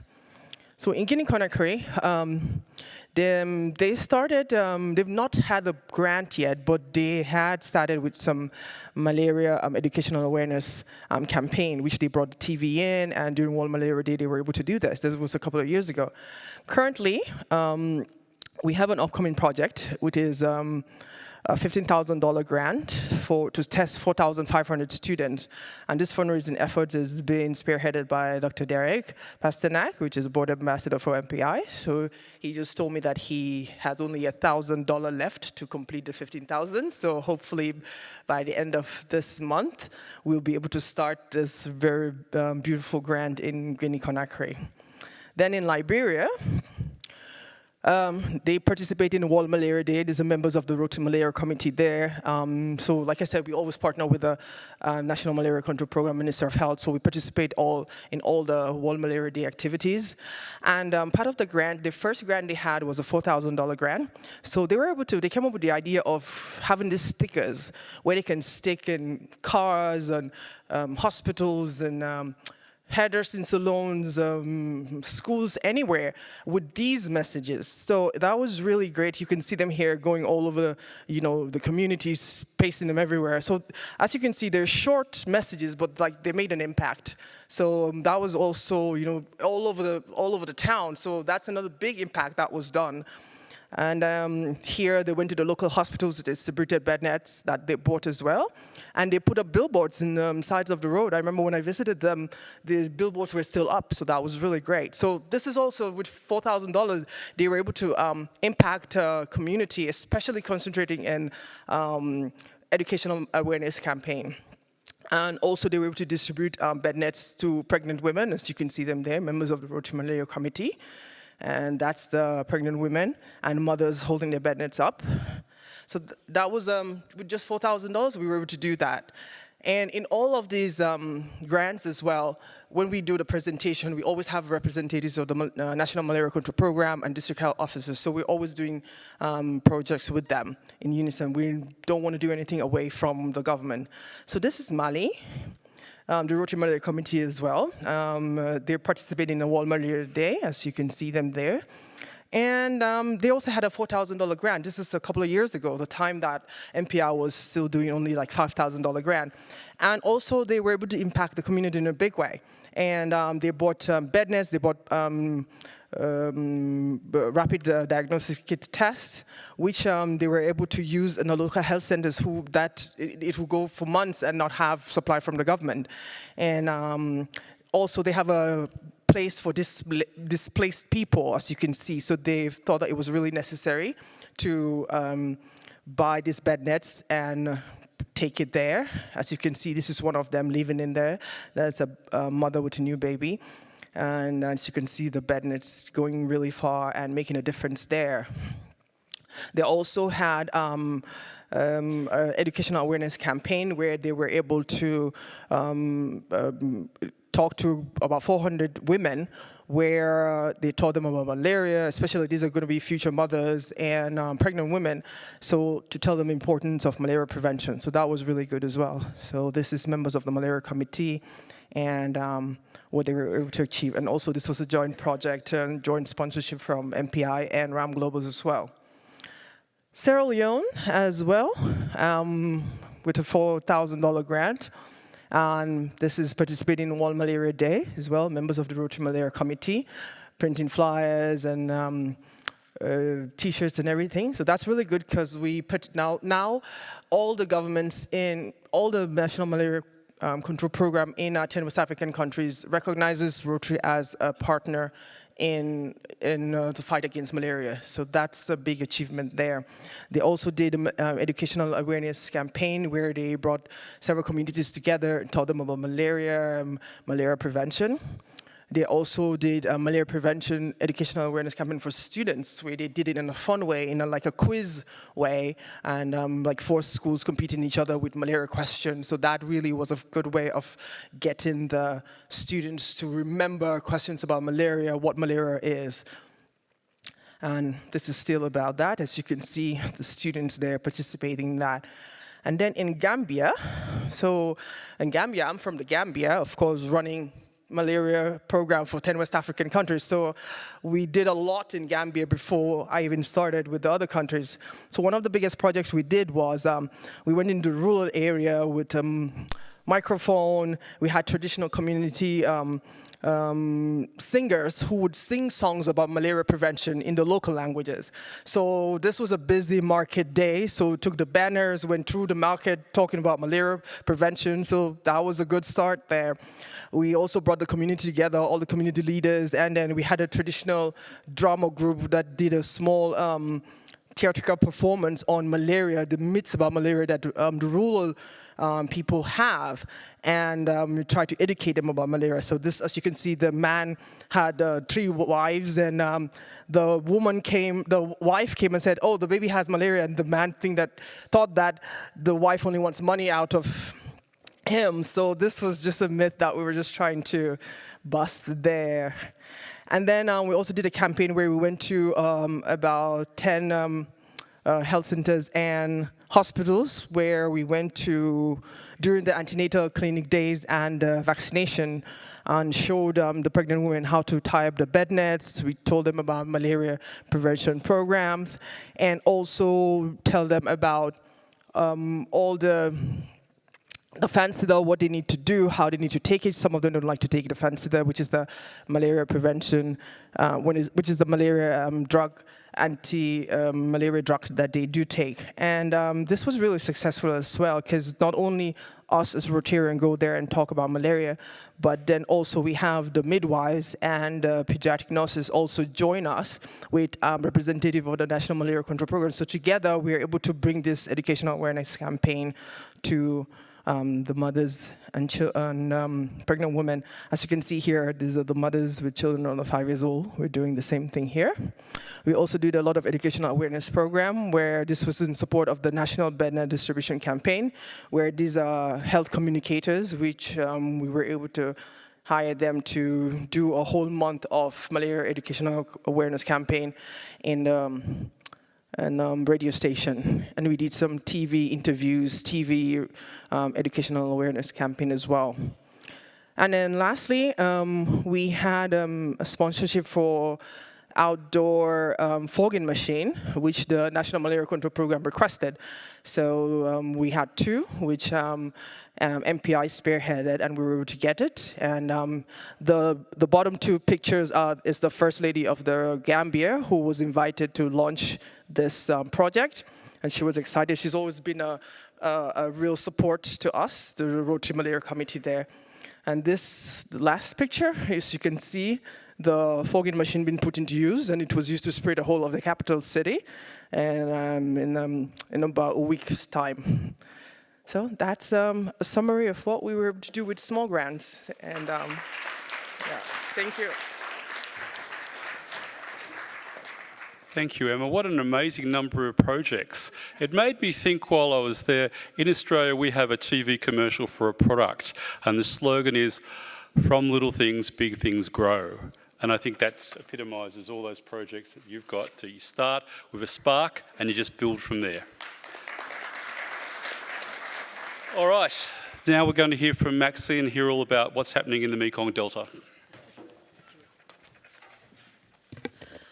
Good afternoon, everybody. I hope you hold on to your seats, because I've got to take you on a tornado ride to another part of the world, which we haven't really heard much about today, to where a lot is happening, but also to talk about closer to so the elimination agenda and post-elimination, that prevention of re-establishment of malaria, because that's the end goal.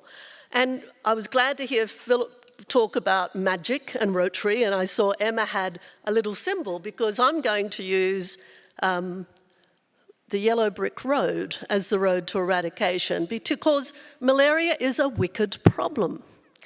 So, before I get there though, I really want to, although I am now retired from James Cook University but still do work with them, a lot of what I'm talking about is the work I do as a volunteer with a civil society platform for health equity and inclusiveness, so that little emblem you see at the bottom, which represents 60 plus NGOs, civil society organisations and community-based organisations in the greater Mekong region, which yesterday I realised not everyone knows where that is.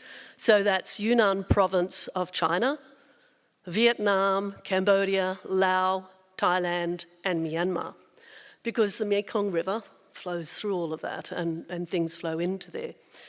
And so that's really what I'm talking about, and the work and the things I'm learning from communities, from community-based organisations, about how we need to sustain the gains that are being made. So very quickly I'm going to go through these, because I was given two tasks, one to bring the Greater Mekong and the elimination agenda here, and also to talk about what Rotary could do and has been doing in that region. So it is a whirlwind ride. And so we'll quickly go through some of these aspects of the agenda. All images that I show you here of individuals have also given their permission for these to be used and to be used in advocacy work. I won't read this out, but I do want to remind you of there are strict definitions of what these terms mean, and often people use eradication when they're really meaning elimination. Eradication is, it's nowhere, anywhere in the world anymore. Elimination will be in a country. So China did eliminate malaria. Australia eliminated it in the early 70s. The mozzie's still there, the mosquito's still there. Sri Lanka eliminated it despite civil wars. So, but you have to prevent re-establishment until there's no malaria parasite being carried by mosquitoes anywhere and getting into people to sustain transmission. Very quickly, so what's happened in the Greater Mekong sub-region? And you sort of saw this map earlier today. What I wanted to point to you is all that red area that's there in Southeast Asia. So above Australia, if you go northwest, that's where the Greater Mekong is. And that was 2009, all red. This is the first quarter of this year in the Greater Mekong sub-region. On your left-hand side is for Plasmodium falciparum, and the colour areas show you where there are any cases of Plasmodium falciparum in this last quarter this year. And what you see is it's predominantly all in Myanmar, those of you who have got your geography straight, and a bit along the border with Thailand in Thailand. And the right-hand one is Plasmodium vivax, because as you get closer to eliminating malaria, vivax becomes a big problem, probably also as we get more sensitive diagnostics. Malaria ovale we're finding, and we also have Plasmodium knowlesi as a potential problem for certification as being in eliminated areas. And the density of the colours show you, again, the depth. If you could read all the numbers there, though, in the Plasmodium falciparum, you could almost know the names of the families. So in Vietnam, it's basically 2 villages in very North Vietnam on the border with Yunnan, and a little bit of an outbreak that occurred in central Vietnam. In Cambodia, it's about 40 cases along the fringe. So it really has come down. So what's required? And again, I'm not talking about magic bullets like Stephanie talked about. I'm talking about the little red shoes. What do we need to do eradication? Oh, what I wanted to show you on that previous slide too is Thailand was close to getting elimination, but the spillover, like Stephanie talked about this morning, that's happened in Venezuela. The civil war in Myanmar has caused now western parts of Thailand to be back on a control agenda, no longer on an elimination agenda. So that's very important to also keep thinking about. Philip talked about that too. So again, I won't read these out, but you can see there's a long list here of things you need, not just for control, but to get to elimination and to continue preventing re-establishment. Some of the things, people this morning, particularly because it is the case in Africa, that what you're wanting is quick response, particularly with a community-based approach and community health workers and volunteers to try to prevent people dying. You still need that close to elimination and prevention of re-establishment, because you want to know as early as possible when there's a case to stop further transmission. So it may not be now about deaths, and death rates in the Greater Mekong have, except I can't talk for Myanmar, have dramatically reduced. We have not had any deaths in the Greater Mekong, except what might be happening in Myanmar, since 2018. But we still have to keep that alert community-based response to be able to prevent the re-establishment. And until we've got that global eradication, you've got to keep this happening. And we've talked a lot about difficulty in sustaining finances and sustaining political commitment. It gets harder when there's zero, like in polio. When there's no cases, you still need to know that there's no cases. And you still need to sustain this infrastructure to be able to prevent that re-establishment. And the populations we're dealing with are really the hard to reach with routine health services. Those populations themselves don't think they're hard to reach. They have to do it all the time. Walk those long, long miles up slippery, wet mud roads, which I do. I go and visit those to actually see what their reality is and bring that reality to the donors' tables and often the national government tables. So you're talking about people in forests. Often people may be doing illegal forest work, but often that is also for their family livelihood and for food. You're talking about people who are crossing borders that were artificially determined by colonial masters, but ethnically, these are families that live across these. These are people who always have worked and lived across those borders. You're talking about people who are mobile to get work during plantation season and then go back to other parts of their country where there isn't any malaria. So you have to have strategies that get there where the people are. And you've heard that a lot today around the control agenda. It's also very, very important for the elimination agenda. These are the last pockets of malaria in these regions. They tend also to be predominantly males aged 15 to 49. So a different set of people you've got to talk about, different strategies about behaviour change communication, but it doesn't mean they only are, and one of the things I would ask all of you when you're collecting any data is make sure that it's gender disaggregated. Because people were saying to us, no, women, we don't need to worry about women and children. But when you start disaggregating the data, women, of course, also go to the forest with their husbands, often taking the children. They forage for mushrooms, maybe not chop down trees, but they still go to the forest. And so you need to know who really these people are. Otherwise, your strategies are going to fail. And this one is complicated, but again, no matter how good all of the strategies that we've talked about and these innovations or current tweaking of tools, you get a decay from something that might be 98% efficacious at the top. If you don't have good access, good diagnostics, good compliance providers who know what they're doing, are motivated to do their work, patients who are actually supported to adhere to the medications, then you're only going to get 37% effectiveness. This was an example from Tanzania. And often people forget this, and along all of this, communities and community health workers play major roles, as does sustained financing and sustained commitment. So partnerships, which is really the title of what I wanted to talk about, with communities and civil societies. We've already heard this morning about the things that Rotary can do, and Rotary is a civil society organisation, probably the biggest one that's now wanting and working in malaria. And so advocacy, consultation, providing information, operations, partnerships, accountability, and we heard that this morning, and really using not just your financial resources and your person, time and commitment, but using your connections, using the skills, the other technical skills that you have amongst your membership to really help pull all of that together for this agenda. So in the Greater Mekong, there's a lot of community-based workers.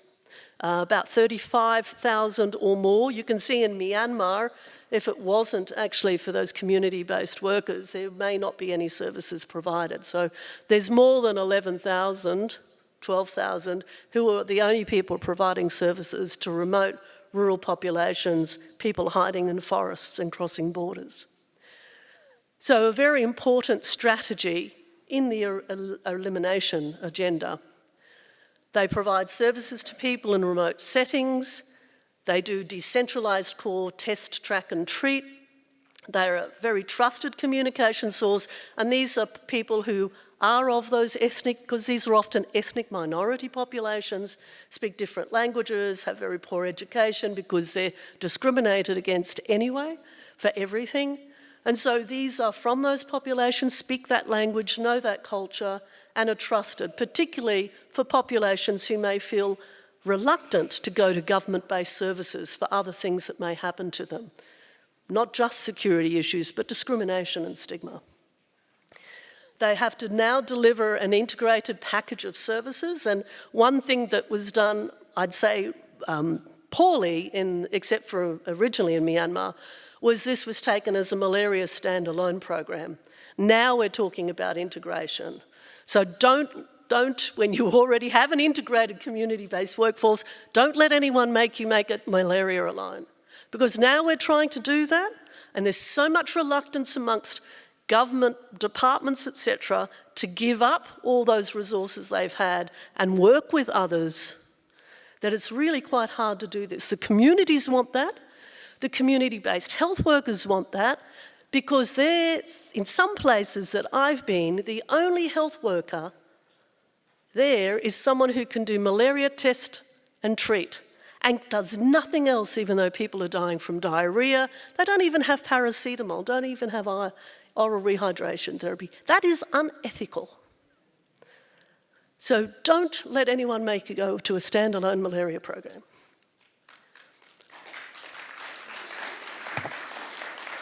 So, as I've said, it's pretty hard to hold on to those gains because of those strong winds of change that both were raised by Philip and the things we've been talking about over the lunch period.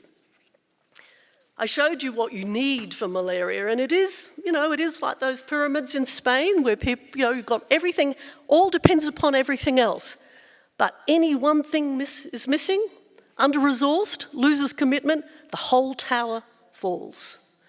That is what you need to think about. It is a partnership of many different parts, and they're all interrelated and depend upon each other. Because otherwise, and Philip mentioned this himself without showing the graph, and every time foot has been taken off the accelerator, when funding goes, when there's changes in effective strategies being implemented, when you have poorly decentralised programs, when you have civil unrest, as soon as that happens, malaria comes back with a vengeance. We don't need to test that anymore. We've got the evidence. So just learn from what's already been shown. So, winding up, but the start of great things ahead for all of us. What are the roles that Rotary can play as a civil society organisation? And we've heard quite a lot of these already today.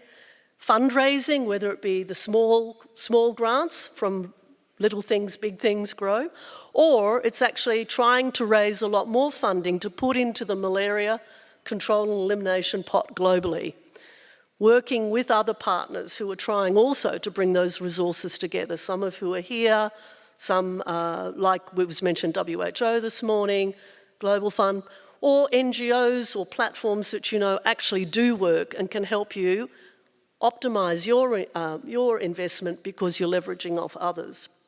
That advocacy role, critically important. And one of the problems we're facing in the Greater Mekong is keeping that government political commitment to keep resourcing and funding this until eradication happens, to prevent re-establishment. And many of your Rotary members are very well connected. Use those connections. We don't have them. Community-based organisations don't have them. Often donors can't deal with it, but people inside country working with their membership who are connected, they're important.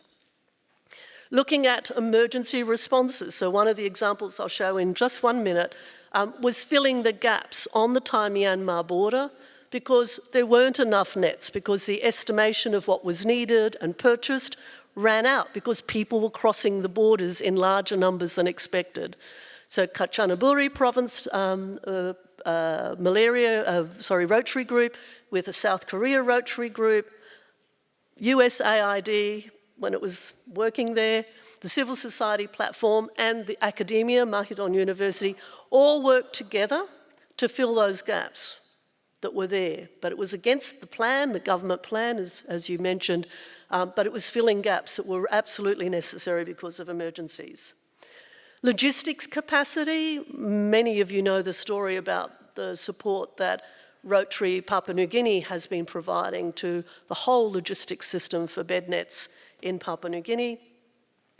Helping navigate things that are often politically difficult, like cross-country border meetings. We see that as a role that a group like Rotary can really help. You may have memberships either side in both countries, and you can help start getting some of those things happening.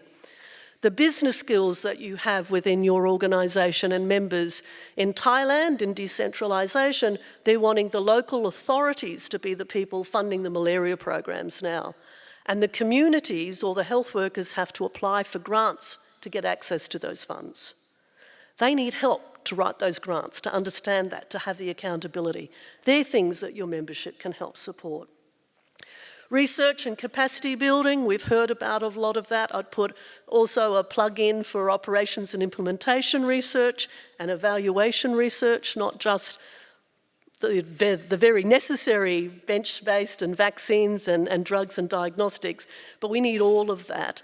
And when you're building capacity, also like I know Rotary Australia has done, is actually topping up scholarships to be able to have people stay to finish their PhDs or to have fieldwork money, which is often difficult to find. And then community engagement, which we've heard a lot about, how that is part of your DNA in the way that you do your work.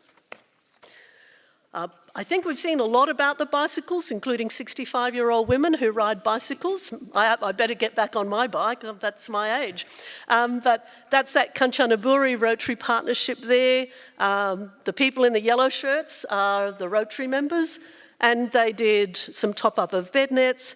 They provided chemicals for indoor residual spraying and helped pay for the training of the sprayers in that work.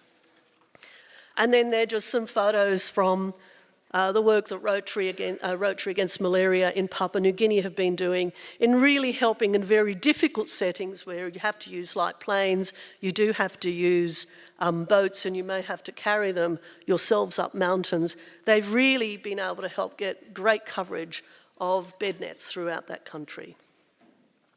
So in conclusion, to actually reach elimination and eradication, we need to have heart around equity and inclusiveness. We need to have brains around the technical expertise and innovation. And communities can be innovative. It's not just people with PhDs that you need to work with. You need to have courage to aim for eradication despite all the setbacks that we've heard about. And this needs to be done with community, and it needs to be done in partnership.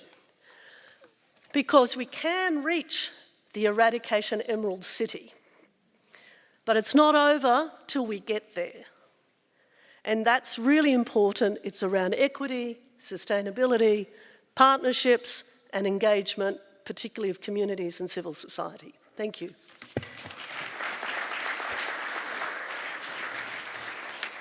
Thank you very much. I really thought the power of partnerships that you talked about is really important as well.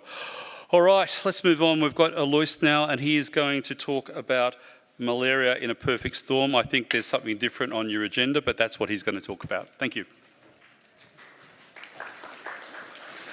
Thank you very much. My name is Alois Urasa. I work with the African Leaders Malaria Alliance as a technical lead for private sector engagement. ALMA is a coalition of the heads of states, the 55 heads of state of the African Union, who are united to put malaria agenda high. And today I'm going to speak about the perfect storm, malaria in a perfect storm. Most of the time when you hear the word perfect, it means good. But today, I'll tell you a bad story about that word, in a perfect storm. It's a time for a big push, bold, and united actions, as most of the speakers have reiterated. And I don't want to repeat much of the words and calls to action that have been made here. I'll just share with you a brief story. And it's time for a story. A tale as old as time rages on as dangers combine. A perfect storm lies ahead that steals small children from their beds. As our enemy grows, a bloodthirsty thief, the path to zero will outwit our grief.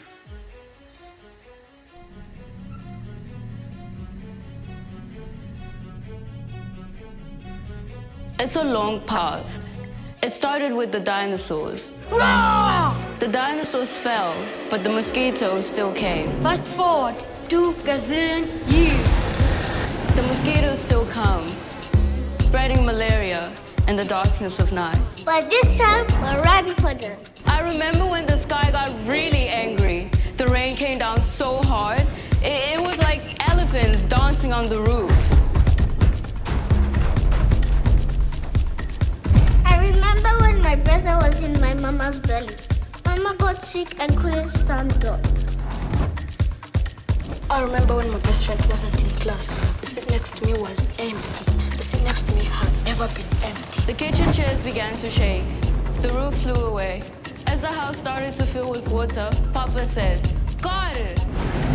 She was soaking wet with sweat, then Mama got still, so still. The seat was empty again the next day, and the day after that. I ran to my best friend's house. Our house was gone. The greedy water took it all. Our beds, mosquito nets, and my favorite toy. We ran to school to hide. It was the scariest time of my life. I felt terrified as I knocked on the door. My best friend's mama answered. She was crying. I've never seen my papa cry before. The health worker told him to go grab some of her things. She said he must take her straight to the hospital. He said, "Você estará segura aqui." The men in yellow had found us a place in our classroom to sleep, but the storm had taken away all our nets. Mama said we were like a gigantic meal for mosquitoes.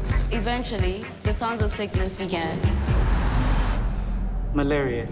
Malaria. Malaria. Malaria. Not here. Again. Malaria. We know we can beat you. Our units can stop you in your trucks. Our medicine can take you down. Our local health heroes can keep us safe. Our scientists are fighting for our lives. Our sprays can blast you away. Our clever technology will reach you wherever you are. And can keep us safe from the scary stuff. Our vaccines can be our shield. But all this cost. How this tale will end, we must now choose. For the path to zero is a fight we cannot lose. It's time to change. So it's really a time to change the story. All that we have had, it's because we really need to change the story. We need to change the story of a kid dying in every minute because of this very preventable disease. It is faced with a perfect storm of challenges: climate change, disrupting lives of many families. And unfortunately, most of the devastating impacts of climate change is happening in places where malaria is already endemic. Financial threats, doubling of the population. Population is highly increasing again in the same countries where malaria is highly endemic, making it even more difficult to fight this disease. Biological threats, we have had so much since morning of the resistance and everything. It's time for us to change the story. And we are the ones to change that story. On the serious financial gaps, we had some questions on our tables to answer. How the US funds cut have been affecting the bilateral and multilateral efforts in addressing the fight against malaria. This year, we're expecting the US government to supply over 45 million nets to malaria endemic countries, 70 million ACTs, the anti-malarial drugs, 100 million RDTs to protect more than 8 million children. Unfortunately, these funds are already highly compromised to protect over 15 million people. And the Global Fund is already asking countries to reduce their funds by estimated almost 30%. Many of these countries are already having a huge deficit in their budgets, yet they have to reduce it. You can see why we are needed to change the story. We need a big push to respond to this perfect storm. All these things, the big push is all the stories that have been discussed here since morning: multi-sectoral coordination, to improve coordination amongst ourselves as Rotarians, with our clubs, to increase the partnerships, to work together, to think together, so that we can really change the story. To drive ownership for the countries, as what the small grants are addressing here. To strengthen data systems, all things have been discussed, and I won't repeat much. At ALMA, we are looking at these top 4 priorities: strengthening data. We have been training Rotarians on the use of these scorecard platforms to utilize that data to inform the decisions that they're making in countries. But we're also creating youth corps. We are supporting youth, and recently we have launched 16 youth corps, malaria and NTD youth corps in 16 countries, which we are supporting with knowledge trainings, and thanks to Rotarians who have been supporting some of them, like in Kenya, the Rotarians Against Malaria, giving them grants to support their communities. But also we are supporting establishment of End Malaria councils and funds. Mr. Patrick spoke here in the morning, who is also part of these councils that we have in Zambia, and in many countries where Rotarians are part of. But also, mosquitoes don't know borders. They don't respect borders, so they cross to other places. So we also support region economic communities to ensure that there's cross-border collaboration for countries to engage together, brainstorm together, and work together to address this burden. These are some of the scorecards. We have a continental scorecard that we share with heads of states every quarter. We have regional economic bloc scorecards for the regional economic communities, ECOWAS, SADC, and everywhere to share and learn from each other.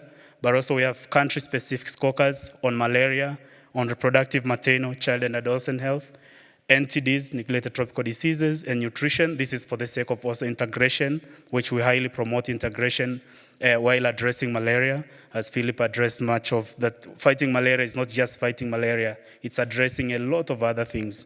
But also we have community scorecards to engage the communities at a very low level, where we have communities assessing the quality of care at their level.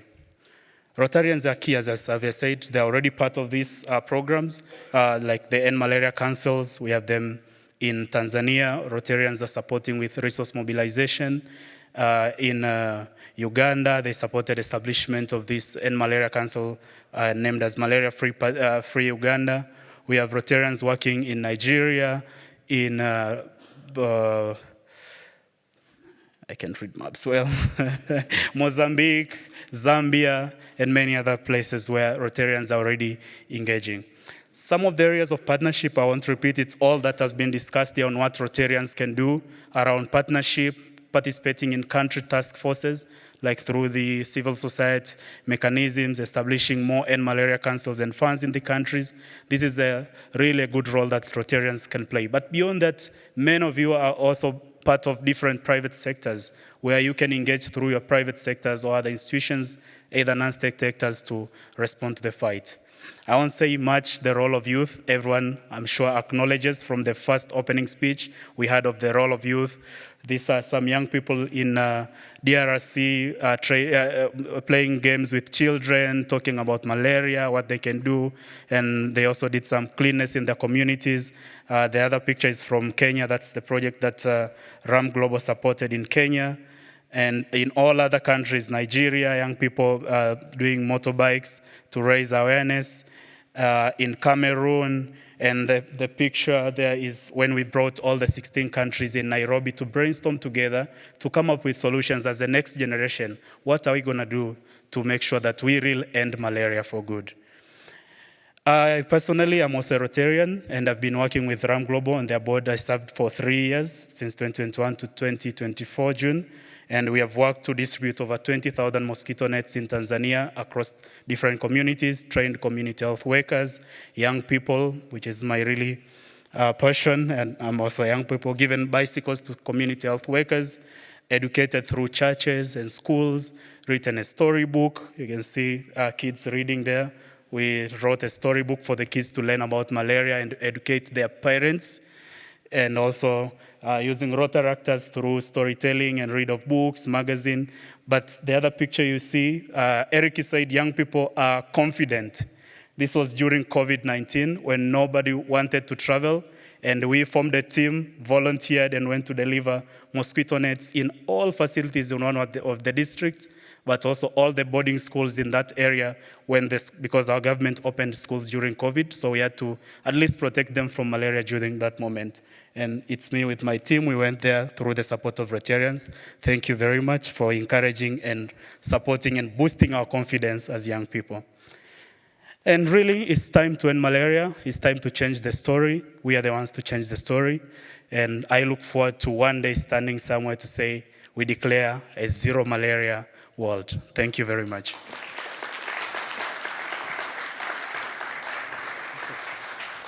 Okay, unfortunately we don't have time for questions. Just one last thing I wanted to say. In Rotary we have 7 areas of focus, and I think today's emphasised that we can tick off all those 7 areas of focus of the work we do with malaria, which is a really fantastic thing. I'd like you to thank our speakers today for their very informative and entertaining presentations.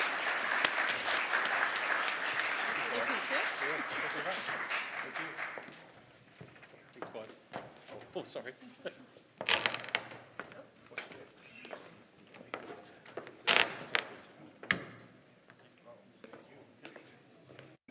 Right, good afternoon. So this is our session on the Rotary Healthy Communities Challenge, or RHCC for short, which is a bold step towards transforming community health and child health through community empowerment and Rotary leadership. The Rotary Healthy Communities Challenge is a $30 million program that's co-funded by the Gates Foundation, World Vision US, and Rotary.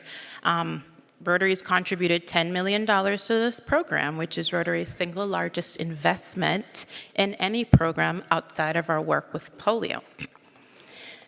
RHCC is a core part of Rotary's health strategy now, and our commitment to equity and sustainable systems and delivering health services when and where people need them. It's building on the successes of Partners for a Malaria-Free Zambia, which was our first Programs of Scale awardee. And it's a testament, and I always say, I've traveled to Zambia with Bill Feld and Jenny Andrews and Martha Lungu.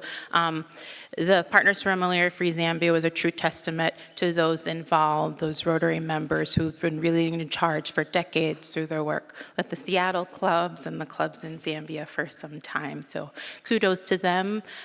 We're standing on their shoulders. Now, our goal is clear within Rotary and within our global health strategy to increase Rotary's influence as a global health leader in strengthening these community health systems by implementing and scaling the Rotary Healthy Communities Challenge. So we've set up a structure where country committees are convening partners, they're building capacity for community health workers within their communities, and they're demonstrating that Rotary's power is not just as funders or fundraisers, but as decision makers and advocates in health. This work is particularly critical now. We've been hearing about the recent losses of U.S. government funding, USAID, the President's Malaria Initiative, and this has disrupted access to many malaria commodities, testing kits, treatment across several countries, including those that are involved in the RHCC program. So this gap really underscores the urgent and the needed investments in community health systems, especially those that are delivering the full integrated community case management package. So not only focusing on malaria, as many programs have been before, but also incorporating pneumonia and diarrheal services into that package as well. So today we'll hear from 2 of our country leaders, our Rotarian leaders who have joined me here today on stage that have been working on the ground in Nigeria and Zambia. We'll explore how the Rotary Healthy Communities Challenge theory of change is really coming to life through these Rotary-led country committees and how they're creating alignment with national health systems. And we'll talk about just how Rotarians all over the world can take action. So I'd like to introduce you to my panelists here today. We have Past District Governor Larry Mapani, who is the country committee lead in Zambia. And we also have Dr. Dele Balogun, who is the country committee lead in Nigeria. So these individuals here were nominated by their district governors and the full spectrum of district leadership within their countries. And in the case of Nigeria, nominated by 6 district governors and working together with district leadership, with Rotarians, with Rotaractors, with other NGOs, implementing partners to really develop country programs and oversee their implementation. So I'll go ahead and join them on stage, and we'll have a discussion about where we are with RHCC, how well the model has been working, how advocacy efforts are underway, and some of the key learnings and takeaways that we've seen thus far, with the caveat that RHCC is in its infancy. Many programs are just underway. We don't have joining us here today our leads for the Democratic Republic of Congo and Mozambique, who could not be with us here today, but we'll provide some of the overview for those programs in between. Thank you.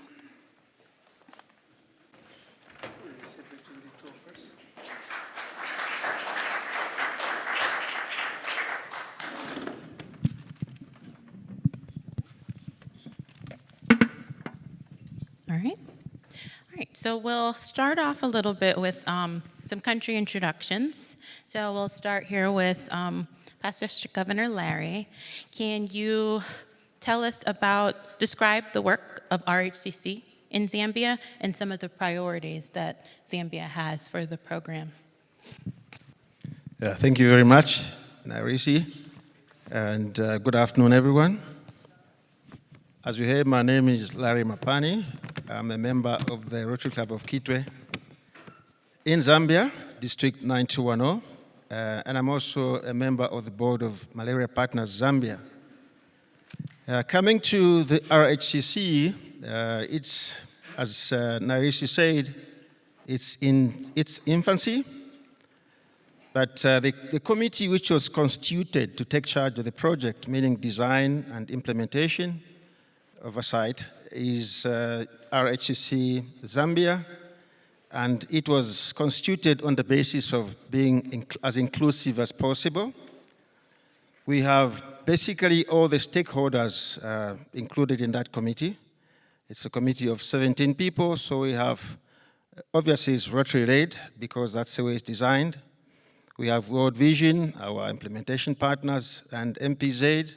We got PATH, the Ministry of Health, and the National Malaria Elimination Council as well as the people from the community to ensure that everyone is on board from the start.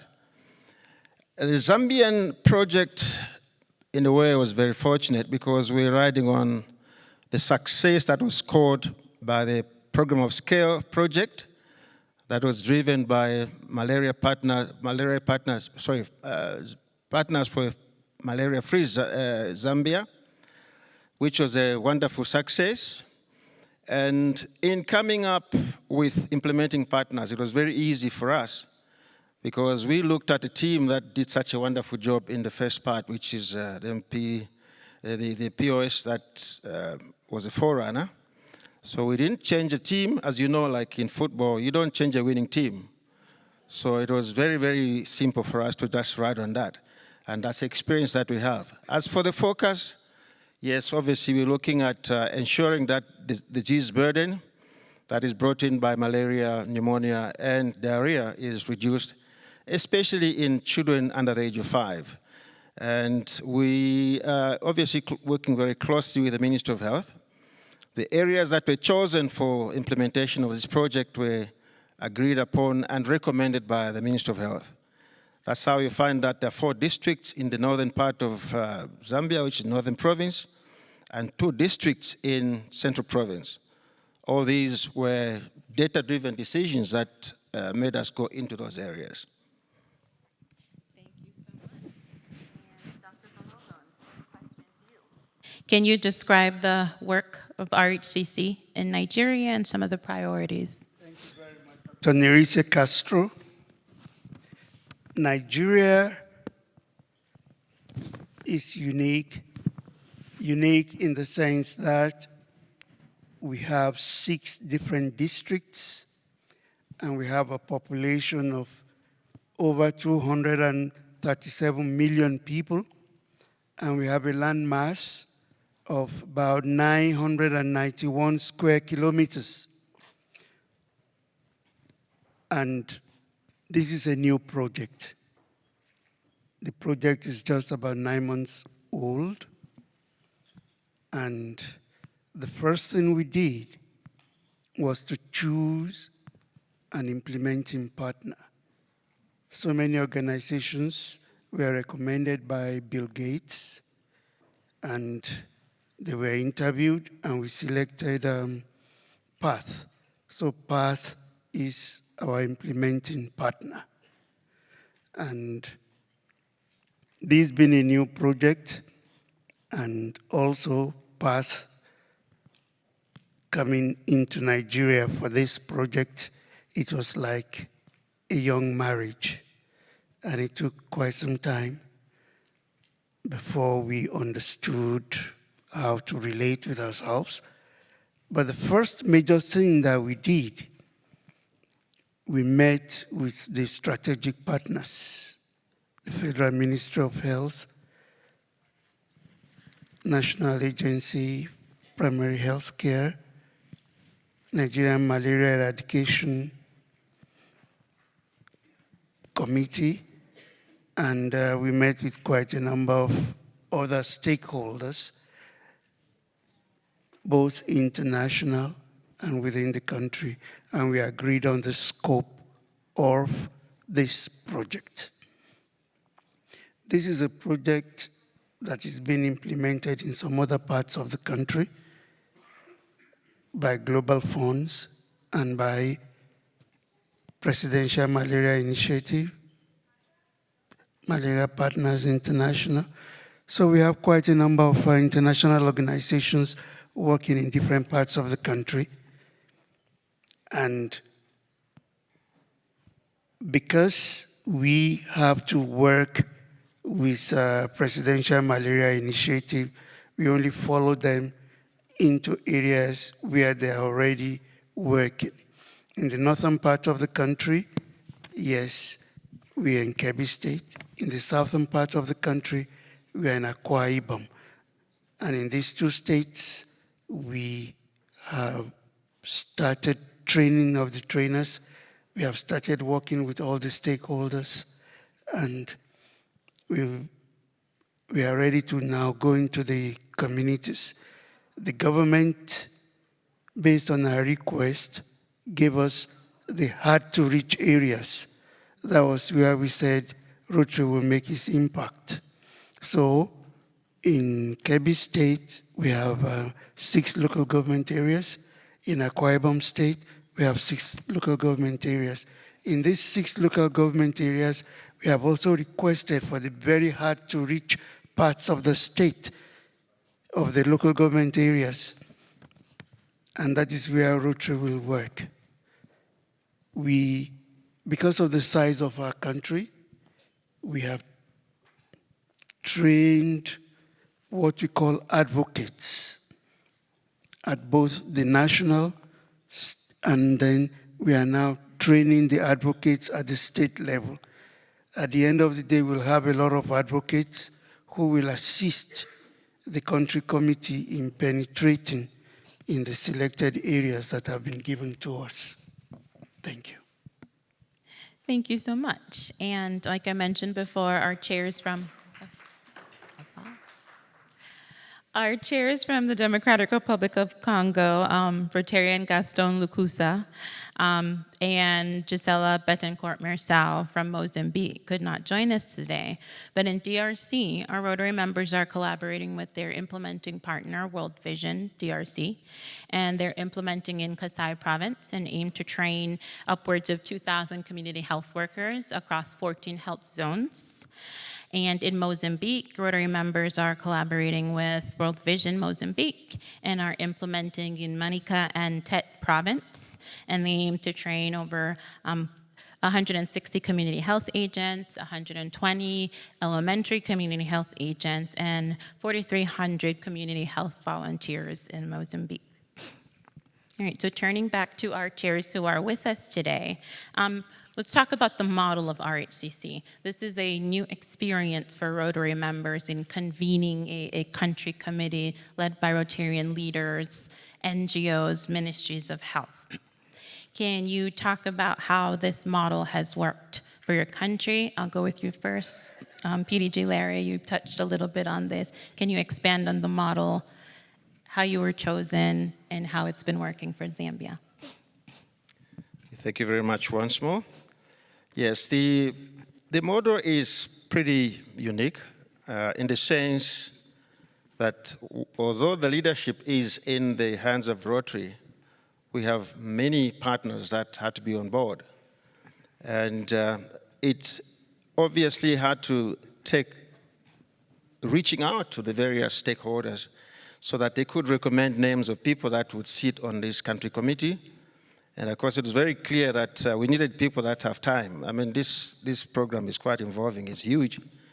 If you talk about training 2,086 people in different areas that are so scattered, it requires a lot of coordination. And apart from that, we also had to come up with subcommittees as well that would look at specific areas of the project. And one of these is the Finance Committee, which we charge with the responsibility of ensuring that expenditure is according to what is stated in the budget, and that the programs and processes involved in payments are above board. We also have the Advocacy Committee, obviously in charge with the fact that we have to reach out and sensitize people about the program that we're taking on. And this is a 3-year program, so it's not something that we could just think about doing in 2 weeks. It's a long haul. It required structures to be put in place. But one thing that's come out of this is that it's positioned Rotary directly in the face of the government. Because I think in the past, maybe they might have been seeing Rotary as an outsider, but currently, because of this coordination that we've had, they realize that actually Rotary is a true partner. And I must just say, it's not every day that you hear of the $5 million being pumped into a country, you know, because that's a lot of money when you convert to local currency, and the impact that is going to have also is much more than that. So we now see that Rotary's name has been elevated. Recognition is given even in those remote areas where we don't even have presence of Rotary as well. So it's opened up many gates for us, many doors for us as well. And for Nigeria, that shares the same model, but Nigeria being a lot larger with 6 districts. Dr. Dele, can you tell us about how this model with Rotarians as conveners and leaders has worked for Nigeria? And can you tell us just how many people are on the Nigeria Country Committee? Thank you very much. The Nigeria Country Committee consists of leaders from each of the 6 districts. Each district contributed 5 Rotarians each. The district governor, the district governor-elect, the district governor nominee, then the district Rotary Foundation chair, and the district trainer in each of these 6 districts. Then we have nominations from the country committee chair, which I am, and then the different stakeholders were also asked to bring in nominations for the country committee.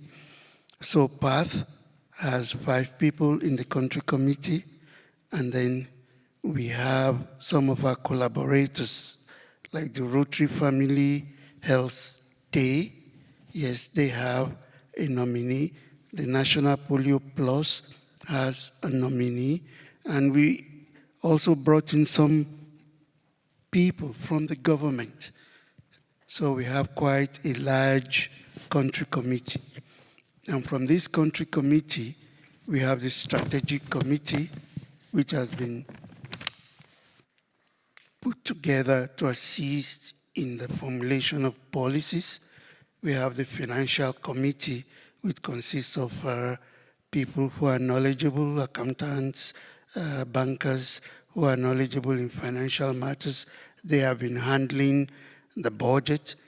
We have the advocacy, and we also have the media committee. The media committee is responsible for all communications, both on the social and the traditional media. And they've also been responsible for planning, because media also involves a lot of planning with regards to external communication. That is with the country committee, the media committee, advocacy committee, strategic committee. Yes, that's the structure that we have in Nigeria. Thank you.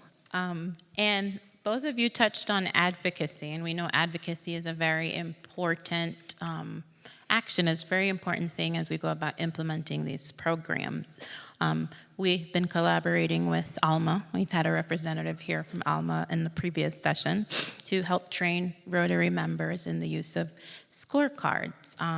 In addition to other activities that the committees have planned, each country committee has an advocacy subcommittee. So starting with Zambia, can you tell us a little bit about what advocacy efforts the committee has led or supported, and what has made them truly effective? It's just maybe to give a bit of the background on the areas that have been chosen for implementation of the project in Zambia. They are mainly in rural areas. So it's not the areas where you find, let's say, the town clerk or district secretary or mayor. So one of the most important things that had to be done was to realize that the community is not just a beneficiary in this project, but they're actually very important stakeholders. And the leaders in those communities are mainly chiefs or headmen.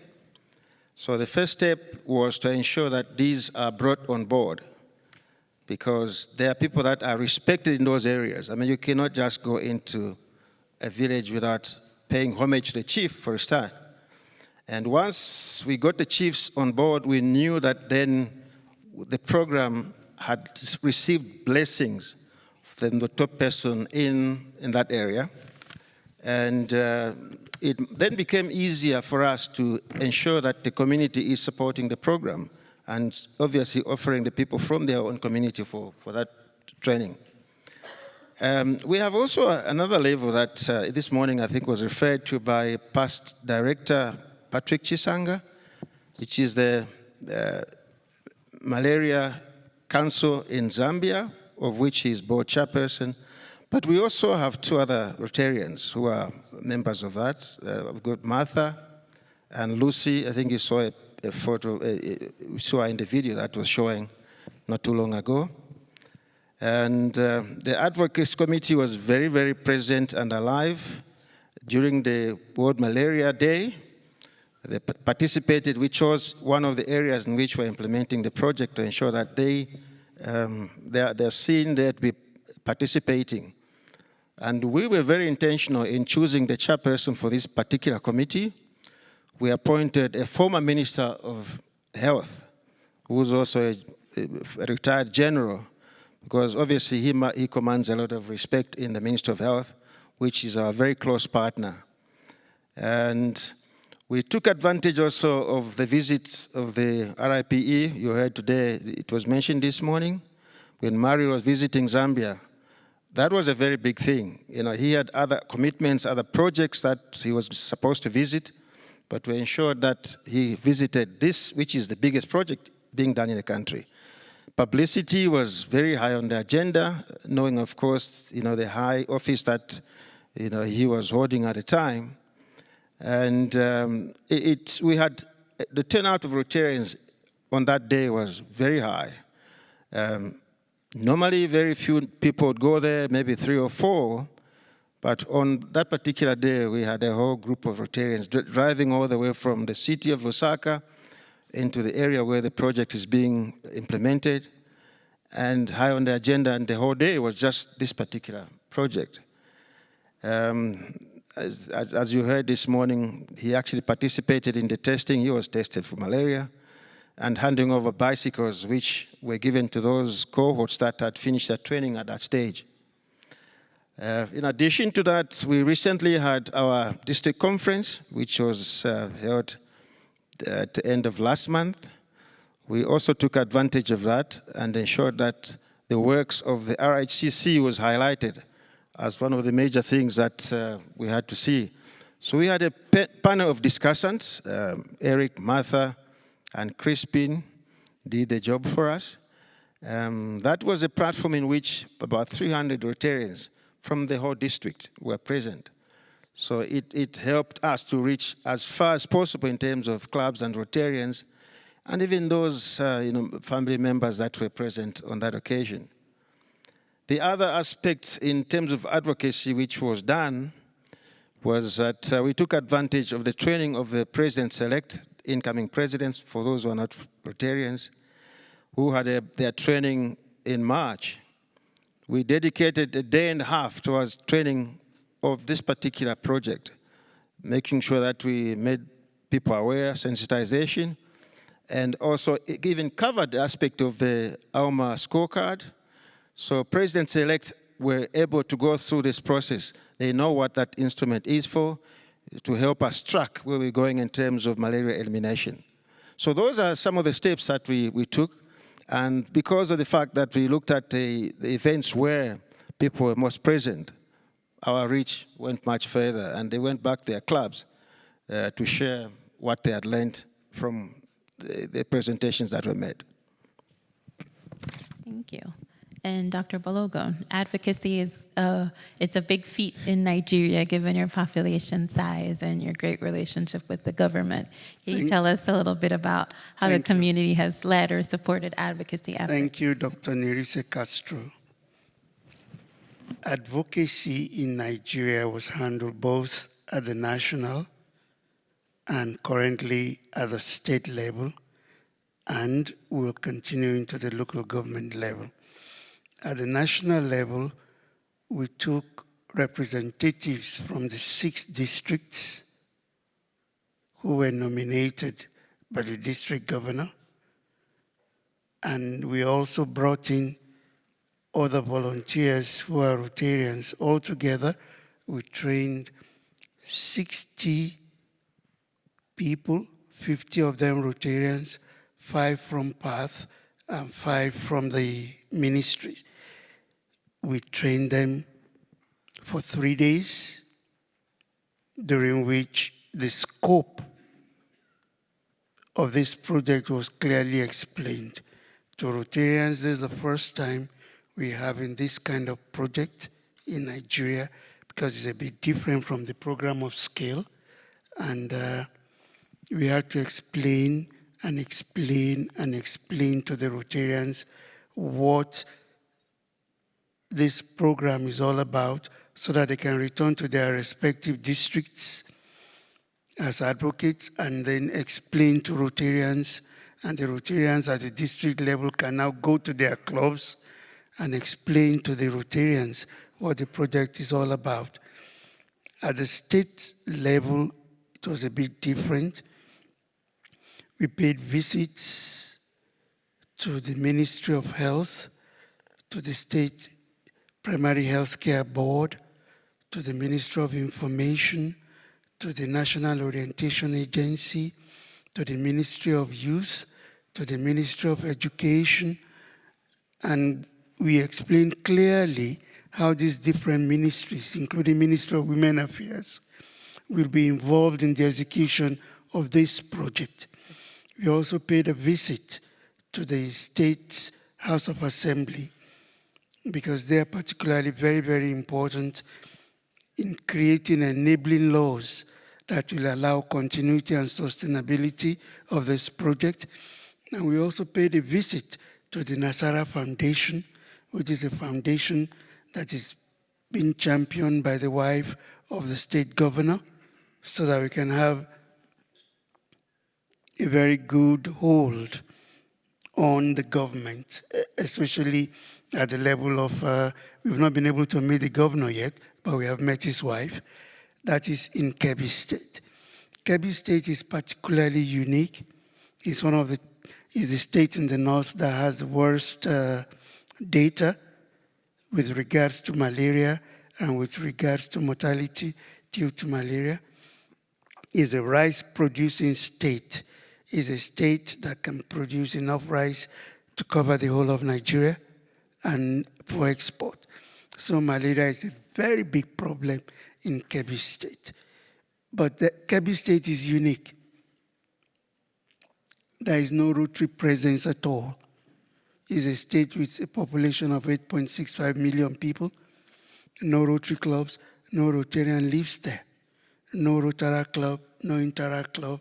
So we started by establishing a Rotary club, and the Rotary club is still at the most elementary phase.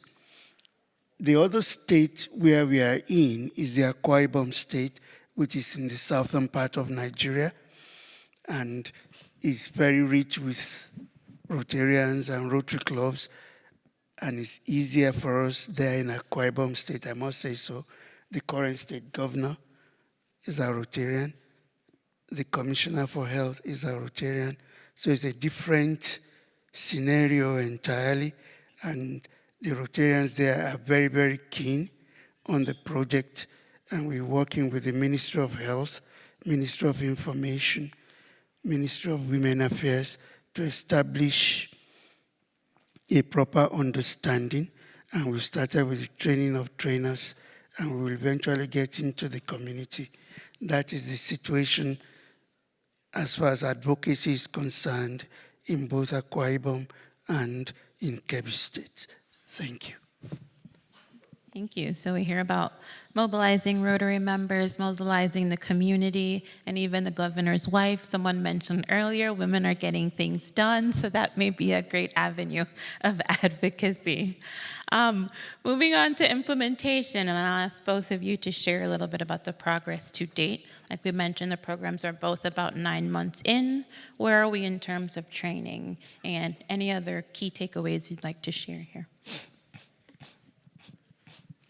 Yeah, just similar to the program in Nigeria, the one in Zambia is also getting into the 9th month. There's a lot of learning that we're still doing, all of us as people who are involved in the project. But so far, we are on track in terms of the work plan.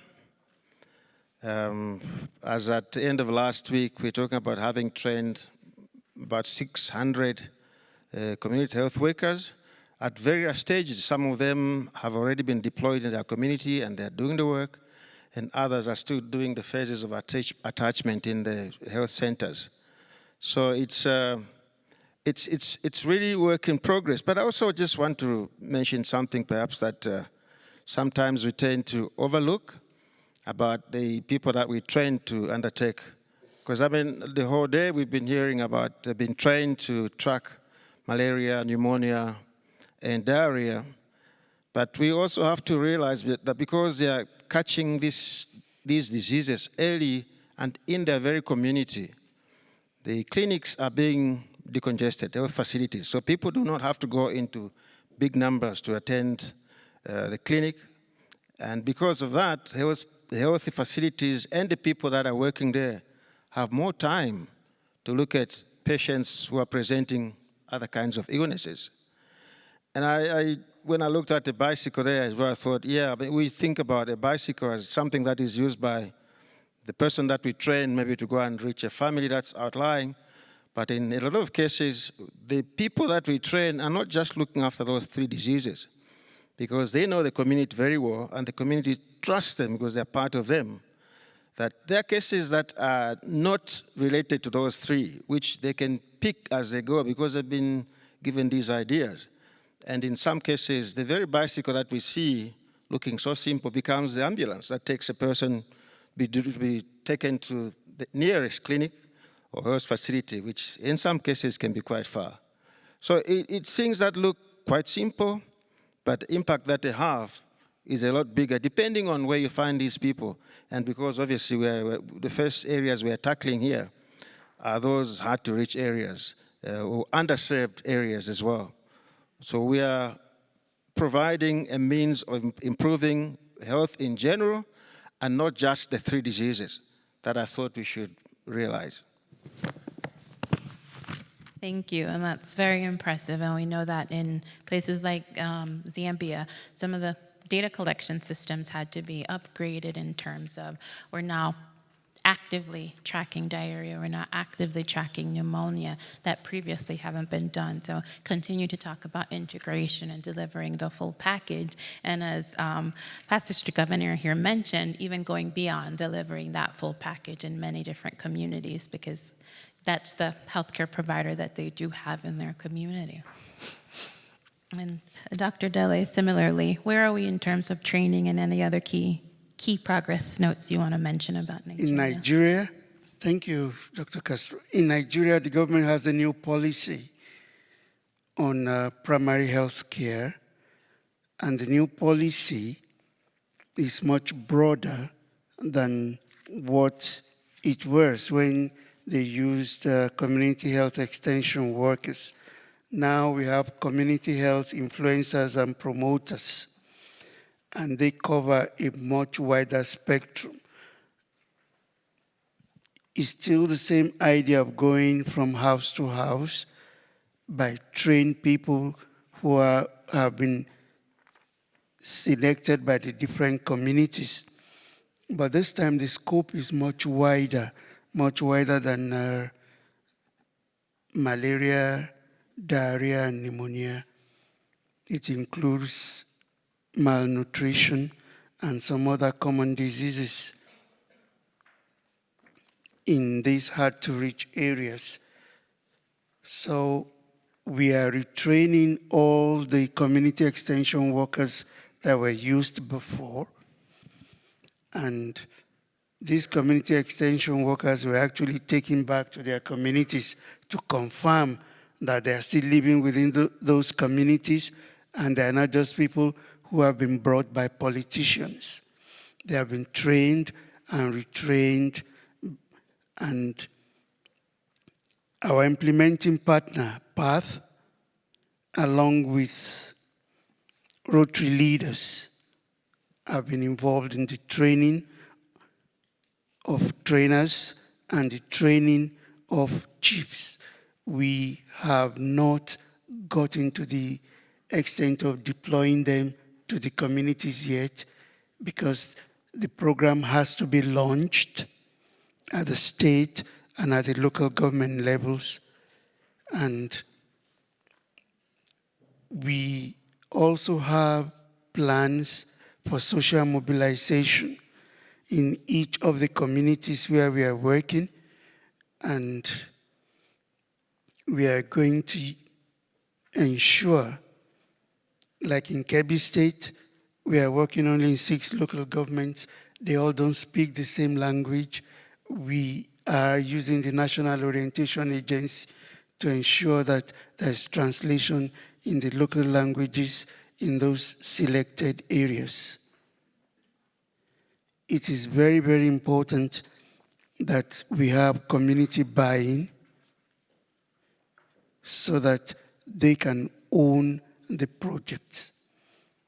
And because we are thinking of community ownership, we believe very strongly that advocacy must get to the grassroots, and advocacy must continue all through this project and even after this project, so that the project can be sustained. We believe very strongly that for us to get the buy-in of the community, we must ensure that they believe in what we are doing. Thank you. And thank you so much. And I want to thank my panelists here.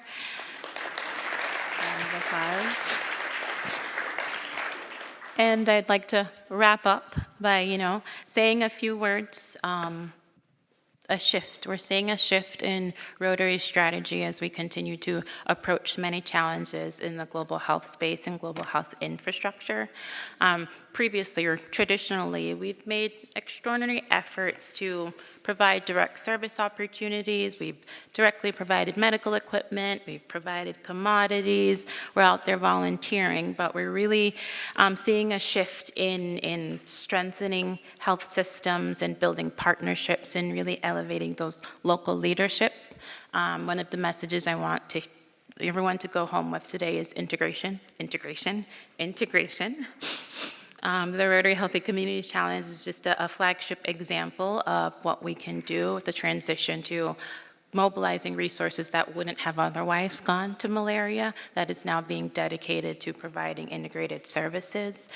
We moved on from, from providing charity to really having shared leadership, shared service with our country leaders, fully supporting our theory of change, so that Rotary members can use their experience and their expertise to really serve as conveners and decision makers. And we know that this style works because we've seen the successes of Partners for Malaria-Free Zambia, and we can continue this and really show that building upon our legacy with polio eradication and see how far we've come with polio and our work towards that, we can really build this structure, we can build this model that can not only be applied to these 3 disease burdens, but can be applied to any region of the world, can be applied to any disease burden by really strengthening community health workers. When Rotarians show up, Rotarians are leading, Rotarians are living in these communities, so they're there to stay, and we can sustainably strengthen health systems and improve health for children under 5.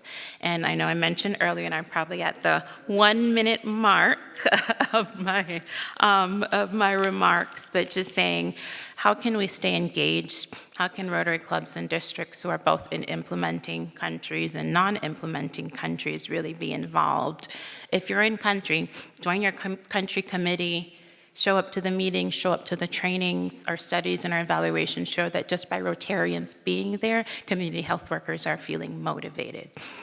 And if you're not in implementing countries, partner with those RHCC countries. There's many gaps that exist due to the fallout of government, U.S. government resources. You still have access to global grants. You still have access to those resources. We can work together to fill those gaps. We can host awareness campaigns, celebrate World Malaria Day with us, and really partner on a global grant. Like I'm really stressing that because this is resources that all Rotarians have access to, and if we join forces, we can go even farther.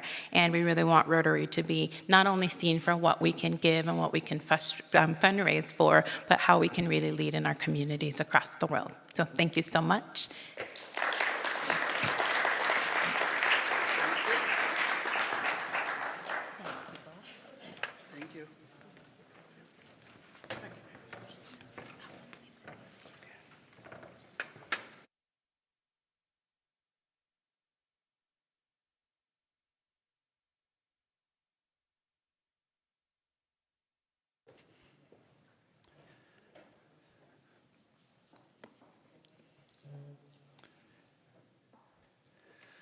I'd like to welcome you all to the final session of the day, and I would like my 3 panelists in the Leadership and Partnerships section to come on up as I introduce them.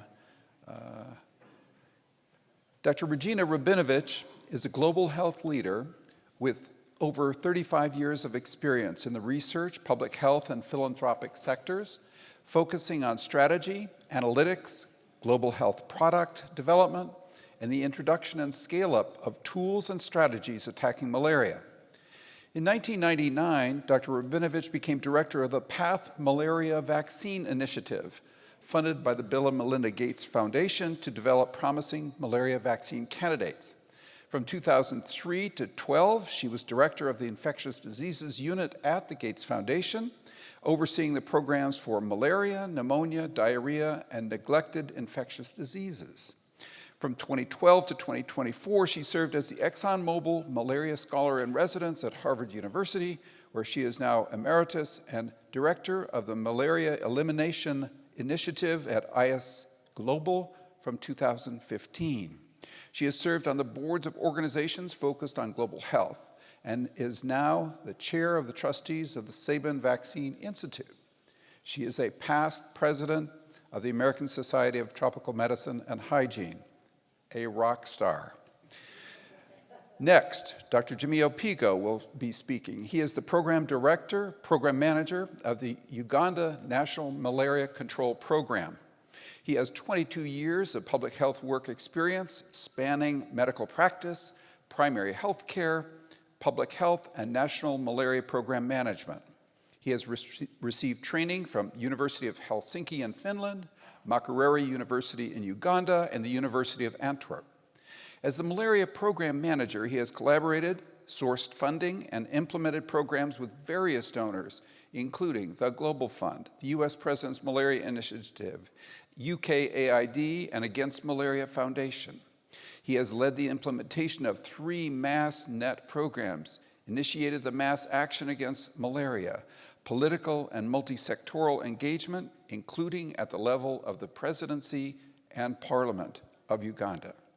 He has built a remarkable, strong malaria program, both at the national and subnational level.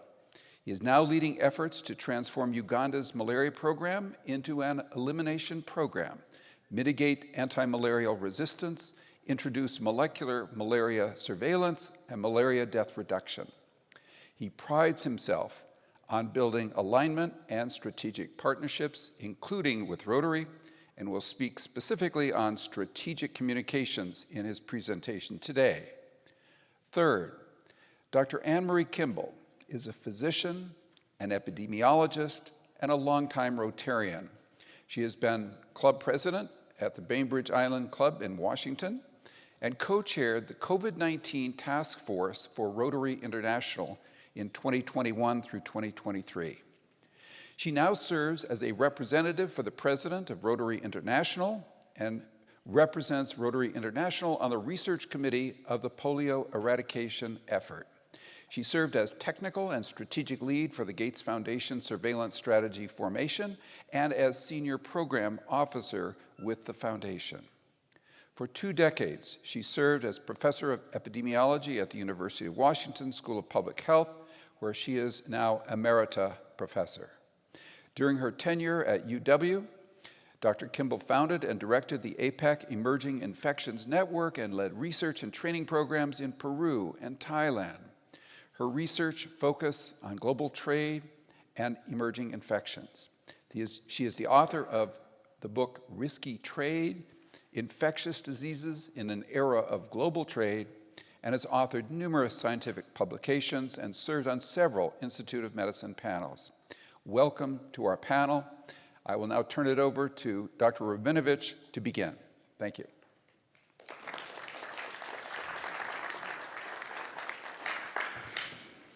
Thank you, everybody. I don't know if you should be scared, but I am not using PowerPoint. I think hopefully that's a good thing.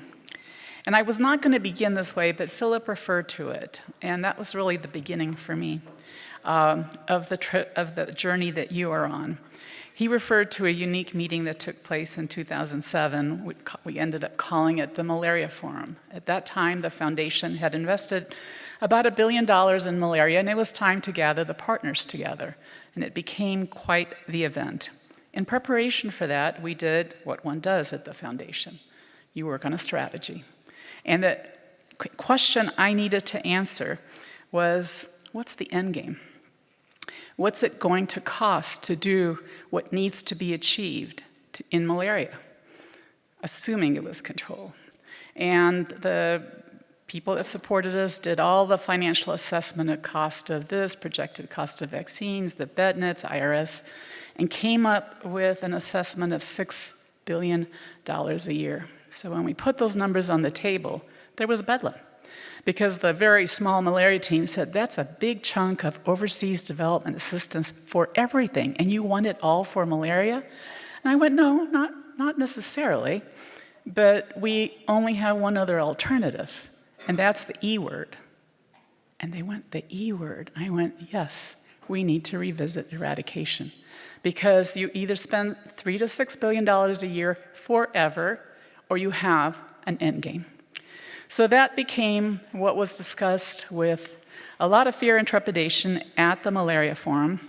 And for those of you that weren't there, I know some of you were, Margaret Chan stood up and said, WHO will take on this effort and we will lead it. And her people were astonished, but it was a vote of confidence, not against the capacity to do it immediately, but on the importance and the long-term necessity to have that as a goal. Did we have the tools? No. Did we have the knowledge? No. Did we have the staff? Well, we still don't, right? No. But we could create the tools if we knew that that was the goal. They were going to be slightly different tools. Ask MMV. Different kinds of drugs to treat, different kinds of drugs to eliminate. Did we have the knowledge? No, but we had the capacity to learn. And did we have the staffing? No, neither, but we had the capacity to build.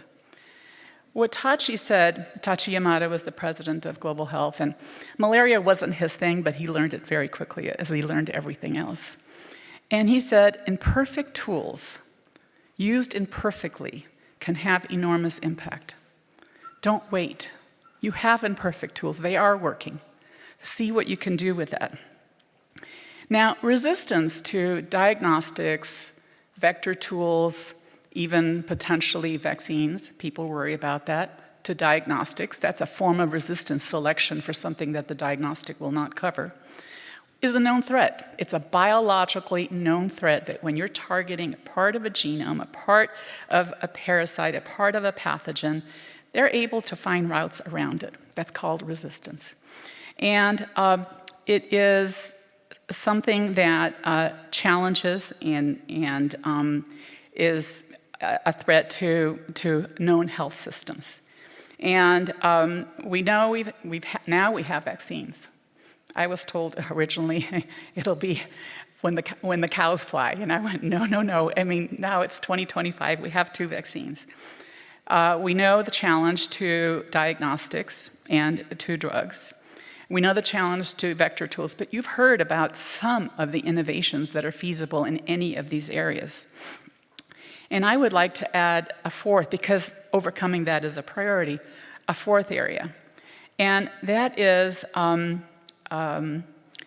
you've talked about it, but you haven't talked about it as a tool, because it sounds like a system, and that's data. You need surveillance. You need to be able to know where you are today. You're not going to know the impact of the chaos that's going to befell us in the next 2 years.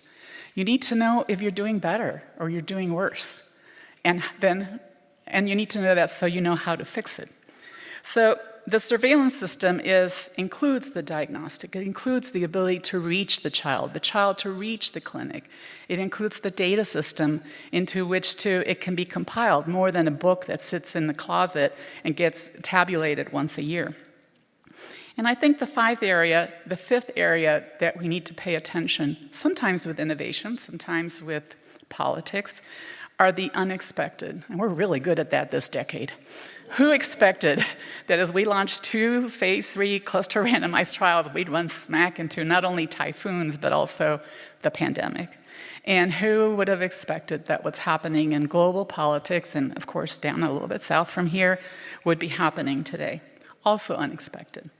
But I think that's why data and keeping data as a technology, as a system that is essential to the overall effort is really important. Now, I talked about the $3 billion actually when a formal assessment by the community was done of what it would cost. It was more in the $6 to $8 billion range per year. And we've never reached more than 3 or 3.5. So that is a challenge and has been a constant challenge. But over the past 6 months, that has been exacerbated. And actually, this began in 2024, when 2 countries began to drop their overseas development assistance. The G7 was here last week, which I knew there was a G7. I knew the president went, and then he left. But I didn't know they went to the same restaurant we went to last night for a really great barbecue. But I did know that there was a report by Oxfam, an NGO that does this kind of analysis. And what they reported was daunting. Projection between 2024 and 2026 is that there will be a $43 billion drop in overseas development assistance for everything. So then I looked up what a billion is, because it turns out in Peru, a billion is a different number. It's 1,000 millions, or a billion. They're different numbers. UK has a different definition of a billion. So a billion, I'm talking about, it's 1,000 millions. 43 times 1,000 millions will have dropped by 2026 based on current projections. US, 33 billion, UK, 5 billion, Germany, 3.5, France, 3. And this is due to many factors. Politics is ugly, it's a constant. Climate, having to manage, we're all dealing with that. Migration, very big issue in Europe. very political issue in the US, war. I don't need to say more. Financial changes that are the impact of the expected and the unexpected. And I would say, I would add to that a bit of political chaos and economic uncertainty, which drives industry to be conservative with the investments and work that they are doing. The end result, very near term for us, is that Gavi may not reach its replenishment, and that's where we're depending for malaria vaccines as the new vaccine, the new kid on the block. The last I saw of the US budget, which has to be an error because they somehow think that Gavi has $7 billion in its coffers, which it does not. So that will need to be fixed, and I'm sure that all the advocates are working on that.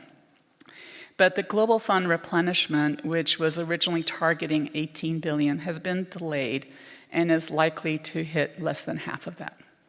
That has impact on us, it has an impact on TB, has impact on HIV, and has impact on every community. There is no way that you can divide up what we may have available and still achieve and cover everyone that we are covering today.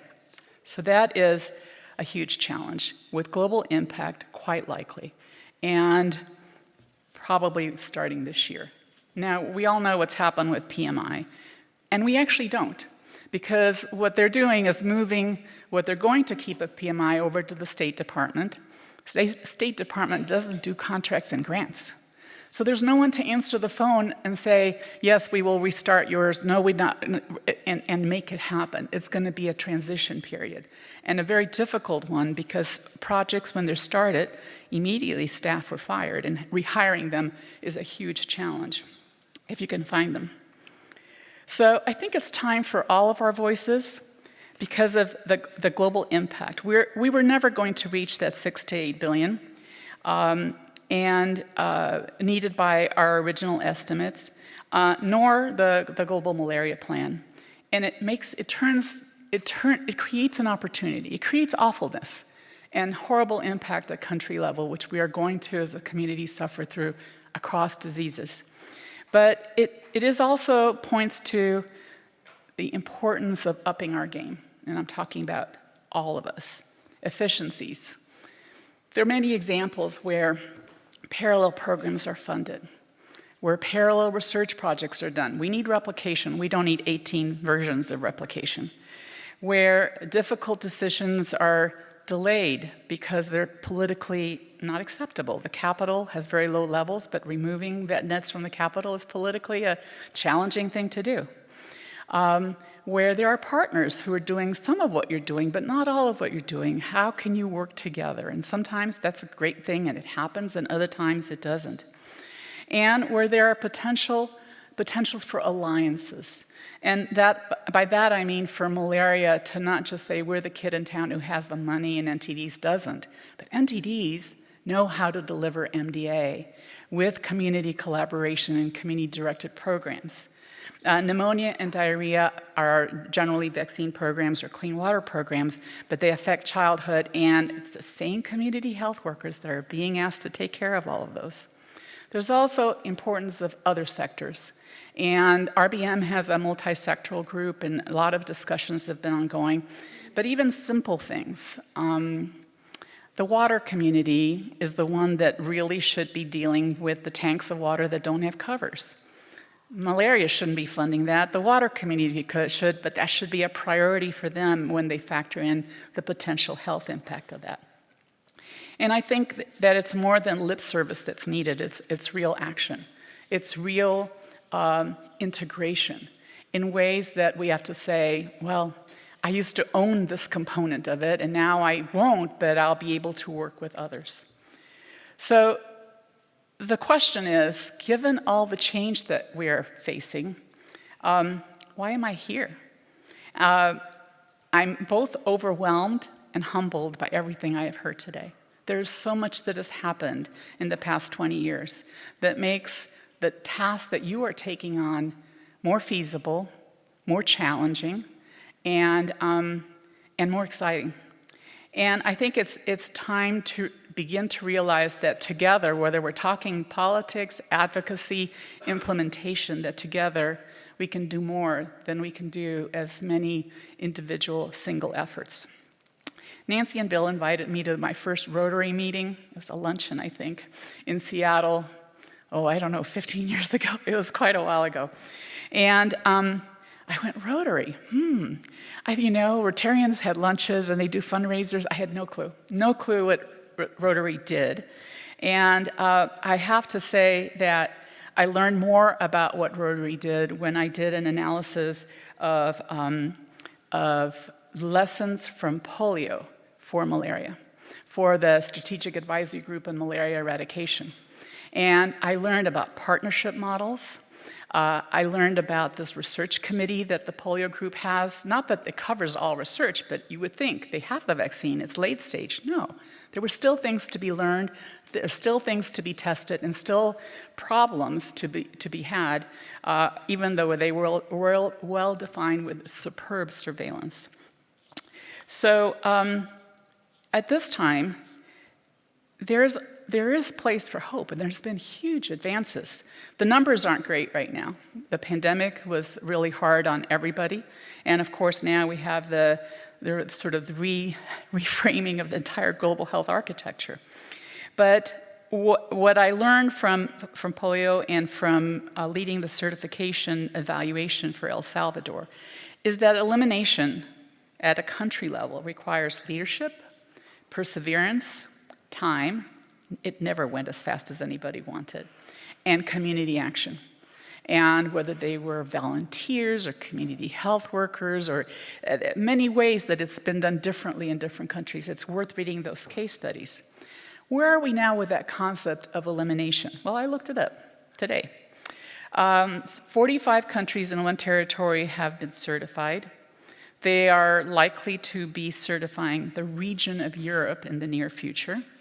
35 countries are at less than 1,000 cases. This was as of the last World Malaria Report. And 27 at less than 100. That's not where we were 25 years ago when the Global Fund began. So it has improved more in some countries, and clearly Africa is the place where we need to focus efforts because of the enormous and escalating burden of malaria in those areas. The other lessons from polio for malaria included not only the role of civil society and NGOs, but the need for actors from both the North and the South. Clearly, elimination has to be led by the country government.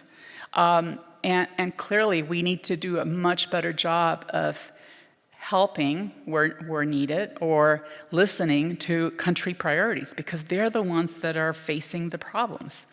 But the other lessons were not only country leadership and ownership, but informed alignment. And you can only be informed and aligned if you only have data about the disease, but also data about what your partners are doing. And there's now databases that have what's going on in research, what's going on in implementation. RBM is collecting enormous amount of country data, and that did not exist once upon a time. So the change in funding and the change in politics imply the potential for a global realignment, which I cannot predict. Thank you, 1 minute.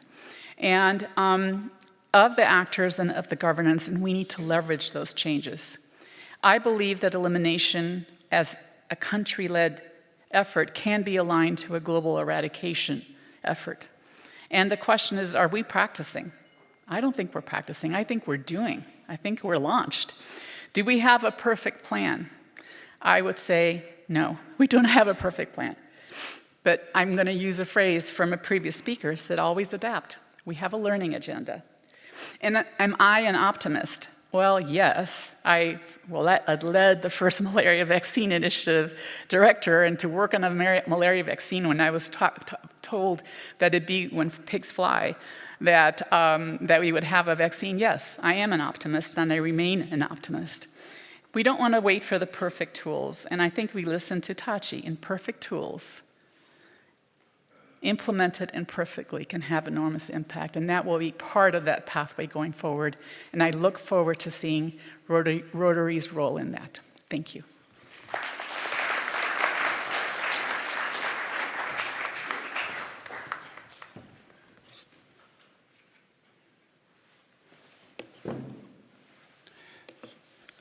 Good evening.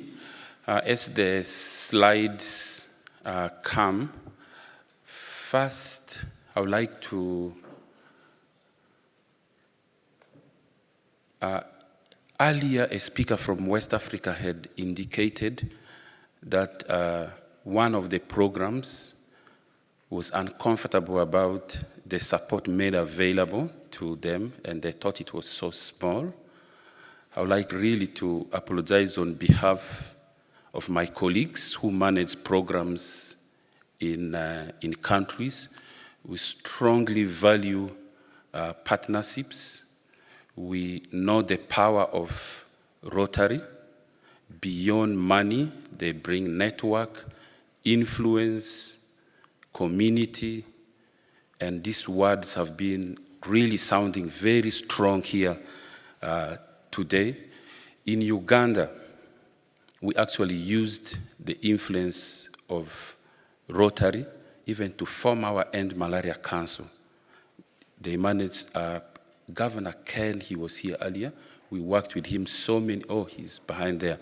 We worked so many years ago to get into the private sector and create a fund beyond what Rotary is doing directly. So with that, we really appreciate. I've been requested to speak about governance and strategic communication. Throughout today, I kept listening to keywords: community, partnerships, adopting, alignment, efficiency, evidence, data use. And as that kept going on, I wondered what else I will have to really speak about. But why I was requested to do this specifically, during COVID time, health system resources were highly strained. And especially in Africa, there was a tendency to shift the entire healthcare system to control COVID. And immediately we knew that essential services were suffering, including malaria. By then we were set to do a mass distribution of mosquito nets. We were set to do residual indoor spraying. And with lockdowns, all this could not be done. And no one could see the point. And I decided to do a solo risky campaign. And I recorded videos that why survive COVID and die of malaria? The end result will be the same. And in any case, there could be more death as we, does not mean we should not care about COVID. We also recorded some videos saying mosquitoes are not also in a lockdown. They're up and about. You know? And this caught attention, and soon the cause for maintaining essential services grew. The need for adaptation within the context of COVID to keep running these services in a smart way grew, and we managed to influence this really more broadly. Fast forward, I got contacted by people in Harvard that we should write a paper on strategic communication for malaria governance. And of course, I know Palman had a look at it and requested that we speak about it. I thought it is really about that, building a chorus of voices. A chorus is not really one voice. It's voices from all corners, but in symphony, demanding that action needs to be taken, but also getting involved. just not mere voices. And the point is, who leads this orchestra? Using which frameworks? Using which forum? And to achieve what? Here, it has been very exciting. We are talking about eradication, just not even malaria elimination, not even malaria. And I can see Rotary has taken the bar a little bit higher. The second thing, most meetings I attended focused on the scientific work, to a small extent, the health system. Here we are talking about communities, last mile, people-centeredness, sustainability. So the bar has been moved to another level of what is expected of governance. Now, this is in Yaoundé.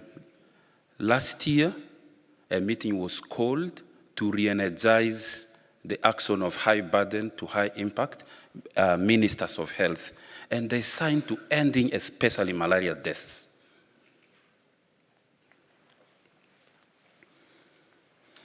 I thought I should talk very briefly about Uganda. That's what we are working towards. And we had set by this year to have reduced malaria infections by 50% of 2019 levels, and to have reduced malaria deaths by 3/4, because the tools exist, we are well supported. There was no reason not to achieve that. And this is how we moved. In terms of incidents, by now we're supposed to have been at 216 cases per 1,000. Unfortunately, we are not there. So the green line is how we should have moved according to our strategic plan, and the bars are where we are. Generally, we managed to reduce incidents by 11%. Deaths is the lower bars. We have managed to reduce deaths by about 40%. That's about 60% of our target. With the effort of everybody, we have really driven prevalence down from up to 42% in 2009 to a single digit by 2018, 2019. So there is a lot of progress, and this would be able to encourage us that the end game is possible.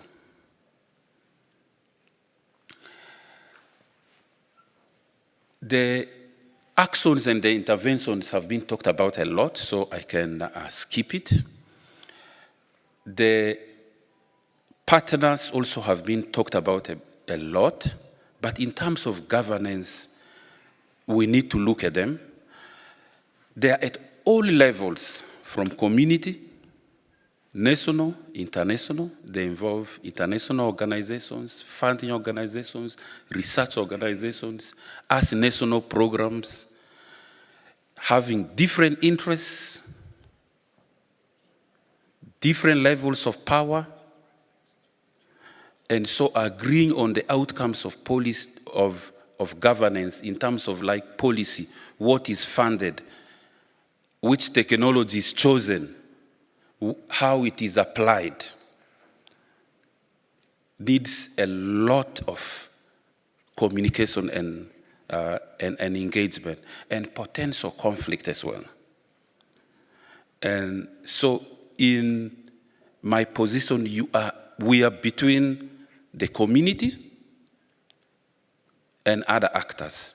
Now we are finding a partner interested in the communities. And we are happy really to partner even more strongly with Rotary, so that we speak together for the communities, because their level of voices, they don't get here. So we are the ones to amplify their voices. And I think I've talked about this a bit. Really, what are the structures? I think the biggest structure we know is the Malaria Policy Advisory Committee initially, now Malaria Policy Advisory Group for more participation. But also big funding organizations all have their strategies which influence what technology. So many new technologies have been talked about here. But you know the level of clearance needed for them to see the day of the light. It can be a very effective technology, but there are a lot of regulatory impediments which sometimes are utilized to hold back deploying effective interventions and driving them to scale, even getting them financing. Very hard decisions. Even if you have done cost-effectiveness studies, sometimes it becomes more of a political discussion. So how do we maneuver this? The goal setting, handling of the different actors. In all this, we really aim to achieve the well-known 5 C's. Commitment, cooperation. Some are missing here, continuity, because we are in for a long haul in this. So how do we keep sustaining long-term commitment? It requires a lot of engagement, a lot of communication. How do we have collaboration? It is a constant game, and in my position, really it takes the core of what we do. So it sounds so serious when one program receives a partner and says, this is so small money. Because that could be a test bait for you to check your seriousness. How do you close the door? I think I've talked about this. Really, we are about maintaining international support, financing, data use in the engagement, so that the engagement is driven really by evidence, but country ownership, I put it in between. Country ownership. Community engagement has been talked about here a lot. Multi-sectoral participation. But technology, which technology?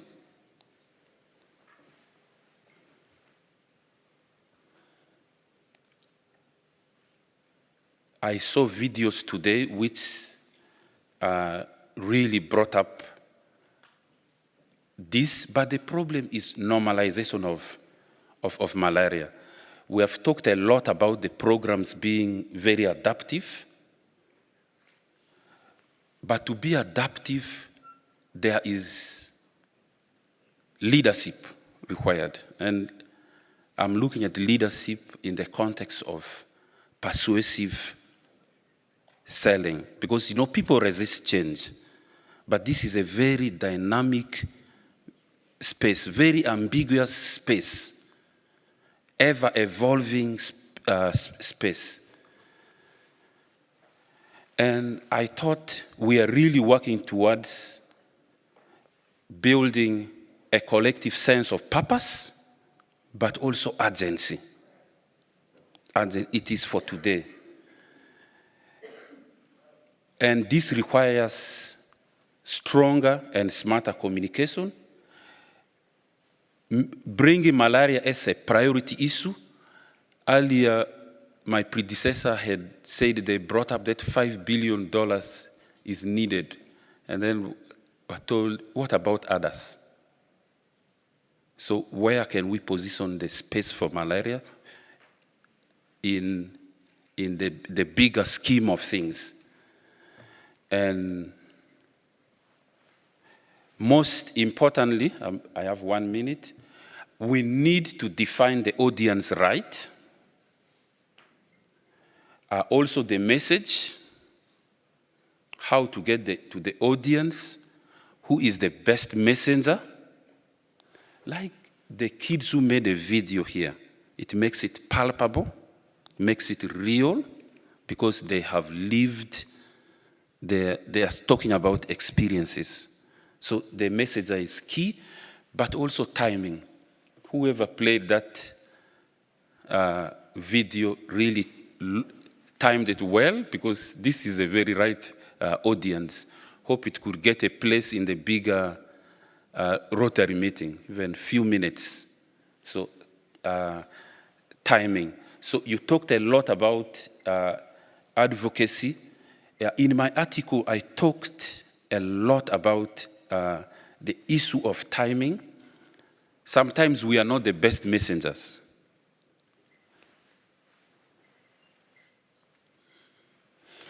Because we are facing the following things: competing health issues, other issues like when they emerge, disputes about priorities and approaches.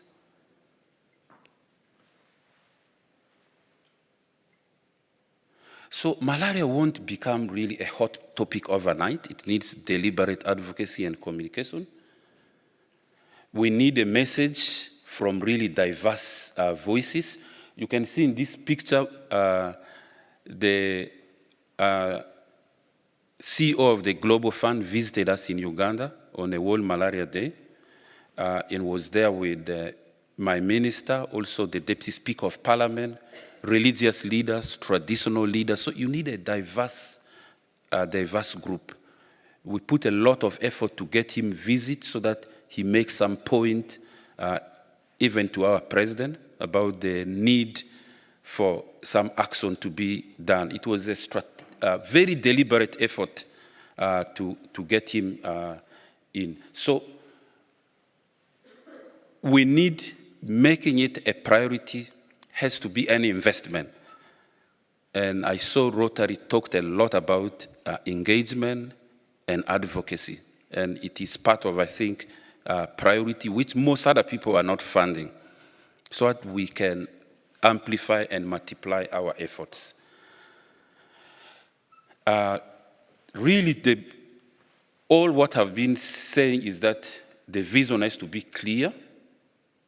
We need to be coordinated, and we need to ensure accountability for our actions between ourselves. We need to be aware that is a human relations issue and interests, and how do we balance it? We need building a lot of trust, and malaria messaging must balance urgency with possibility, because you promise, you have to come back to demonstrate results. And communication is very important as a tool of advocacy and influence. Thank you very much. Just in the picture, myself, we are launching the malaria vaccine, and also delivering later important interventions like seasonal chemo prevention, and the Deputy Speaker of Parliament, again with children there, on malaria work, all doing this communication and high profiling malaria. Thank you very much.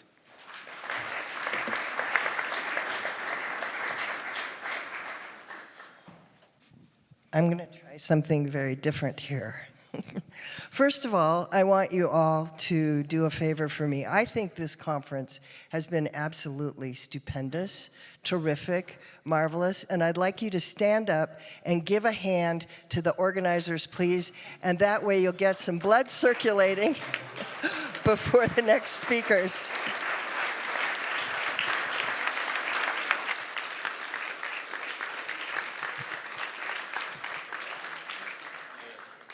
Thank you very much. I've certainly learned a lot about malaria. I'm not a malariologist, and I'm really honored to speak with you today. I want to kind of lay some groundwork about eradication.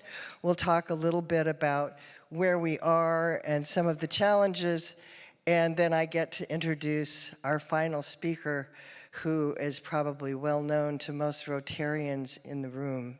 So the title of this is actually swiped from our last speaker, Jennifer Jones, because she had a theme during her year, which was Imagine Rotary, right?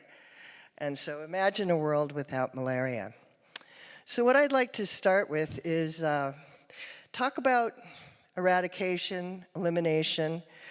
In reviewing our history in global health, and I've been in this shtick, if you will, for 40 years, there have been 6 global eradication attempts in modern history.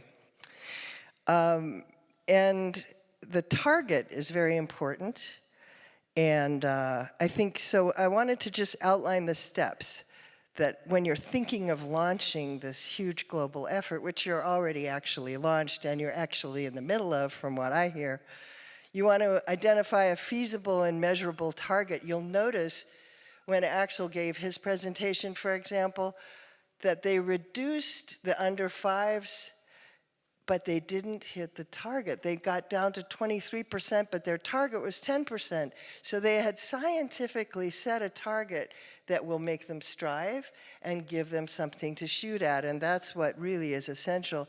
Then you look over the successful programs, which we've been able to do today, hear about the tools, consider how scalable all of this is that we're trying to do.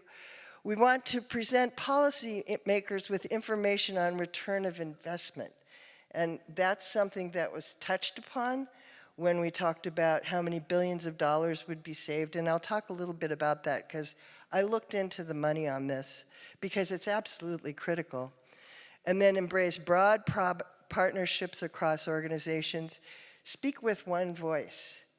Alan McGill was mentioned in one presentation here, and he actually came to the foundation when I was also an officer, and I went to his first retreat of the malaria team just to see what the new guy is like and to listen to him because he came in from a military background at Walter Reed.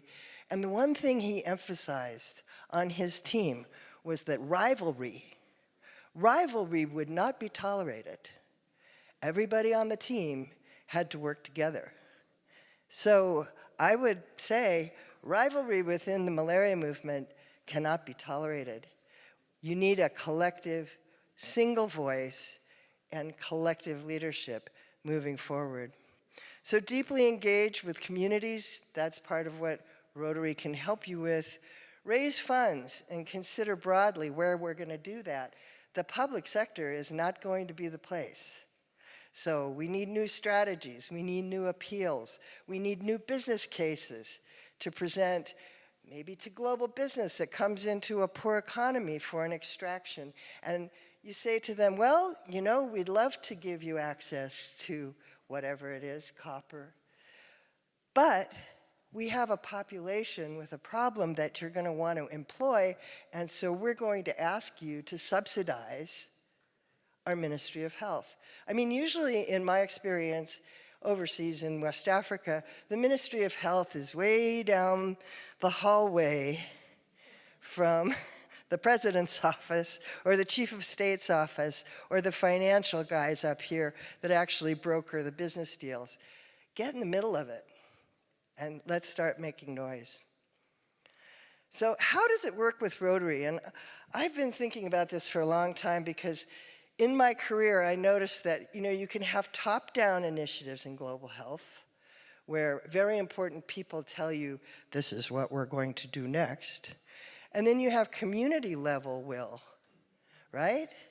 But this is the part that Rotary does. It's right in the middle. It's that green thing there. And it's your link between the high level and the community level, lives in the community, knows the community, but also has that ability to bring those levels together. That's why Rotary is so powerful. That's why, to me, frankly, it's one of the very few viable models for delivering global health services as we move forward. So let's talk about the money a little bit. What's the burden? We talked about what the burden is. And, you know, global health, having health in your population, I have always seen as sort of enabling legislation. Once you have health, your population can be politically active, they can be artistically active, they can be industrious in their jobs, they can be productive. But if you don't have health, then all of that is only a dream. So the direct costs of care we've talked about, the indirect costs, which is the cost of transporting a loved one into care, or absenteeism from the job, the cost of reduced productivity, and I would say not just people who are in the fields or people who are on the line in a faculty, in a factory. Think about the intellectual contribution that you're losing by not bringing folks into the problem solving we need in the modern world. So what do we know about costs? Well, we heard a figure of about $130 billion in savings annually if we got to the 90% reduction in 2030, I think it was, with the malaria reduction goals. That's very similar, because I did the math on the back of a napkin, to what Jeffrey Sachs put forward back 25 years ago, which was 1.3% of GDP for sub-Saharan Africa would be recouped if you could actually get the malaria dividend. Malaria, of course, affects 196 million under 5-year-olds across sub-Saharan Africa. But the cost studies that we have vary by country, and there's very diverse methodology. And so I would suggest that a very smart thing, and Rotarians are pretty good at this because a lot of us are business people, is to really take a look at what in country you're working in, you know, what's the cost really to your population and to the businesses that you're working in. In Tanzania, for example, 39% of spending on health, or 1.1% of their GDP, goes to malaria. So also I wanted to touch upon integration, because that was something Nairisi left with you.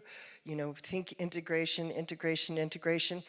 What we're talking about is Rotary's areas of focus, and if you go around the circle and you look at peace building, well, if you want to broker peace between two neighboring countries, maybe malaria is a good collaborative vehicle to do that if you have troubles with border malaria.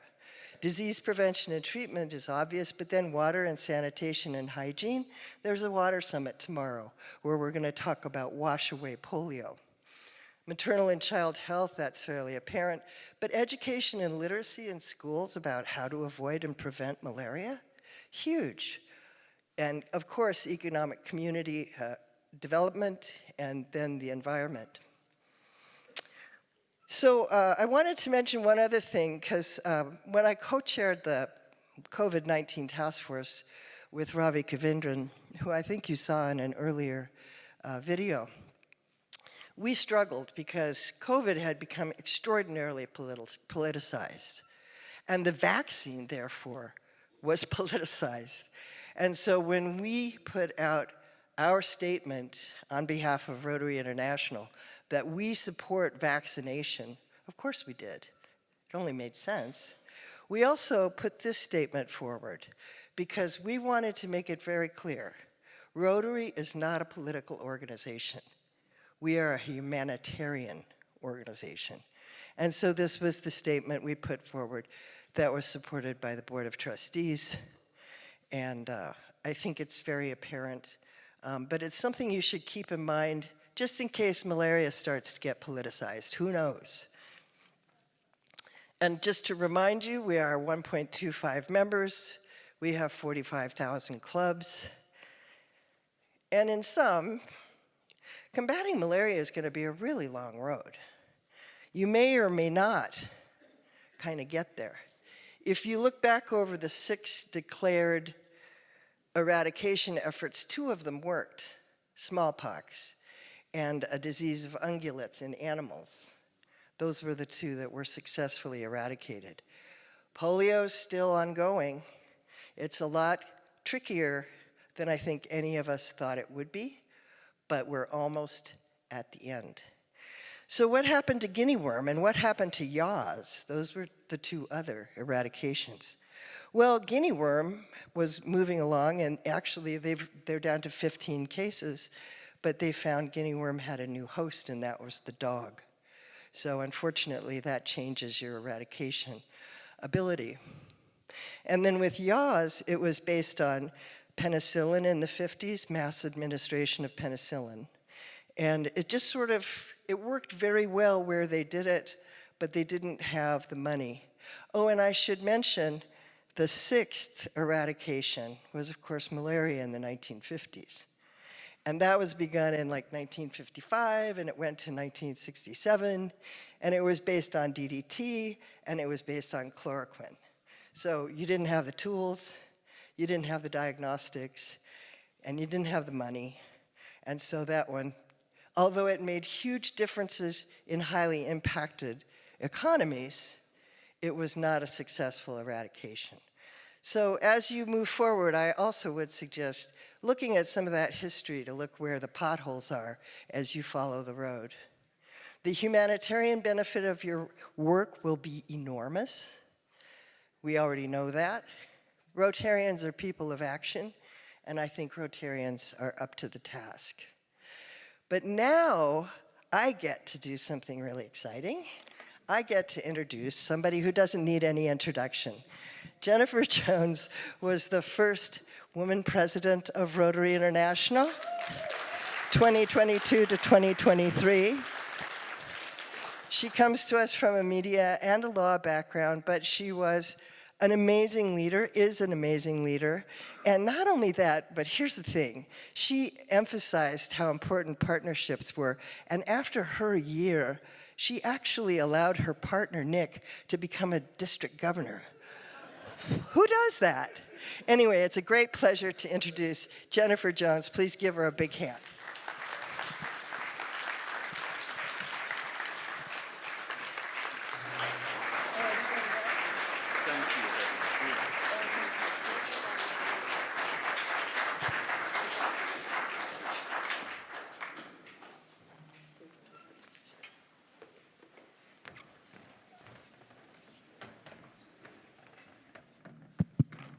Well, hello to all of you, and let me officially, as a Canadian, say welcome to my home country.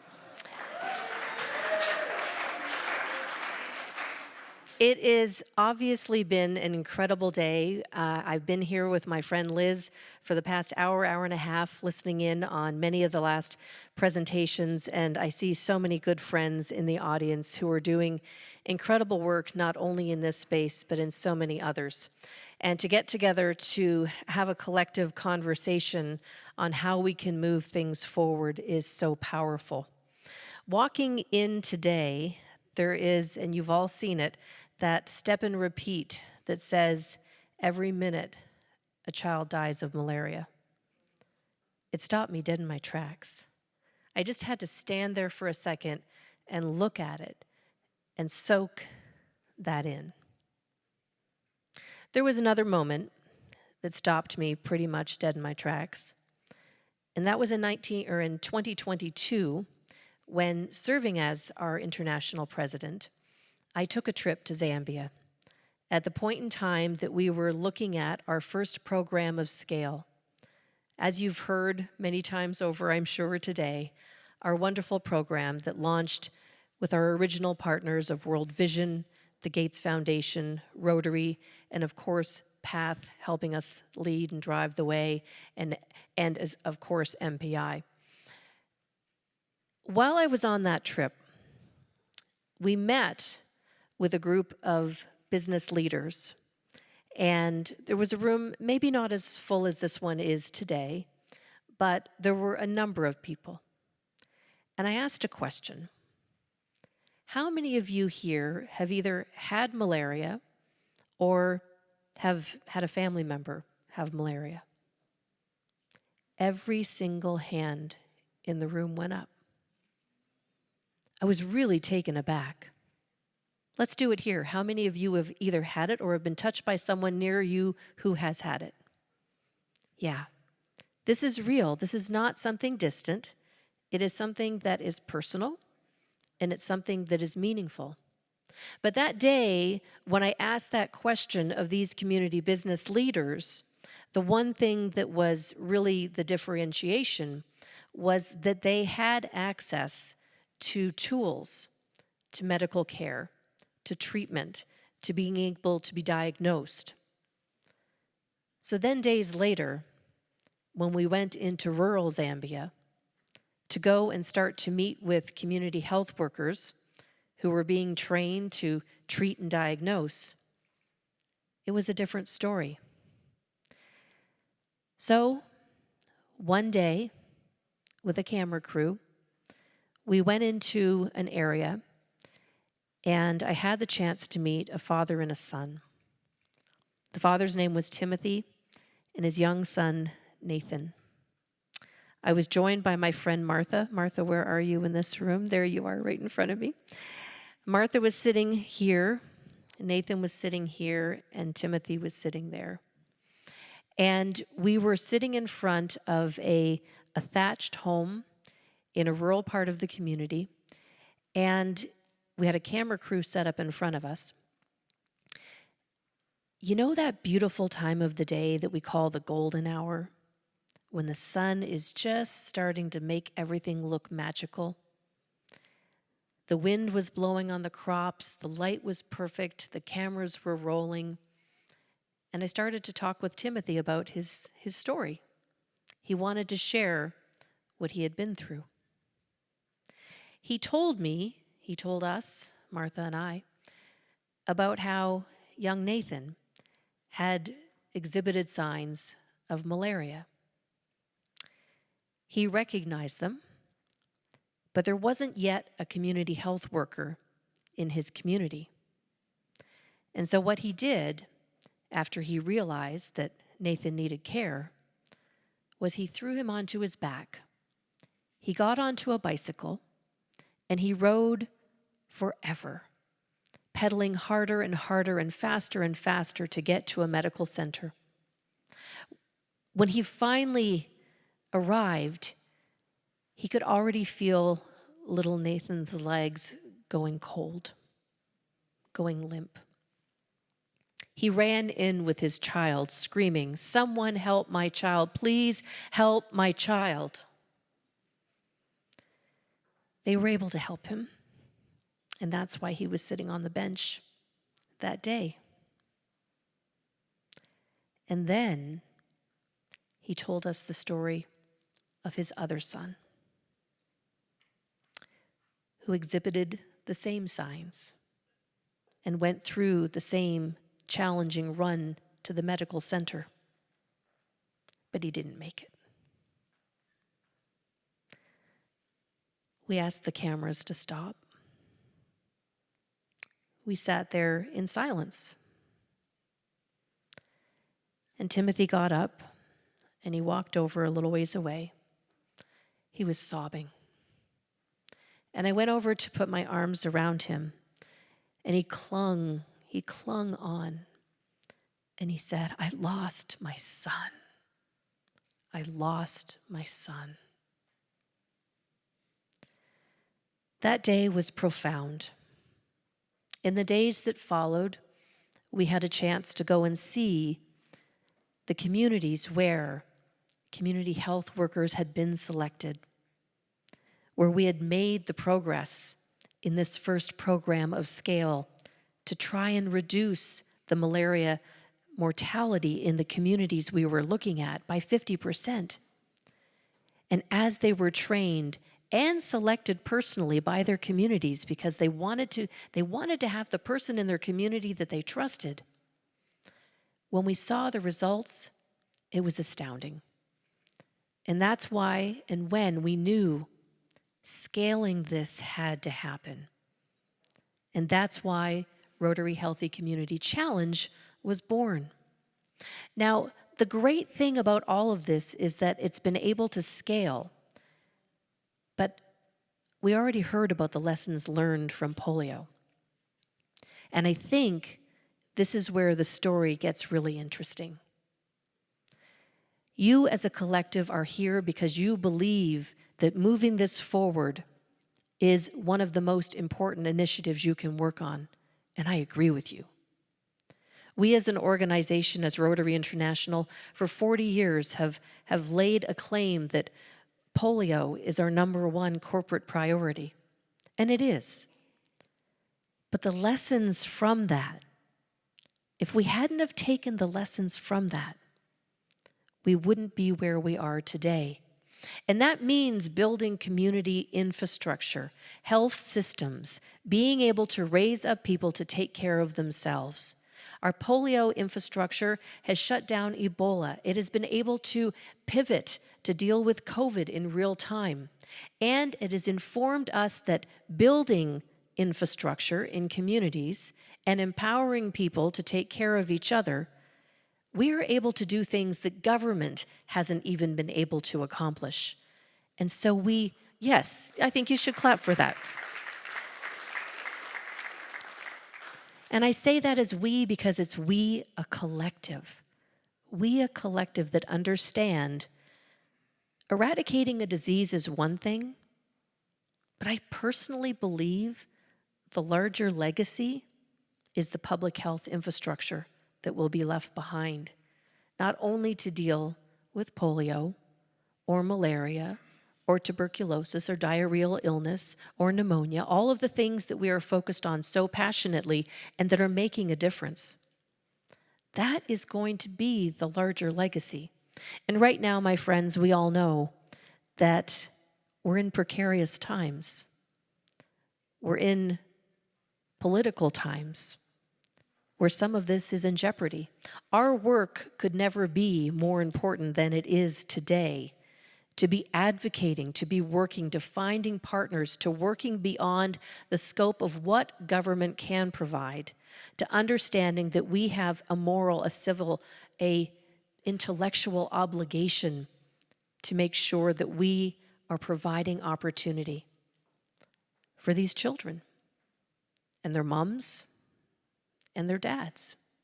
Earlier today, I was chairing the Council of Past Presidents of Rotary International. We get together at the beginning of the convention to be able to bring everyone up to speed on pertinent issues, and one of the speakers was our International Polio Plus Committee Chair, Mike McGovern.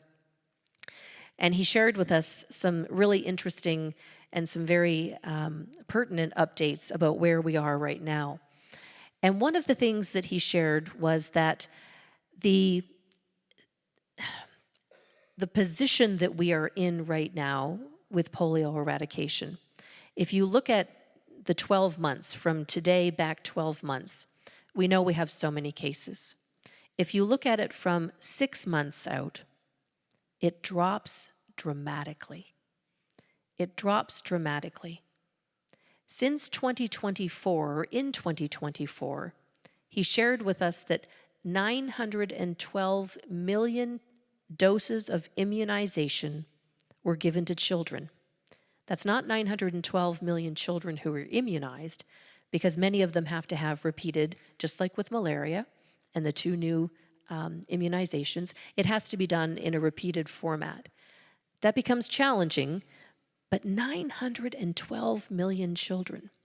Now, one of the stats that he also shared with us, and it was the one that I was probably, that made me kind of get a little is that with routine immunizations globally, it has dropped now to only 87% of children worldwide receiving routine immunizations in our world. Well, now that may seem like a high number. It's dropping. And I think the advocacy and the voice that we all can provide in this space for immunization is huge. We need to be the ambassadors of this message to make sure that it's not political, that it is about saving children's lives. Integration, integration, integration. Thank you, Narisi. So, my friends, I am here today to offer 2 very simple words. Thank you. Thank you for everything that you are doing to make this a priority. Thank you for traveling from many corners of the world to be here as a collective, to share the data, to share the stories, to share the understanding of how we can be our best and how we can make a difference and how our world is going to look back in history and say, here were brave individuals who said, we can make a difference. We can change the world. We can save children.